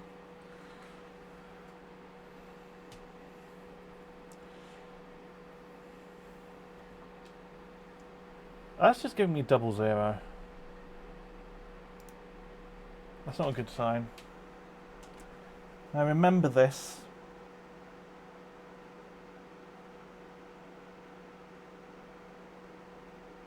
I remember this well. Hold on, no, F9. You're supposed to recover from F9. I'm going to leave you on F9. I want it to recover. Although I did just plug in a load of random settings. It's kind of my own fault. I should have seen this coming. I did see this coming. I did it anyway, to be fair. That's how that happened.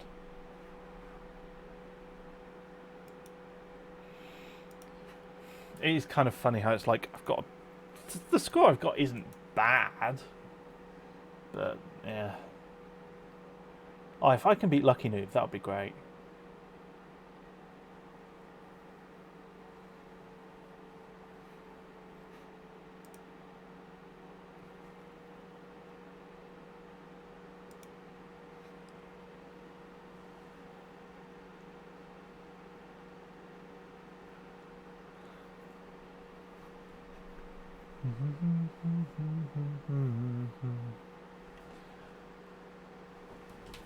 It all keeps adding up.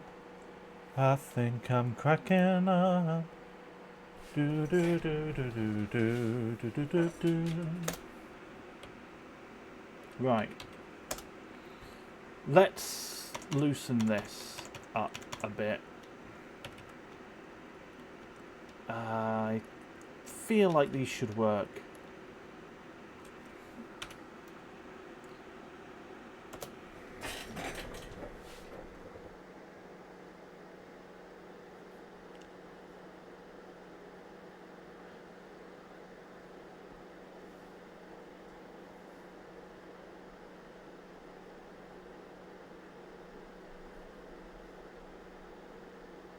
Yeah, that's looking okay.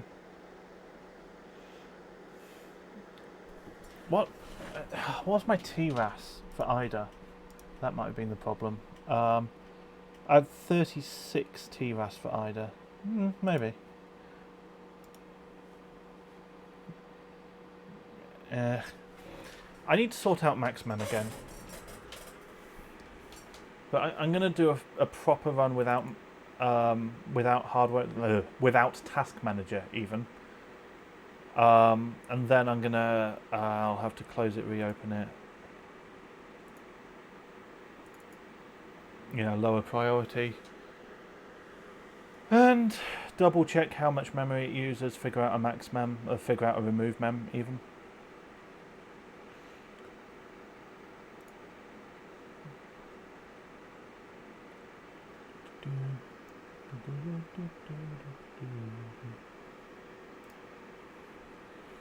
Right, place your bets.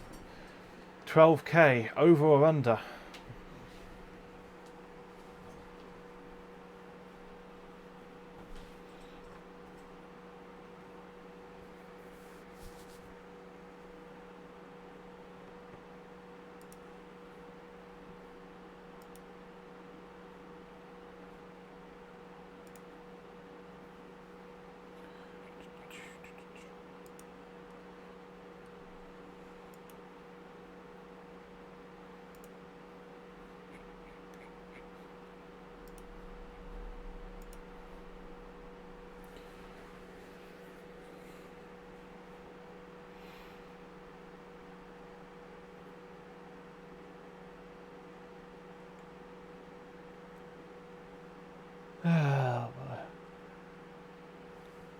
I need to figure out what to do in these long benchmark runs. I don't like leaving dead air, but I don't know what I can say, you know, it's like... That has made sod all difference.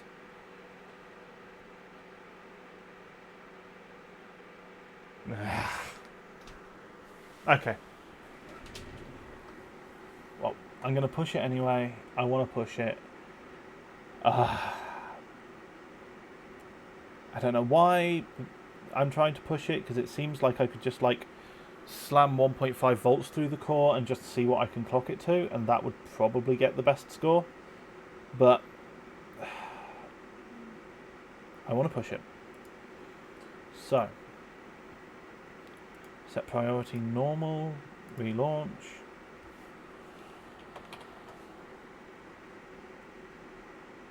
So what the hell are you doing still running?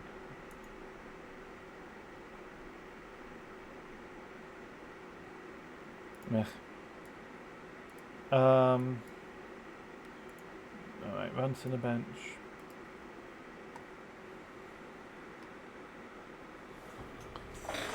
Okay, I saw 4 gig there.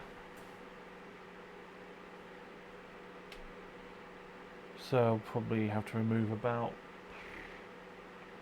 11,400. Let's call it 11,400.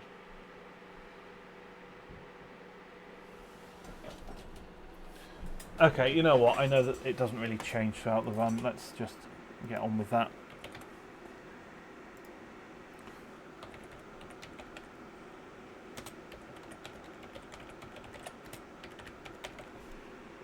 Hold on, not remove meme.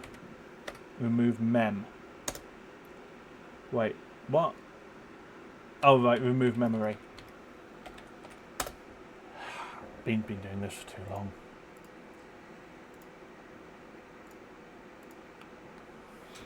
Right.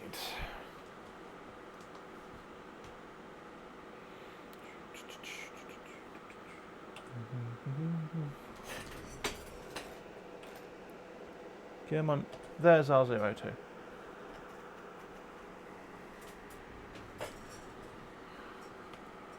Nearly 9 o'clock. I'm not going to let it go for as long as 7 hours, but this is a longer one, isn't it? Right. Let's see if it likes the same voltage settings that the Dominator's tolerated. I don't remember what I was doing for IDA. Should I just load up an IDA profile? Wait, what's... Oh, crap. No.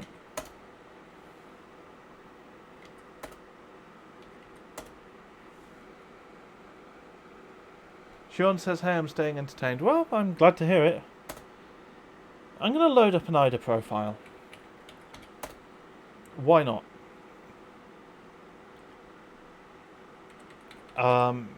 Is it going to be stable enough for Cinebench? I have no idea. I'm going to loosen out the TRFC a bit. Because I don't want to push it. TRTP I'll explicitly set to 10.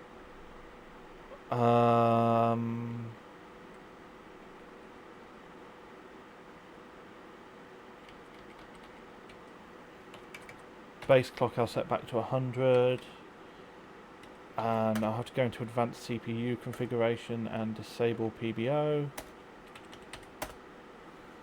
Because we're not doing that, we are doing 4.7 at 1.35 volts or all core overclock.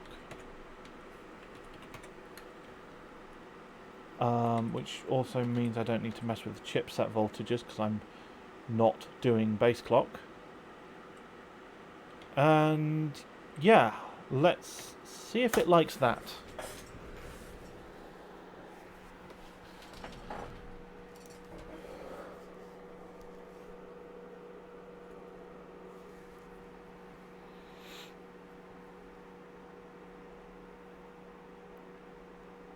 That's looking alright. It hasn't got stuck on anything yet. That's a good sign. Ooh, come on. Hey.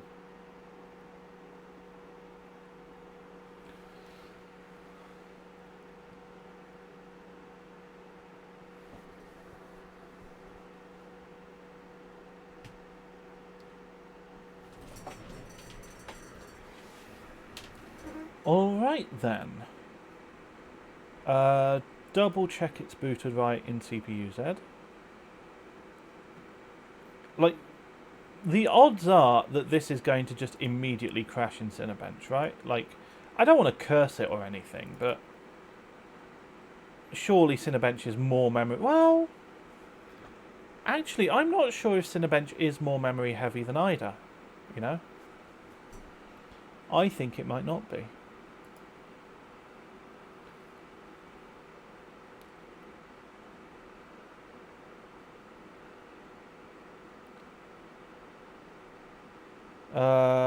Priority. Oh, no, it's set to high. Okay. Okay, let's do this.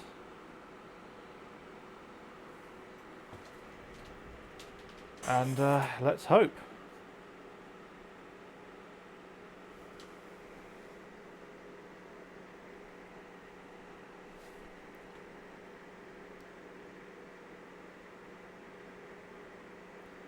Starting strong. God, if it was really just as simple as like loading up an IDA profile. Grumble, grumble. You know what else would be annoying is if it turns out that like running like this big fixed manual overclock was actually a better idea for IDA. But it's too late to do anything about that. But I'm realising now, because IDA does kind of hit all of the cores, it probably would have been a better idea to do a manual overclock. I should have tried it. That was a mistake. Oh well. Oh, we're nearly done. So the IDA profile has passed Cinebench. And it's made sod all difference whatsoever. Okay. You know what? You know what, chap?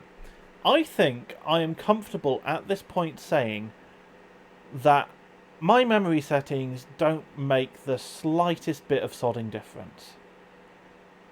I think it just... yeah. I mean, it's just lower RAM. It's really tempting. It's also really tempting to just like put it at JEDEC and just make my scores at JEDEC. Just to be like, no, screw you, you know? That's really tempting.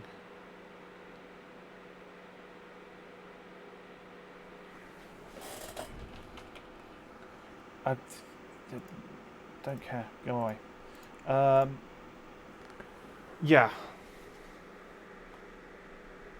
I'm going to save this profile because it's no worse than any other profile, and if going to JEDEC actually like nukes the score, this is what I want to go back to.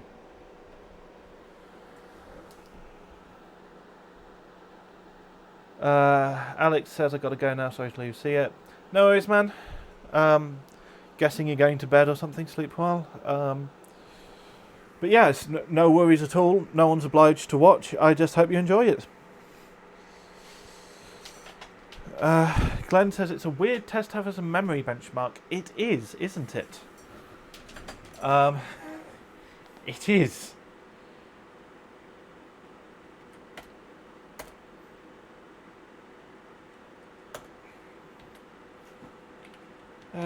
Should I save over my dual rank settings?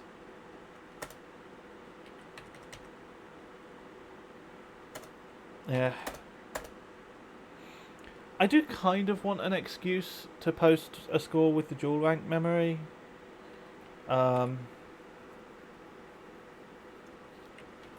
Okay, so load defaults.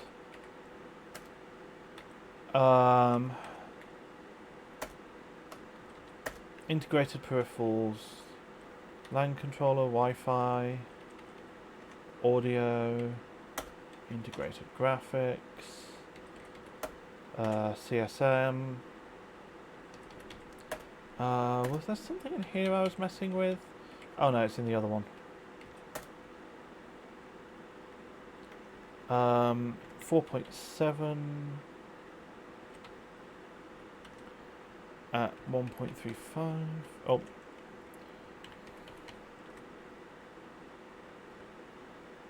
So memory is like auto everything.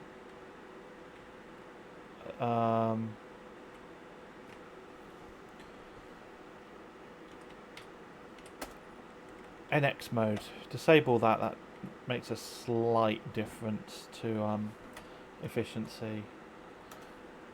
Actually, I'm going to disable DRAM power down as well, even though it's ridiculously petty.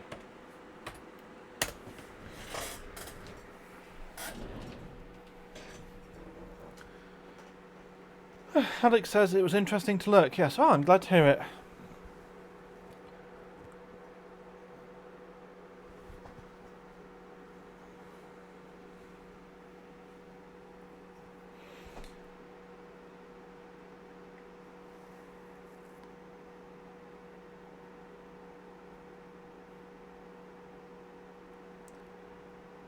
You know, I haven't switched to the system camera so you can like see the postcode going. However, I suspect it's probably going to post, you know, given it's at JEDEC.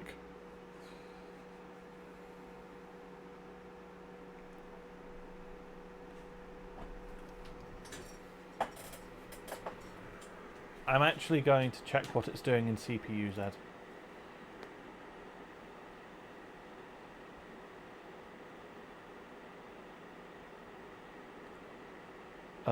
That's at 4.7, and that's at 2666 CL18. Lovely. What fun.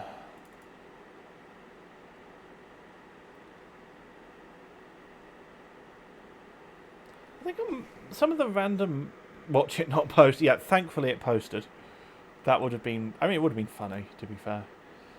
I think some of the Micron I have might have a 3200 JEDEC. I feel like swapping out the RAM to get a better JEDEC when you're making a point of running at JEDEC is sort of counterproductive. Hudson says, is EDC bug feasible on Zen 3 and Cezanne? I have no idea. I've never tried it.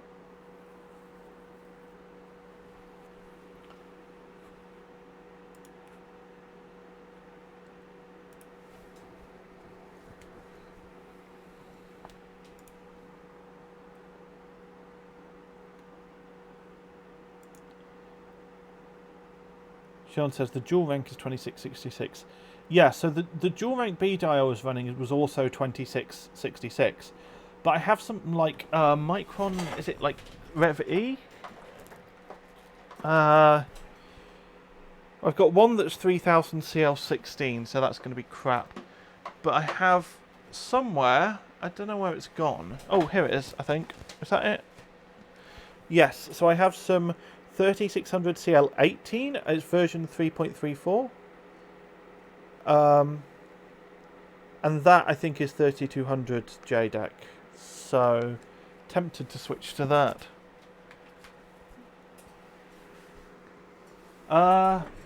Okay. Well, it's made a 50-point difference. So I can either switch out to dual rank 2666, or I can switch out to the Micron, which is going to be like 3200 JEDEC, I think, maybe. I'm going to switch out to the Micron. Sorry.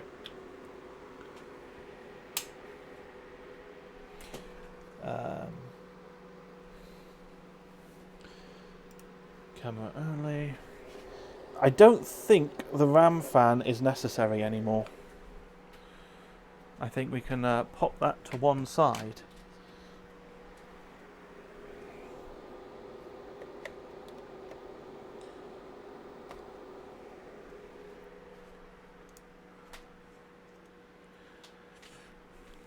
Yep. I'm just going to unclip.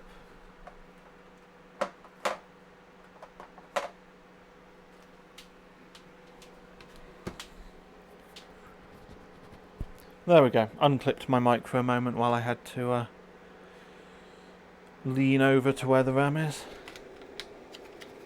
Added airflow and overhertz. No, but it really doesn't need it.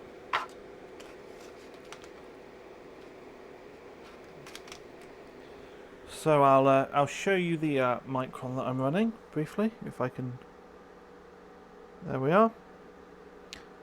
So 3.34. I think the micron or spec-tech version numbers actually do indicate JEDEC bins. I'm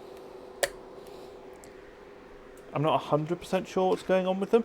I also don't know for sure that this is Rev E. It might be like one of the weirder ones, like Rev J, possibly Rev D, maybe. It doesn't matter because it's going to be running JEDEC. I also have the option of XMP.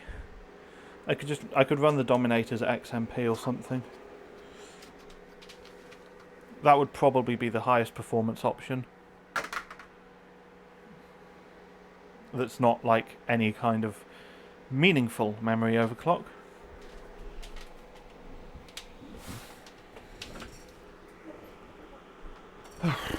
God, this is so ridiculous.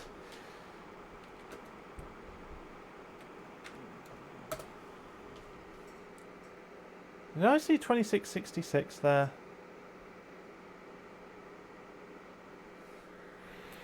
I was really hoping these would be 3200 JEDEC, but I think they might not be.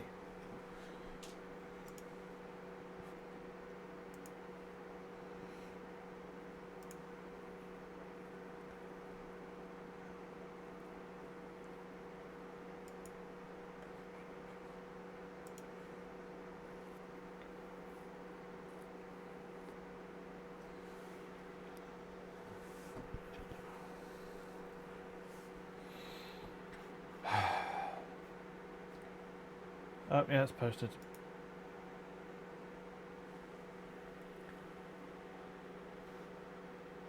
Sean says they make a 3200 JEDEC cast. I've seen this 2666.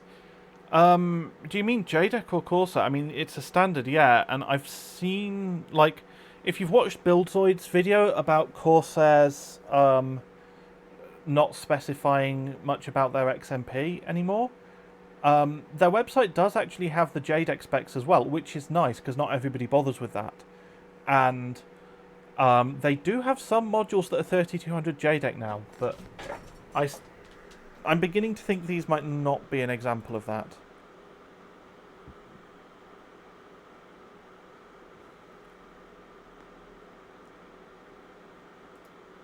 Okay, no, those are 2666 as well. Right. Back to the dominators.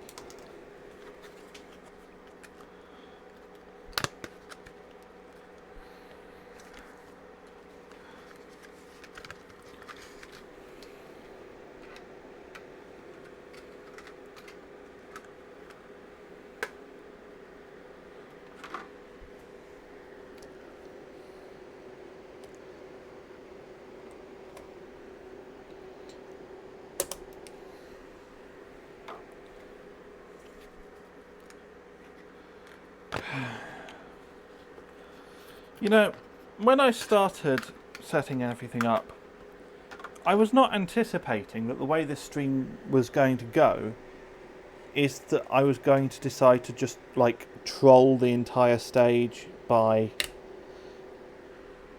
deliberately running JEDEC. And yet, here we are. Maybe it won't score as well, even with the dominators at JEDEC. But I think one of the really good scores was at JEDEC, so what do I know?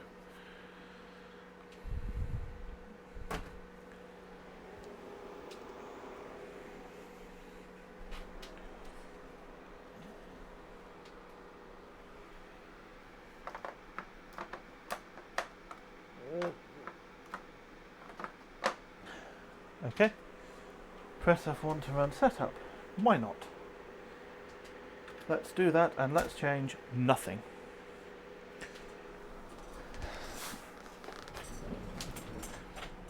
Such a ridiculous stage. I completely forgot to switch the camera. Oh well. You've seen me installing memory at this point.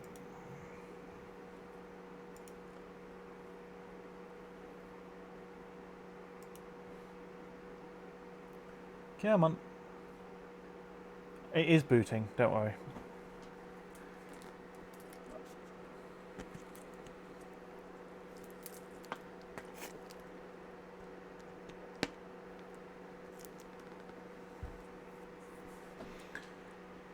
Here we go.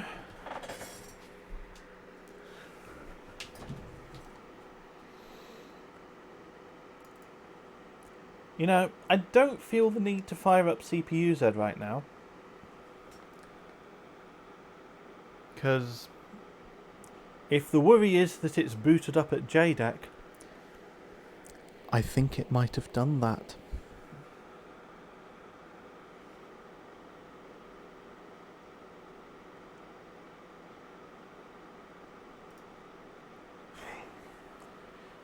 Sorry, I stared at the screen for like a solid second or two there, just like, what was I doing? Oh yeah, opening Cinebench.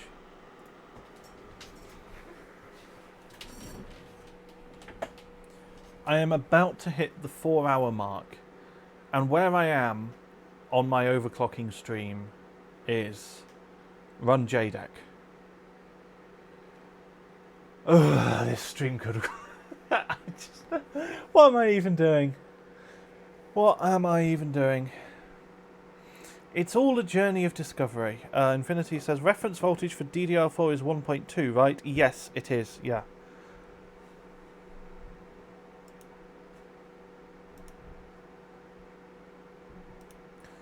You know, at least I get to show off the Dominators now, right? Like, they're neat. I like them. They're cool RAM.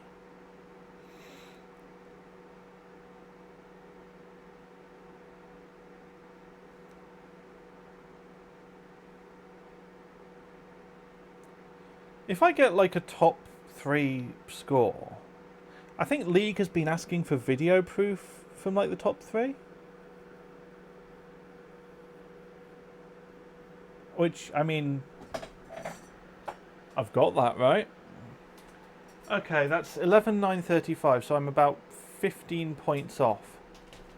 Yeah, DDR5 JEDEC is 1.1, Infinity.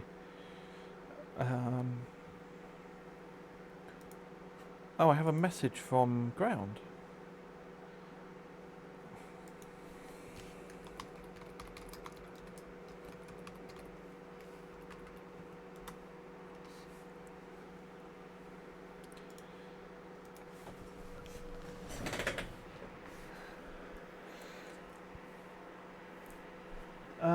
Right, well. Yeah, it's funny, I haven't really actually poked like Ground and Redux about the fact that I'm doing streams. Other than like posting an AHOC and assuming that they might see it. Glenn says, dipped out for crackers and cheese, did I miss anything? Basically, I've discovered that it barely scales with memory. So what you're looking at on screen right now is 11,935. So that's 15 points shy of what my sort of super tuned IDA 64 profile was doing. And this is at JEDEC. It is dual rank 2666 with the Dominators, but it's sodding JEDEC, and it's 15 points difference, basically. So, yeah. Basically, this is not a memory benchmark at all, it turns out. And I'm probably just going to stay at JEDEC and clock up. I kind of like... I might have to go overclock the RAM a bit if I'm actually super close to someone else, but at this point, I kind of want to just push it at JEDEC.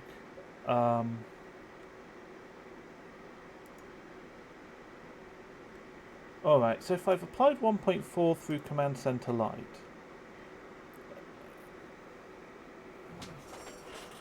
Sean asks, can you run a single stick or do you have to run two?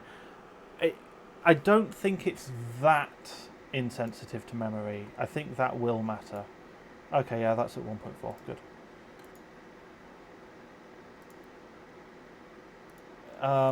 What was I doing? Ryzen Master. Yeah, so like, there is actually like a bit of a noticeable difference between this dual rank and the single rank setup, for example. It's not like entirely not a memory benchmark. Let's just try 4825. Why not? Tell you here. Sean says, final run, I say try it. Trust me, it will not score as well. It will, like, seriously hurt it. But I can, yeah, I guess. Oh, darn. I can give it a go, I guess.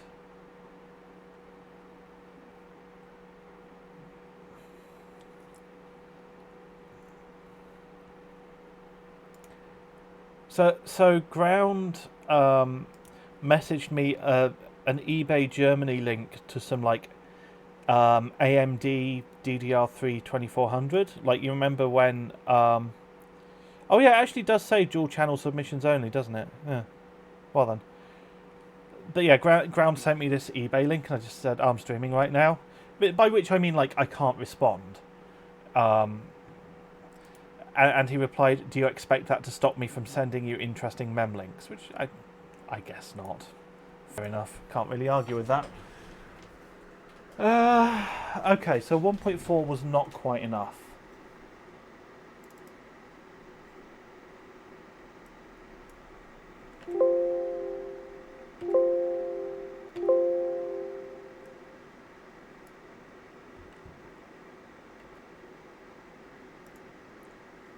Let's try 1.41. Right?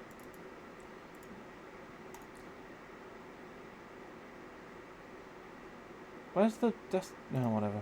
Taskbar, why not?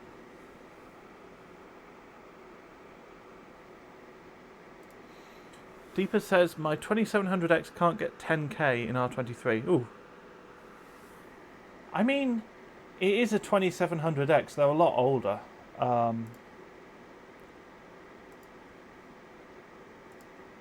You wouldn't expect them to clock, like, as high? I don't know.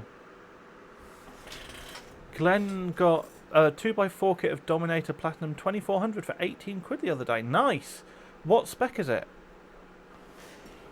Because they have some really interesting stuff in that, in 2400.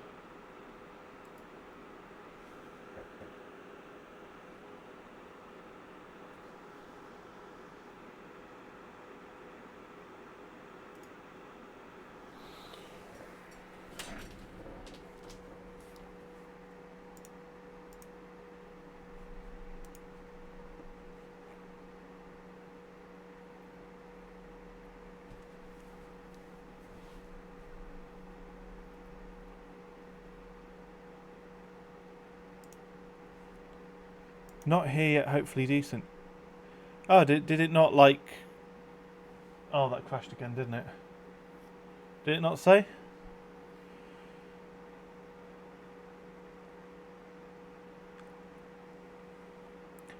Oh, Deeper, you've, like, lost 2k points. That's weird. Infinity asks, do you have any Corsair Nanya? No. I was... There were a couple on eBay, but I didn't end up picking them up. Because it's like, well, yeah, but B-die. The Nanya is, like, it's good. It's very, very good. But to the best of my knowledge, it's not, like, top at anything at all. It's just good.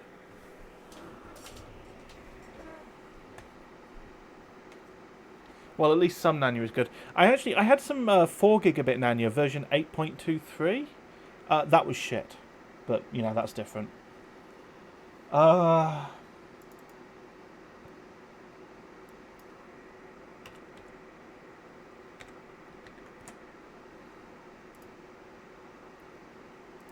More voltage.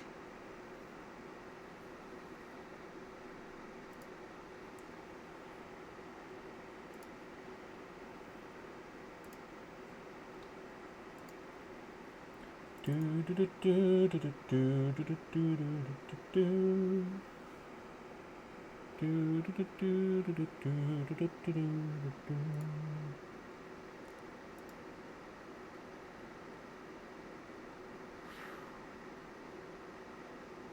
basically reaching the point where it's going to be like reruns, real-time priority, that kind of thing. I'm starting to seriously wonder if I'm actually going to get 4825 to pass, but we'll see. Deepa says, I finally got B-Dice, sweet! After 3 years, yeah.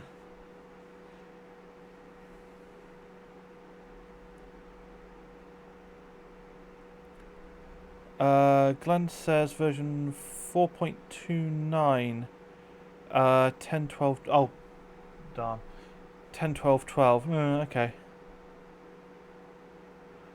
So that's like a single rank QDI or something. Oh, they're cool sticks.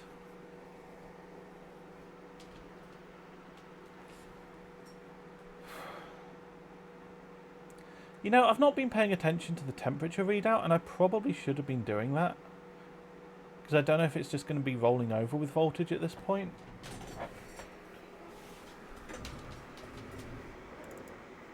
I think that's what I'm going to do. I'm going to 1.4, apply. I'm just going to run it at 4.8.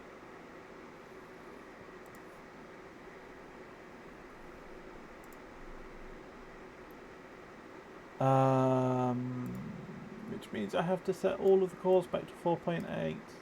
Yay. God, at least this isn't like a Threadripper. There's gotta be a way of like... Yeah.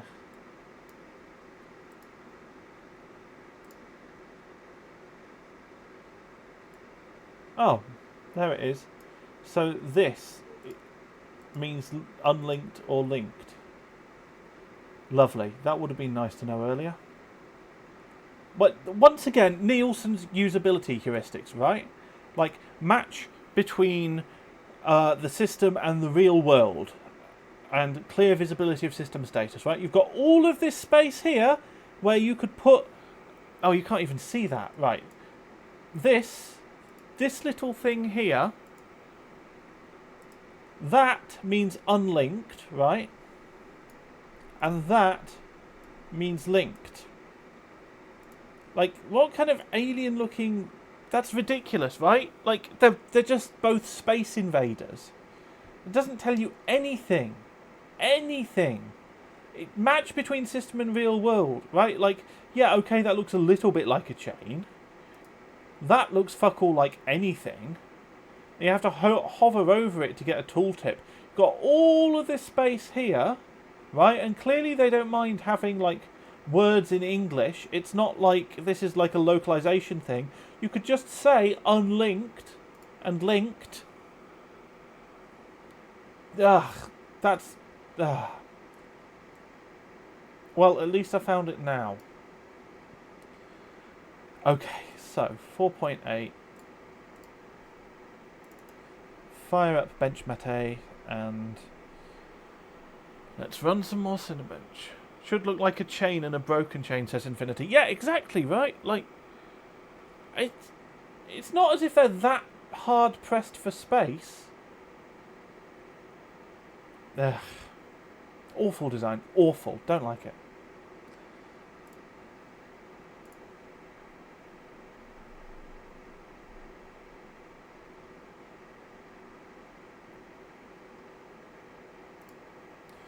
Do do do do do do do do.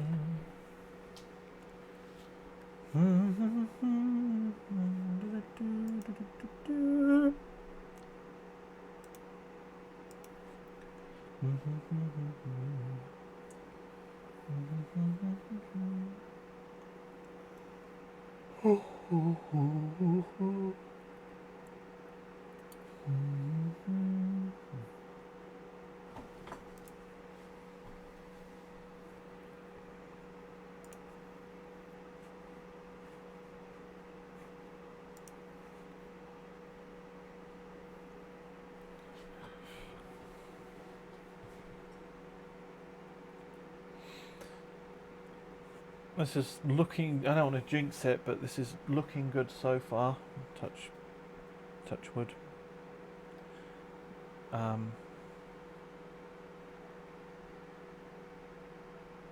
It's the way the camera is set up makes it look like there's loads of room like on the edge here, but it's like actually like getting my hand in there, like I have to go past the power supply cable, and it's like actually quite tight. Oh, that finished good. Okay, that's 12175, and it finished. It works. So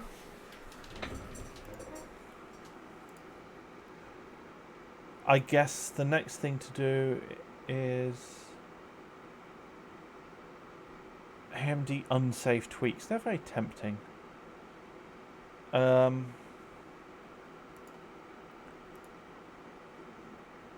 guess let's just try real time. Like, there's performance bias and stuff, right? Yeah. So I'll give it a run at real time, and this will be a less visually interesting experience, one suspects. And of course, the other thing is dragging the render off screen. That's a big deal, right? So that's something to consider. Killing processors, maybe. That's an option. There's options.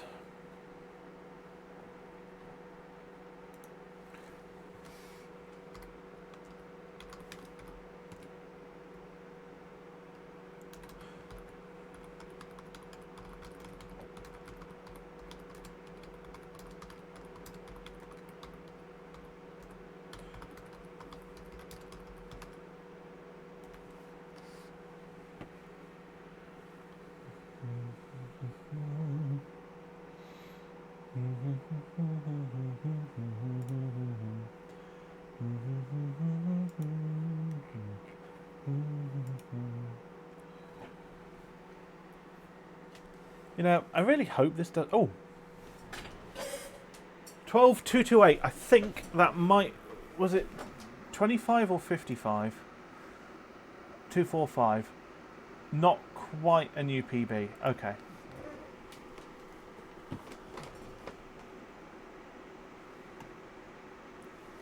What was Noob's score?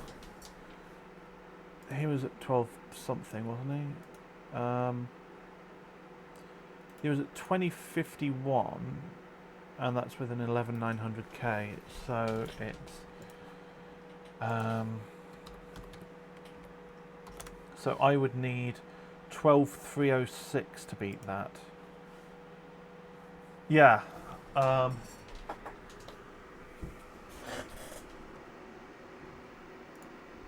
I guess render off screen. That's no Windows, please. Windows.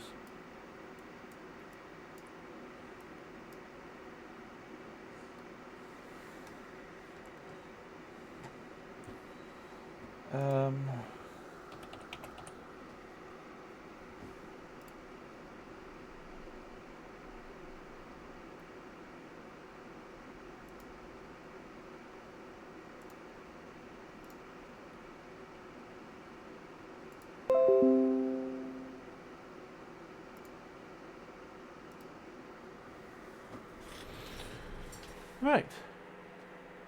Well, that's running off screen.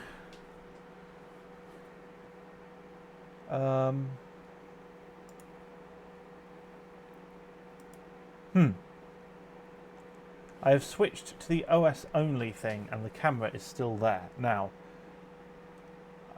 do I still have all the Streamlabs stuff? I do. So I guess it's just a question of putting the camera somewhere else. I think I tried to like drag it off screen. Yeah, there we are.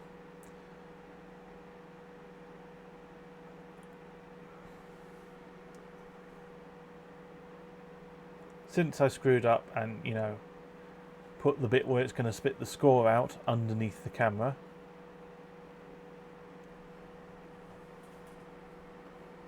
I could just plonk the camera over here. Just put it in the middle. Like, can you see the system? Yeah. Oh! It finished. Did it? 12.217.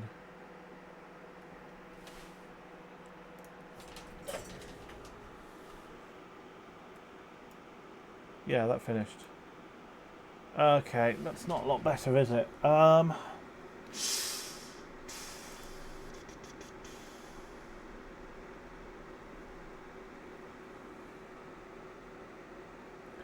It's less.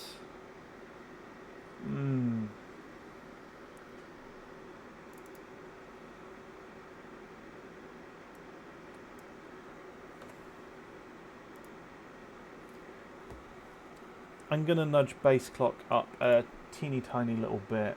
What would that do to my CPU core? XMP memory, it's tempting, but I don't want to compromise my principles here. I'm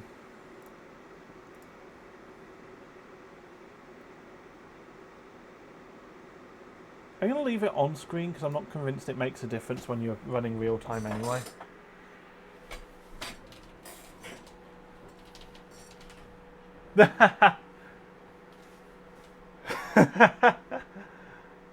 I should have seen that coming.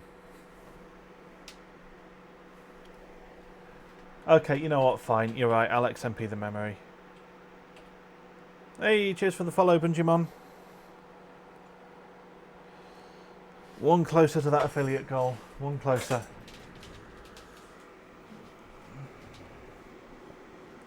I need less followers to get affiliate than I need Cinebench points to beat Noob.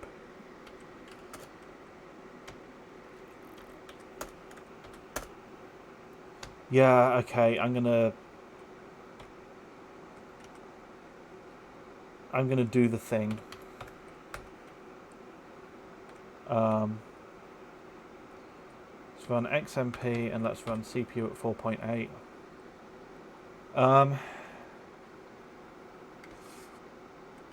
Do I want to fiddle with anything?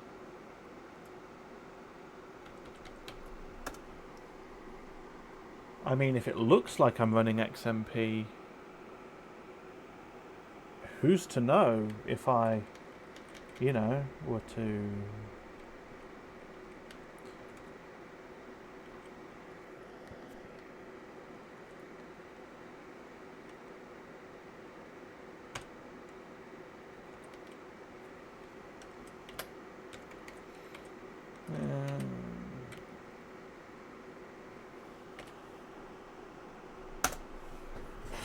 Let's do it.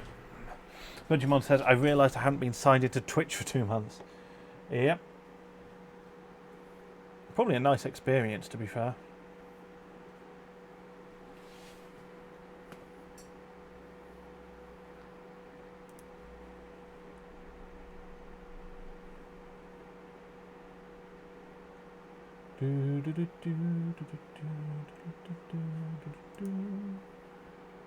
Is that posted? That's posted.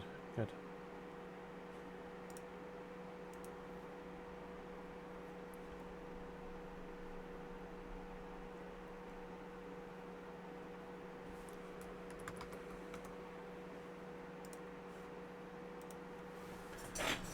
Right.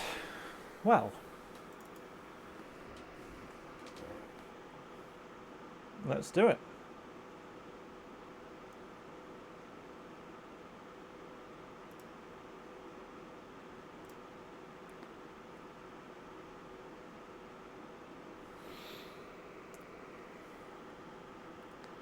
So I found out that it's a teensy bit memory sensitive, but not really, basically. So now it's just a question of what kind of clock can I get out of it. So we're hitting 70. 71.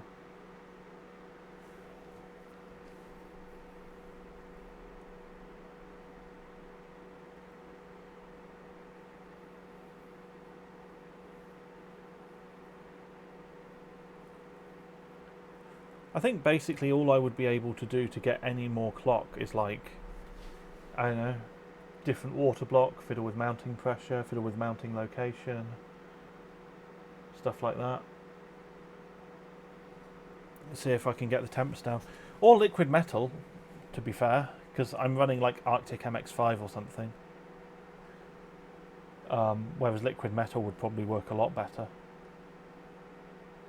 I really wish I hadn't said that now, because I want to get liquid. 12231. Is that?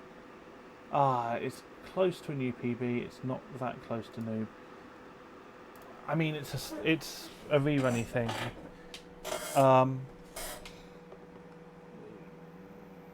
Sean said, "How much did you raise base clock when it crashed?" It was by like 0.25, so the resulting speed was 4.81 rather than 4.8. Sean says MX5 is 5C hotter than KPX. Yeah, but that's KPX.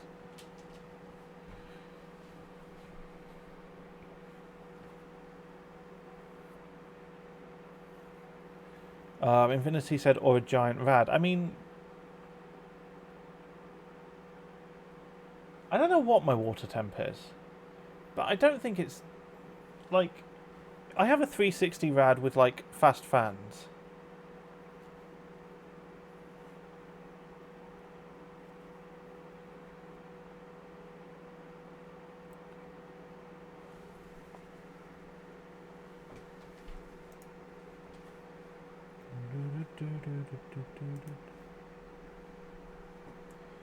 Okay, that's finished again.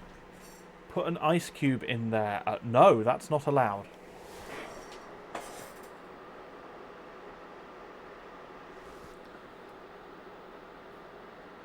I mean, the rad feels like cold.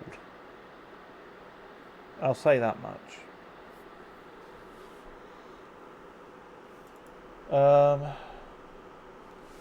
Well, that is a new PB. That's 12248. That's it's 3 points better, and I'm going to save that if only because of churlishness. Just because it's like, well, you know, it's a better score, but I got it with memory at like XMP kind of.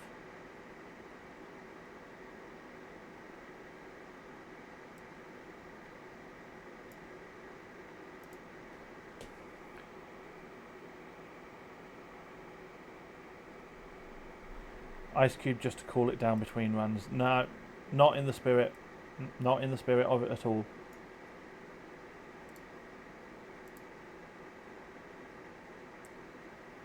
Like, I think the rule is like idle temp has to be above 20C, but like,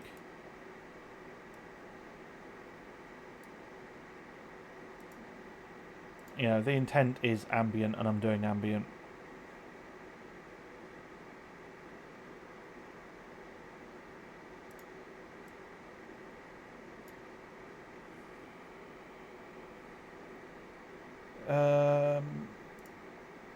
Right. Well.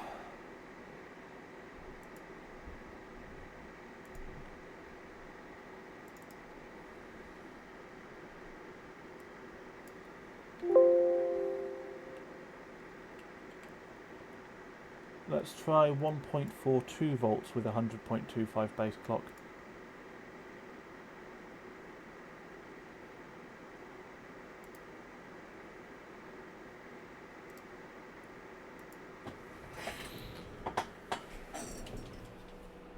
Let it rest for a few minutes before the run. Maybe the water's getting warmer. Maybe?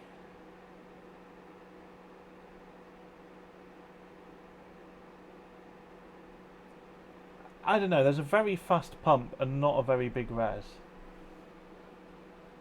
But maybe, yeah. You might be right there.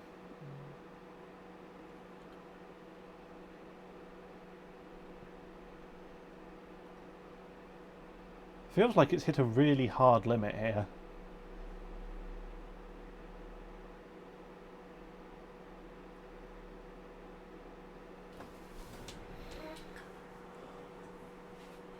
I'm sure the room has warmed up. Yeah, I don't actually like. So I have the windows like fully closed. The temperature outside will have dropped.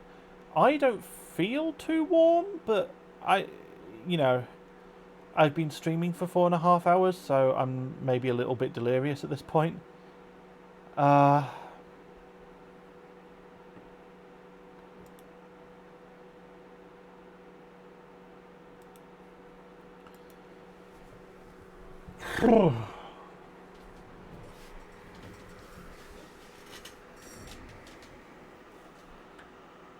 Yeah, you're probably right. What are we at right now? We're at 34 right now and dropping.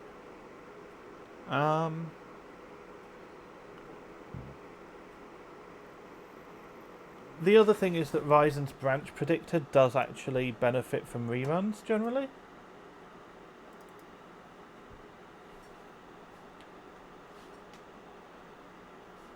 So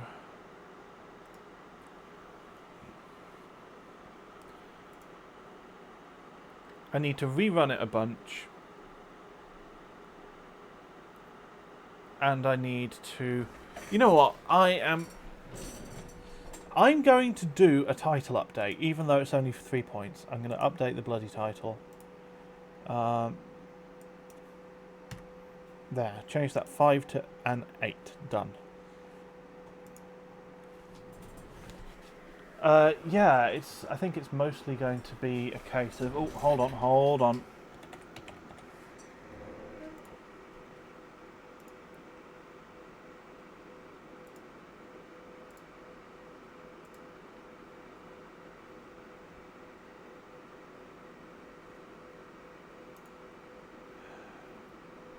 How do I make you fuck off, Windows security? Ugh.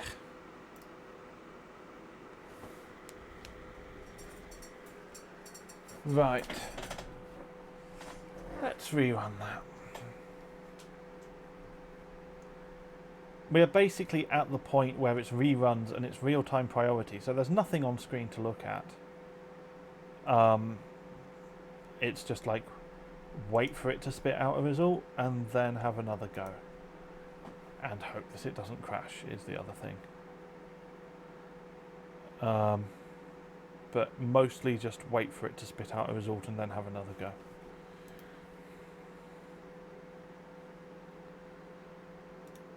Yay! I love overclocking. And I love memory benchmarks. Yay!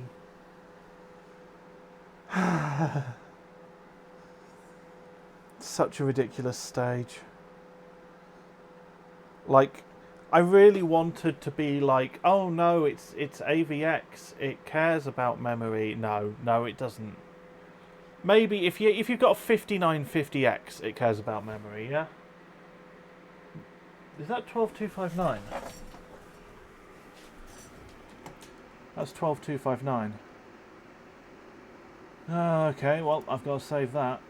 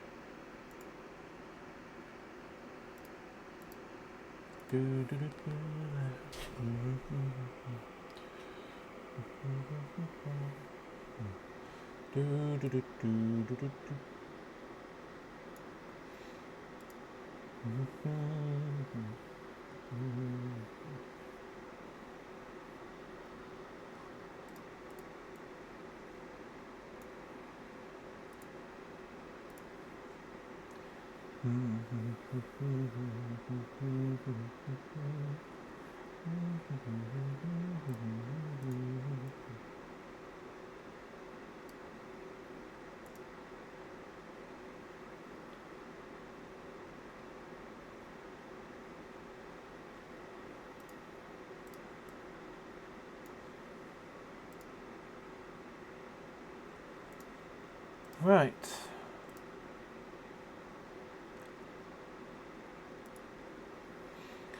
Well, rerun!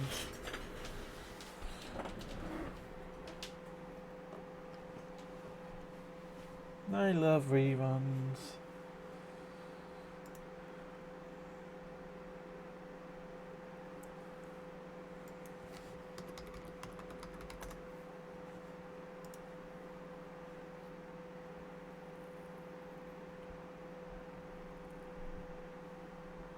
Oh, did that crash? That's the amount of attention that I'm paying. That crashed, didn't it? Well, I mean, that kind of proves the thing about temps.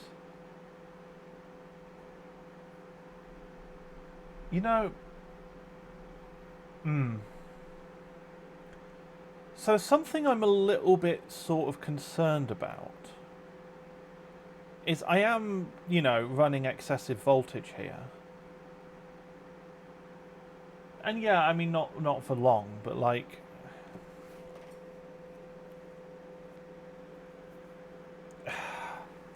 I mean, the crash was probably random, but I sort of don't want to push it either. And I almost want to, like...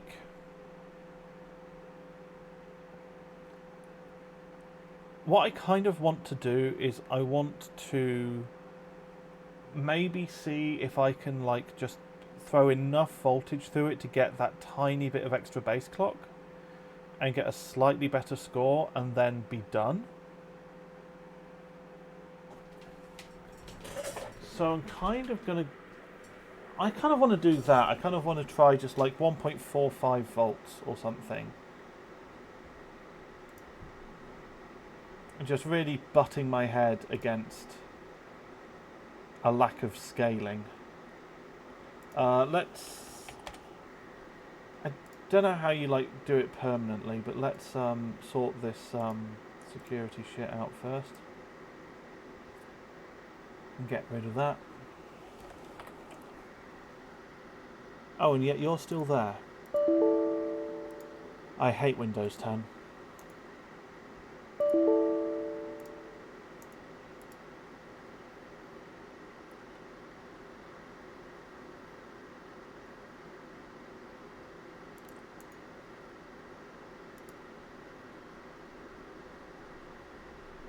I mean, I get it, but like also no.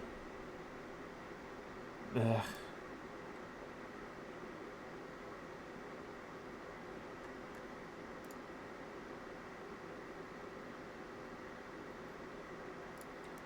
Alright. You can disable it in GP edit, says Fox. Yeah, that makes sense. I don't want to faff around with that now. I'm gonna go for one last push. I'm gonna push 1.45 volts core for a 100.25 base clock, which is taking me to about 4.81.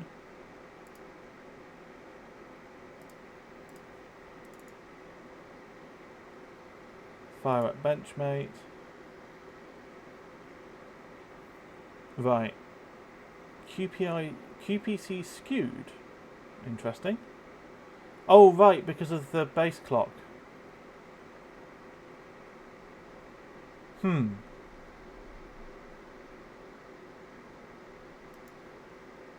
mean, that's not going to be a problem, is it? Like...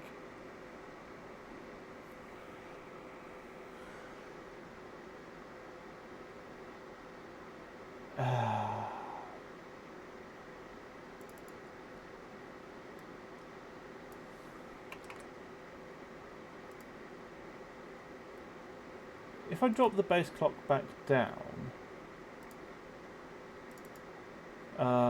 is that then going to unskew it?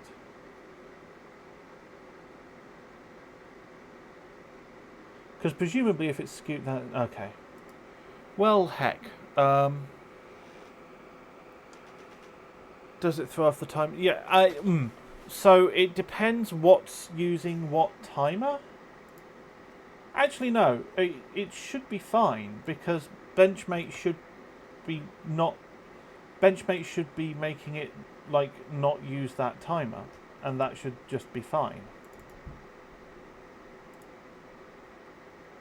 That's the whole point of Benchmate.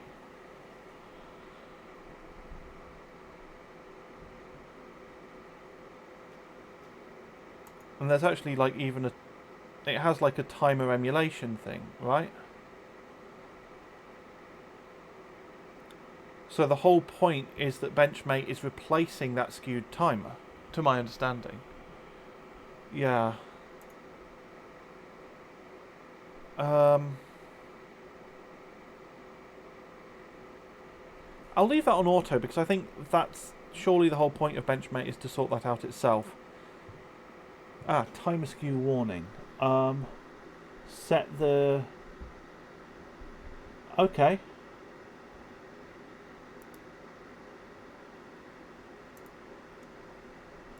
So set the timer emulation to driver. Fair enough.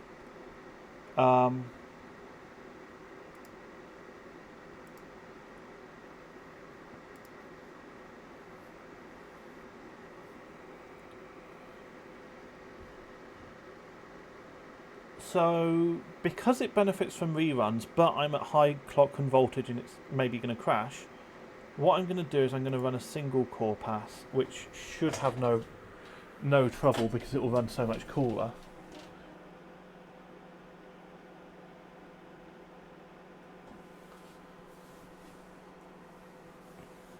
So yeah, Sean, does it throw off the timing for validation? It depends, basically. It can do. It depends what timer stuff uses. CPU Z should not be affected. A lot of other benchmarks aren't affected because they use HPET. But Cinebench is one of those that uses a timer that is affected. So, yeah. And that's why we have this timer emulation thing, which hopefully will make it not an issue, hopefully. I mean, we'll find out if Benchmate says it's valid or not.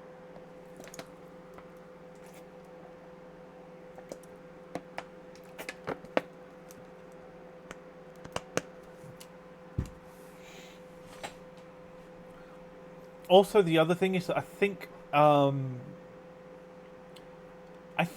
skewing in this direction actually would reduce the score. Yeah.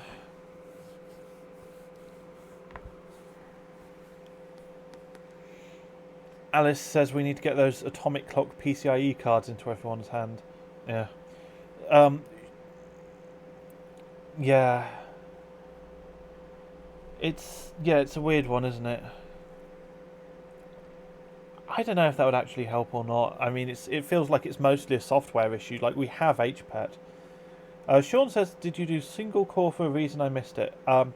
Yes, I did. So, I want to kind of train the branch predictor a bit. Like, it gains from reruns, right? But if I run multi-core at 1.45 volts, I mean, A, it might crash, but B, it's, putting more wear on the processor and stuff. So this way, it's not running as hot, it's not going to crash, but it still maybe might give me some of the benefit of a rerun, hopefully. That's the idea.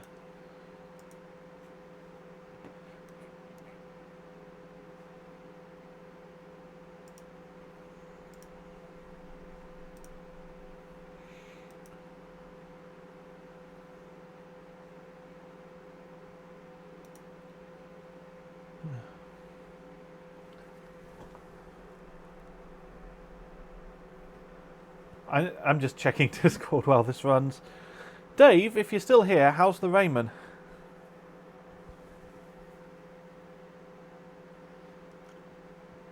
But yeah, the plan is I'm going to let this run, and then once this finishes, I'm going to let it sit until the temperature looks to be, I guess, as low as it's going to get. Hey Dave, it was really good, glad to hear it. Once the temperature seems to have settled and it's like nice and low, then I'm going to give it the multi-core run, the full YOLO, 4.81 gigahertz, 1.45 volts, and it works or it doesn't work, right? And that's where we are.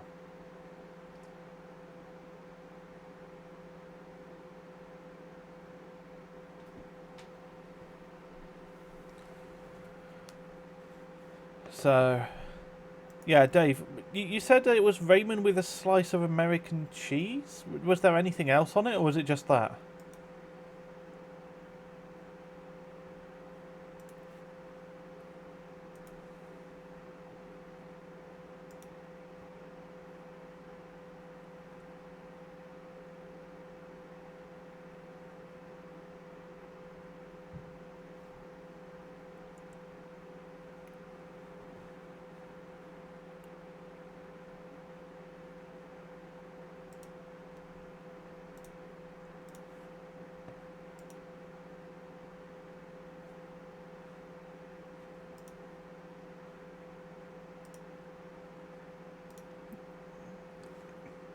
Instant ramen with seasoning packets and a slice of American cheese. Fair enough.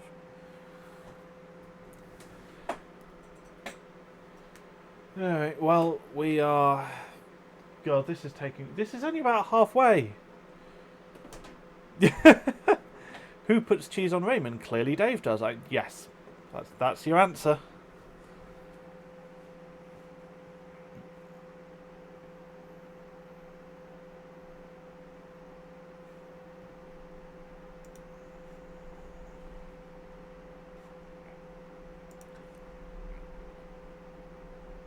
Alright, well...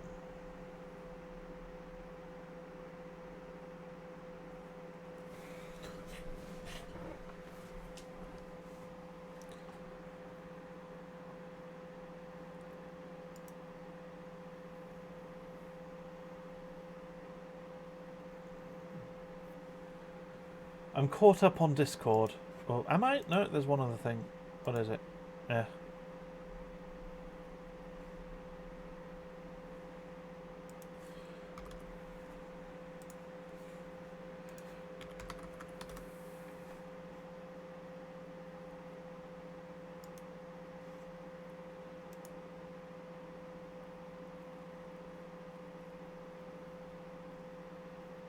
Oh, okay, alright.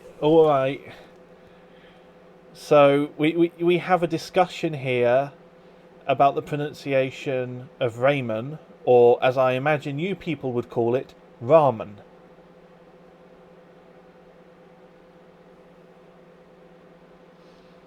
Well, you know, as far as I'm concerned, the language is called English. So, you know, we get to decide, not you.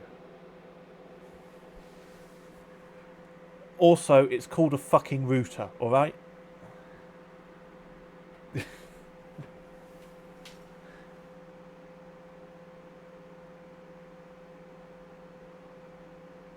The dish is Japanese. Well, what do they call it in Japan?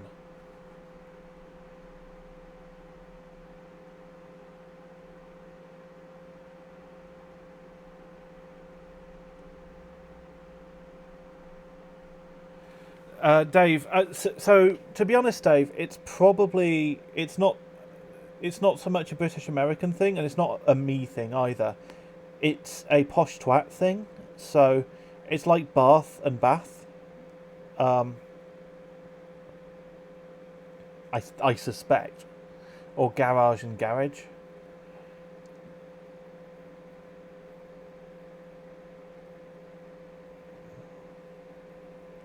Although ramen sounds more posh now I think about it. Fuck me.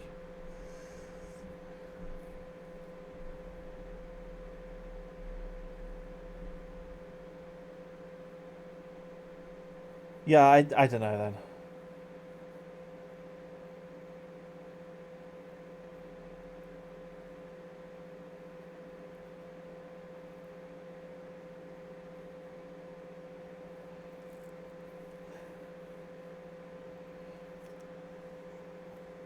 Yeah. All you people memming about my pronunciation of stuff.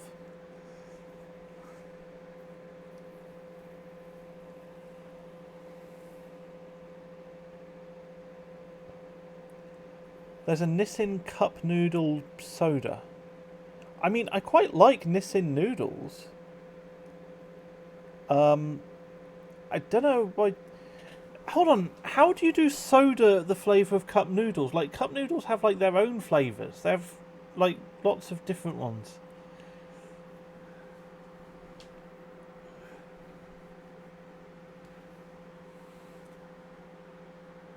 Okay.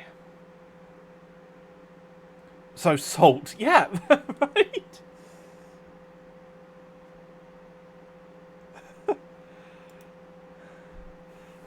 Glenn says, I'm Scottish. I can't say shit. Which is a fair point.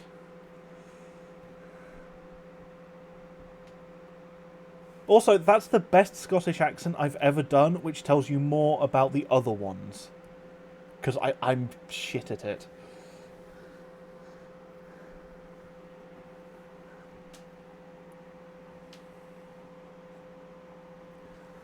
Right. I think what I'm going to do is I'm going to... Just like Glenn unfollowed. I'm going to zoom in on our temperature display here, I think.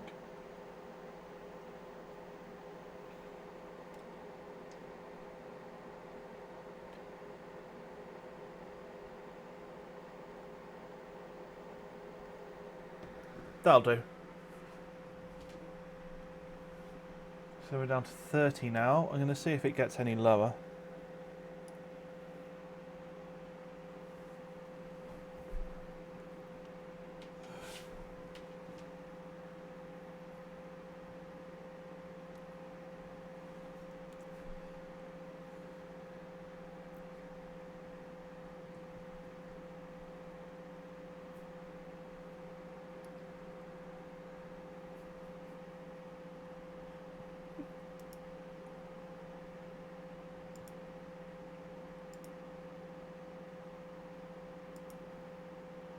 I'm just going to sit at 30.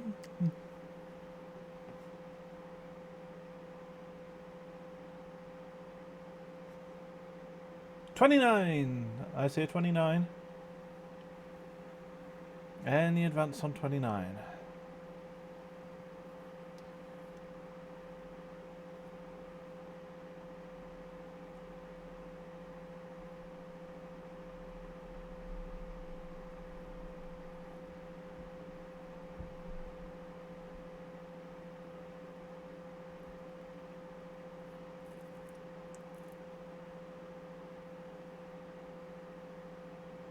Still on 29.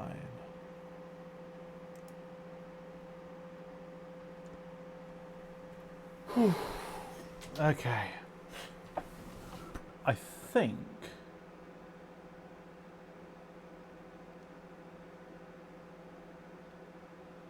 that's probably not going to go any lower than 29, is it? Right, let's do this. Temperature shoots back up.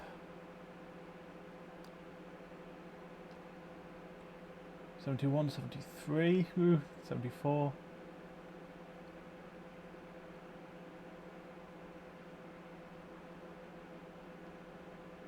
But it hasn't crashed yet.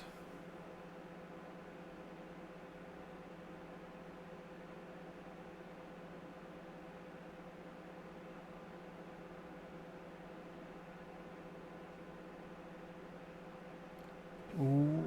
This could be it. This is the run. I'm slightly worried that Glenn hasn't said anything since that. And it may have come off as offensive.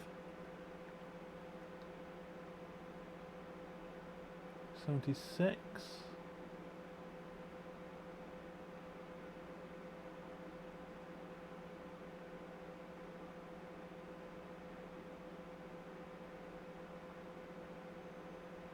Hey! It's shit.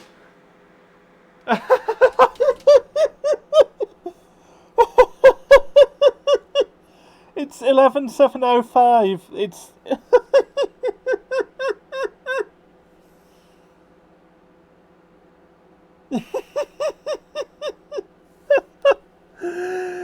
it's 300 points worse. It's more than that. It's like 500 worse.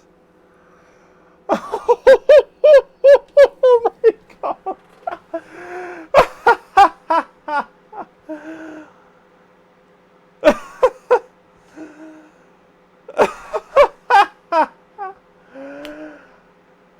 Oh, that's...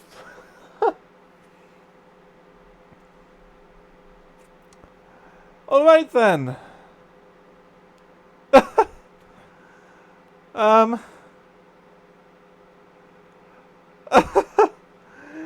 So, I guess that timer emulation is is maybe adding a little bit of overhead, is it?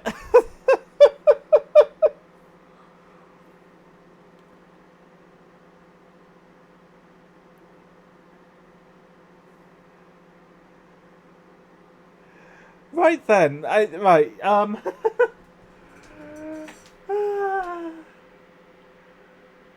You know, I think it might be a good idea to try applying that clock from the BIOS instead. Because, good God.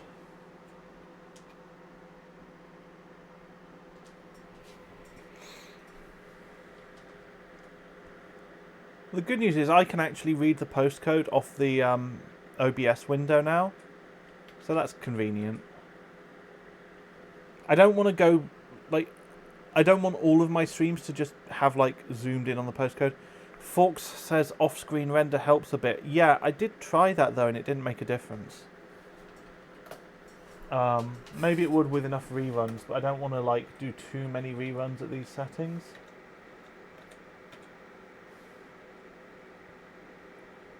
Okay. I'm going to boot at the same settings, and then I'm going to change the timer emulation back. I'm going to remember to disable real-time threat protection. And we're going to do this again, because apparently this stream is not going to be shorter than 5 hours. I mean, shout out to all of the people who voted for an early start, right? They had a point. Speaking of which, maybe this, as we're getting towards the end of the stream, is a good time to plug the fact that I have a Discord now for organising streams and stuff, and like, basically it's a place where I ping everyone when I go live. That's the main thing that it is. So yeah, and I post about like what I'm planning to do and stuff. And my point is, if you want me to ping you when I go live, you can join it. Otherwise, you have the option of not, if you want to just, like, you know, log on to Twitch and just see who's streaming when you want to watch a stream. Or if you want to, like, go through Twitch notifications, you know, whatever. But I'm doing the Discord thing because I'm not spamming, like, other Discords when I go live now. So, yeah.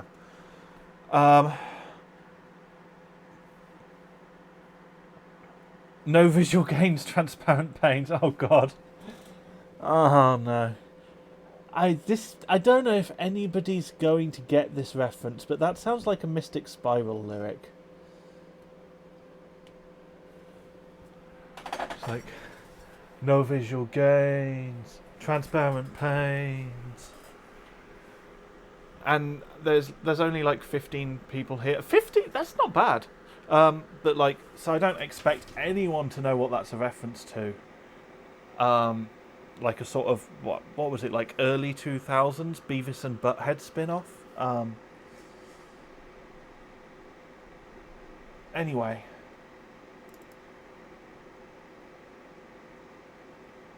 I don't think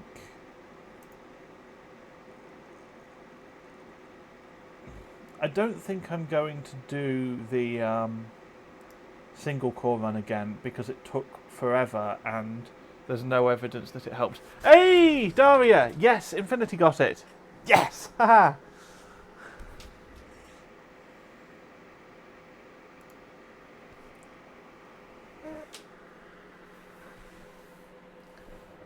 I am glad that these, like, ridiculously obscure references actually land with someone.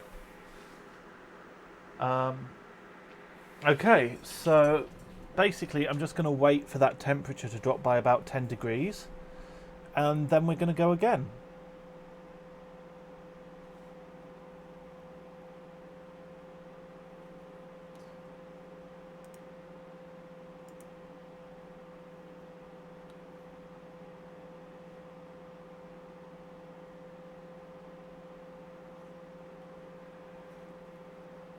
Oh, I see. Right. Yeah, yeah, yeah. I really hate transparent panes. I think translucent. I think it was. I really hate translucent panes. I think they bring no visual gains. Yeah, that's good. That's good.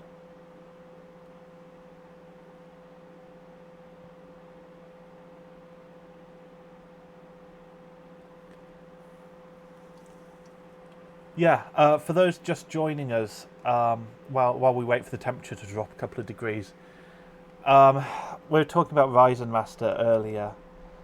And I ended up writing a short poem about Ryzen Master, which goes as follows. I do not like translucent plane. There. Okay, I fucked that up. Let me try that again. I do not like translucent panes. I do not like them in a plane. I do not like them in the rain, nor up on a construction crane. I think that it is rather lame that Redmond pushed translucent panes. To look at them just causes strain and contributes to a migraine.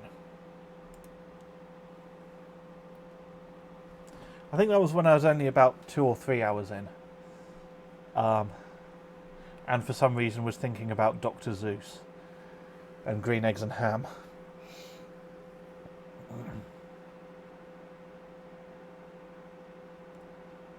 They surely bring no visual gain? That would fit as well. This is not a poetry stream. Yeah. When I was younger, I went to a poetry club for a while. It was held in the library where my parents lived, like in the city my parents lived, and it was on like a Tuesday afternoon, I think, and because it was in the afternoon, it was called PM Poets. This does mean that there exist poems that I wrote when I was in kind of my early teens. And to answer your question, no.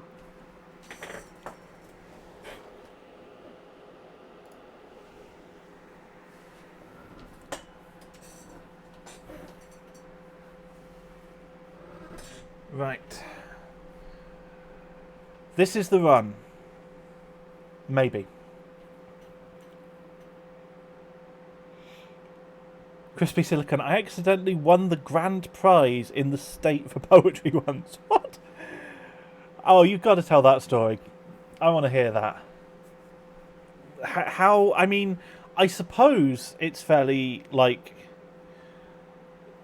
I guess it's like, I wrote a poem, I entered the poem, like, as a joke and I won. But, like, do tell.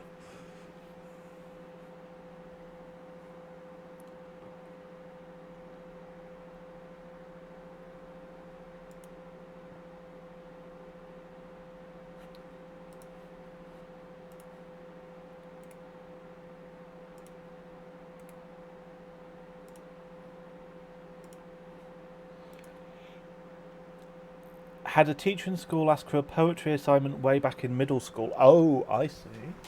I see where this is going. I got 12k 311. I think that's enough to get past noob. Let me check.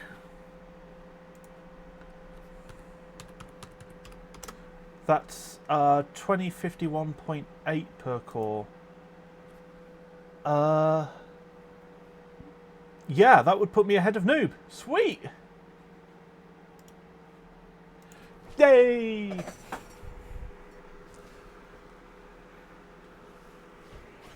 So, yeah, I'll save the score and then we can talk about poems some more. I hate the fact that that rhymed.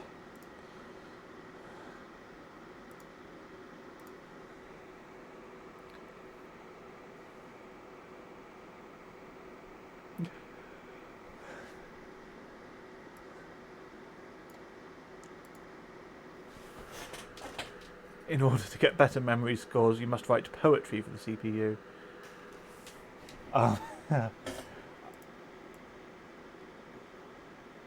Right, need to save this and then I can catch up on chat.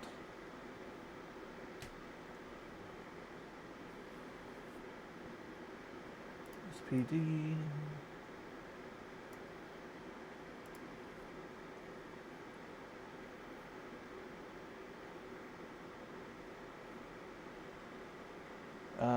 Motherboard.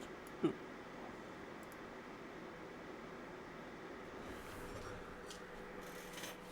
I'm going to take a system picture right now with the score up on screen. One moment. Lean back. Lean. Hey.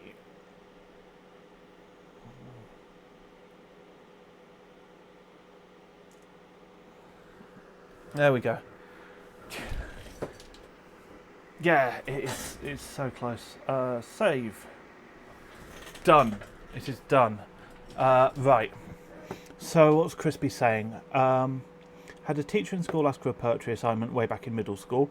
I actually put some effort in. It was on war. My grandfather was a POW. Ooh, got pretty deep.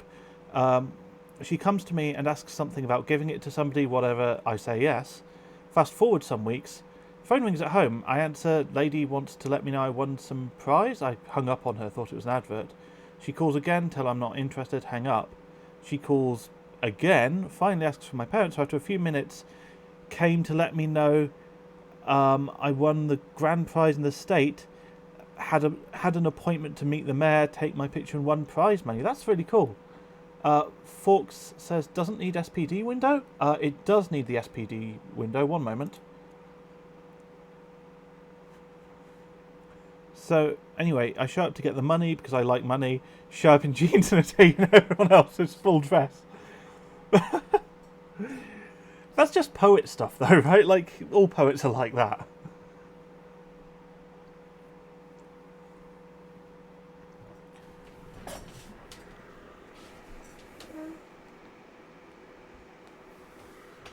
They take me to the podium to have me give my inspiration. It was my homework. Walked off. Oh, that's brilliant.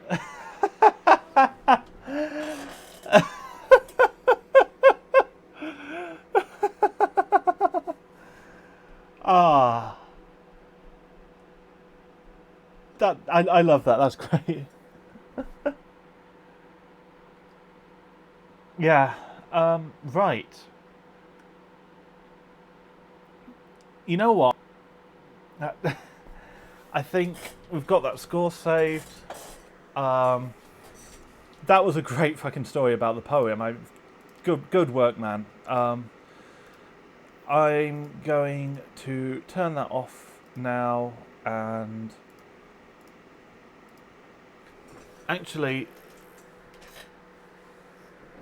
what I'm going to do is I'm going to go back into BIOS, and I'm going to gives you 7th. Nice, thanks, Sean.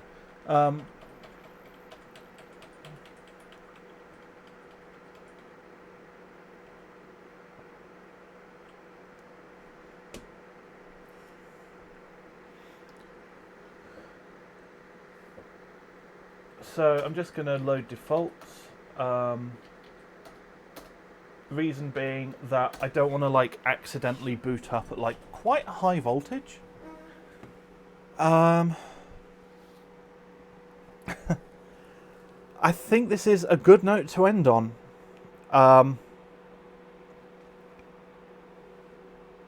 Yeah. Thank you for watching, everyone. It's been a long one. It's been not quite a 7-hour stream, but it has been a 5-hour stream. And most of it ended up being like completely irrelevant, which is quite funny. Gratsmick, thank you.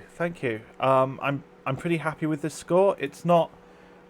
I had harboured fantasies of getting like a way higher score, but I think the only way that I'm going to manage that is if I go and get liquid metal or something. Yeah, I think I'm going to leave it there. The system's currently in the process of sorting itself out, but yeah, I'll leave it there. Thank you very much for watching. Thank you for being with me. Next stream is probably going to be something else. It's probably not going to be the Corsair competition. It's going to be... I have some memory that's shown up just recently that I still haven't tested, so it's probably going to be that. Although actually, functionality testing for memory is like hours of nothing. I should probably do that off stream. But binning it, I might do on stream, or there's Team Cup. I might put a poll in the Discord or something, so because of that I'm actually going to drop the Discord link once more. But yes, that's everything. Thank you for watching. I will see you next time. Goodbye.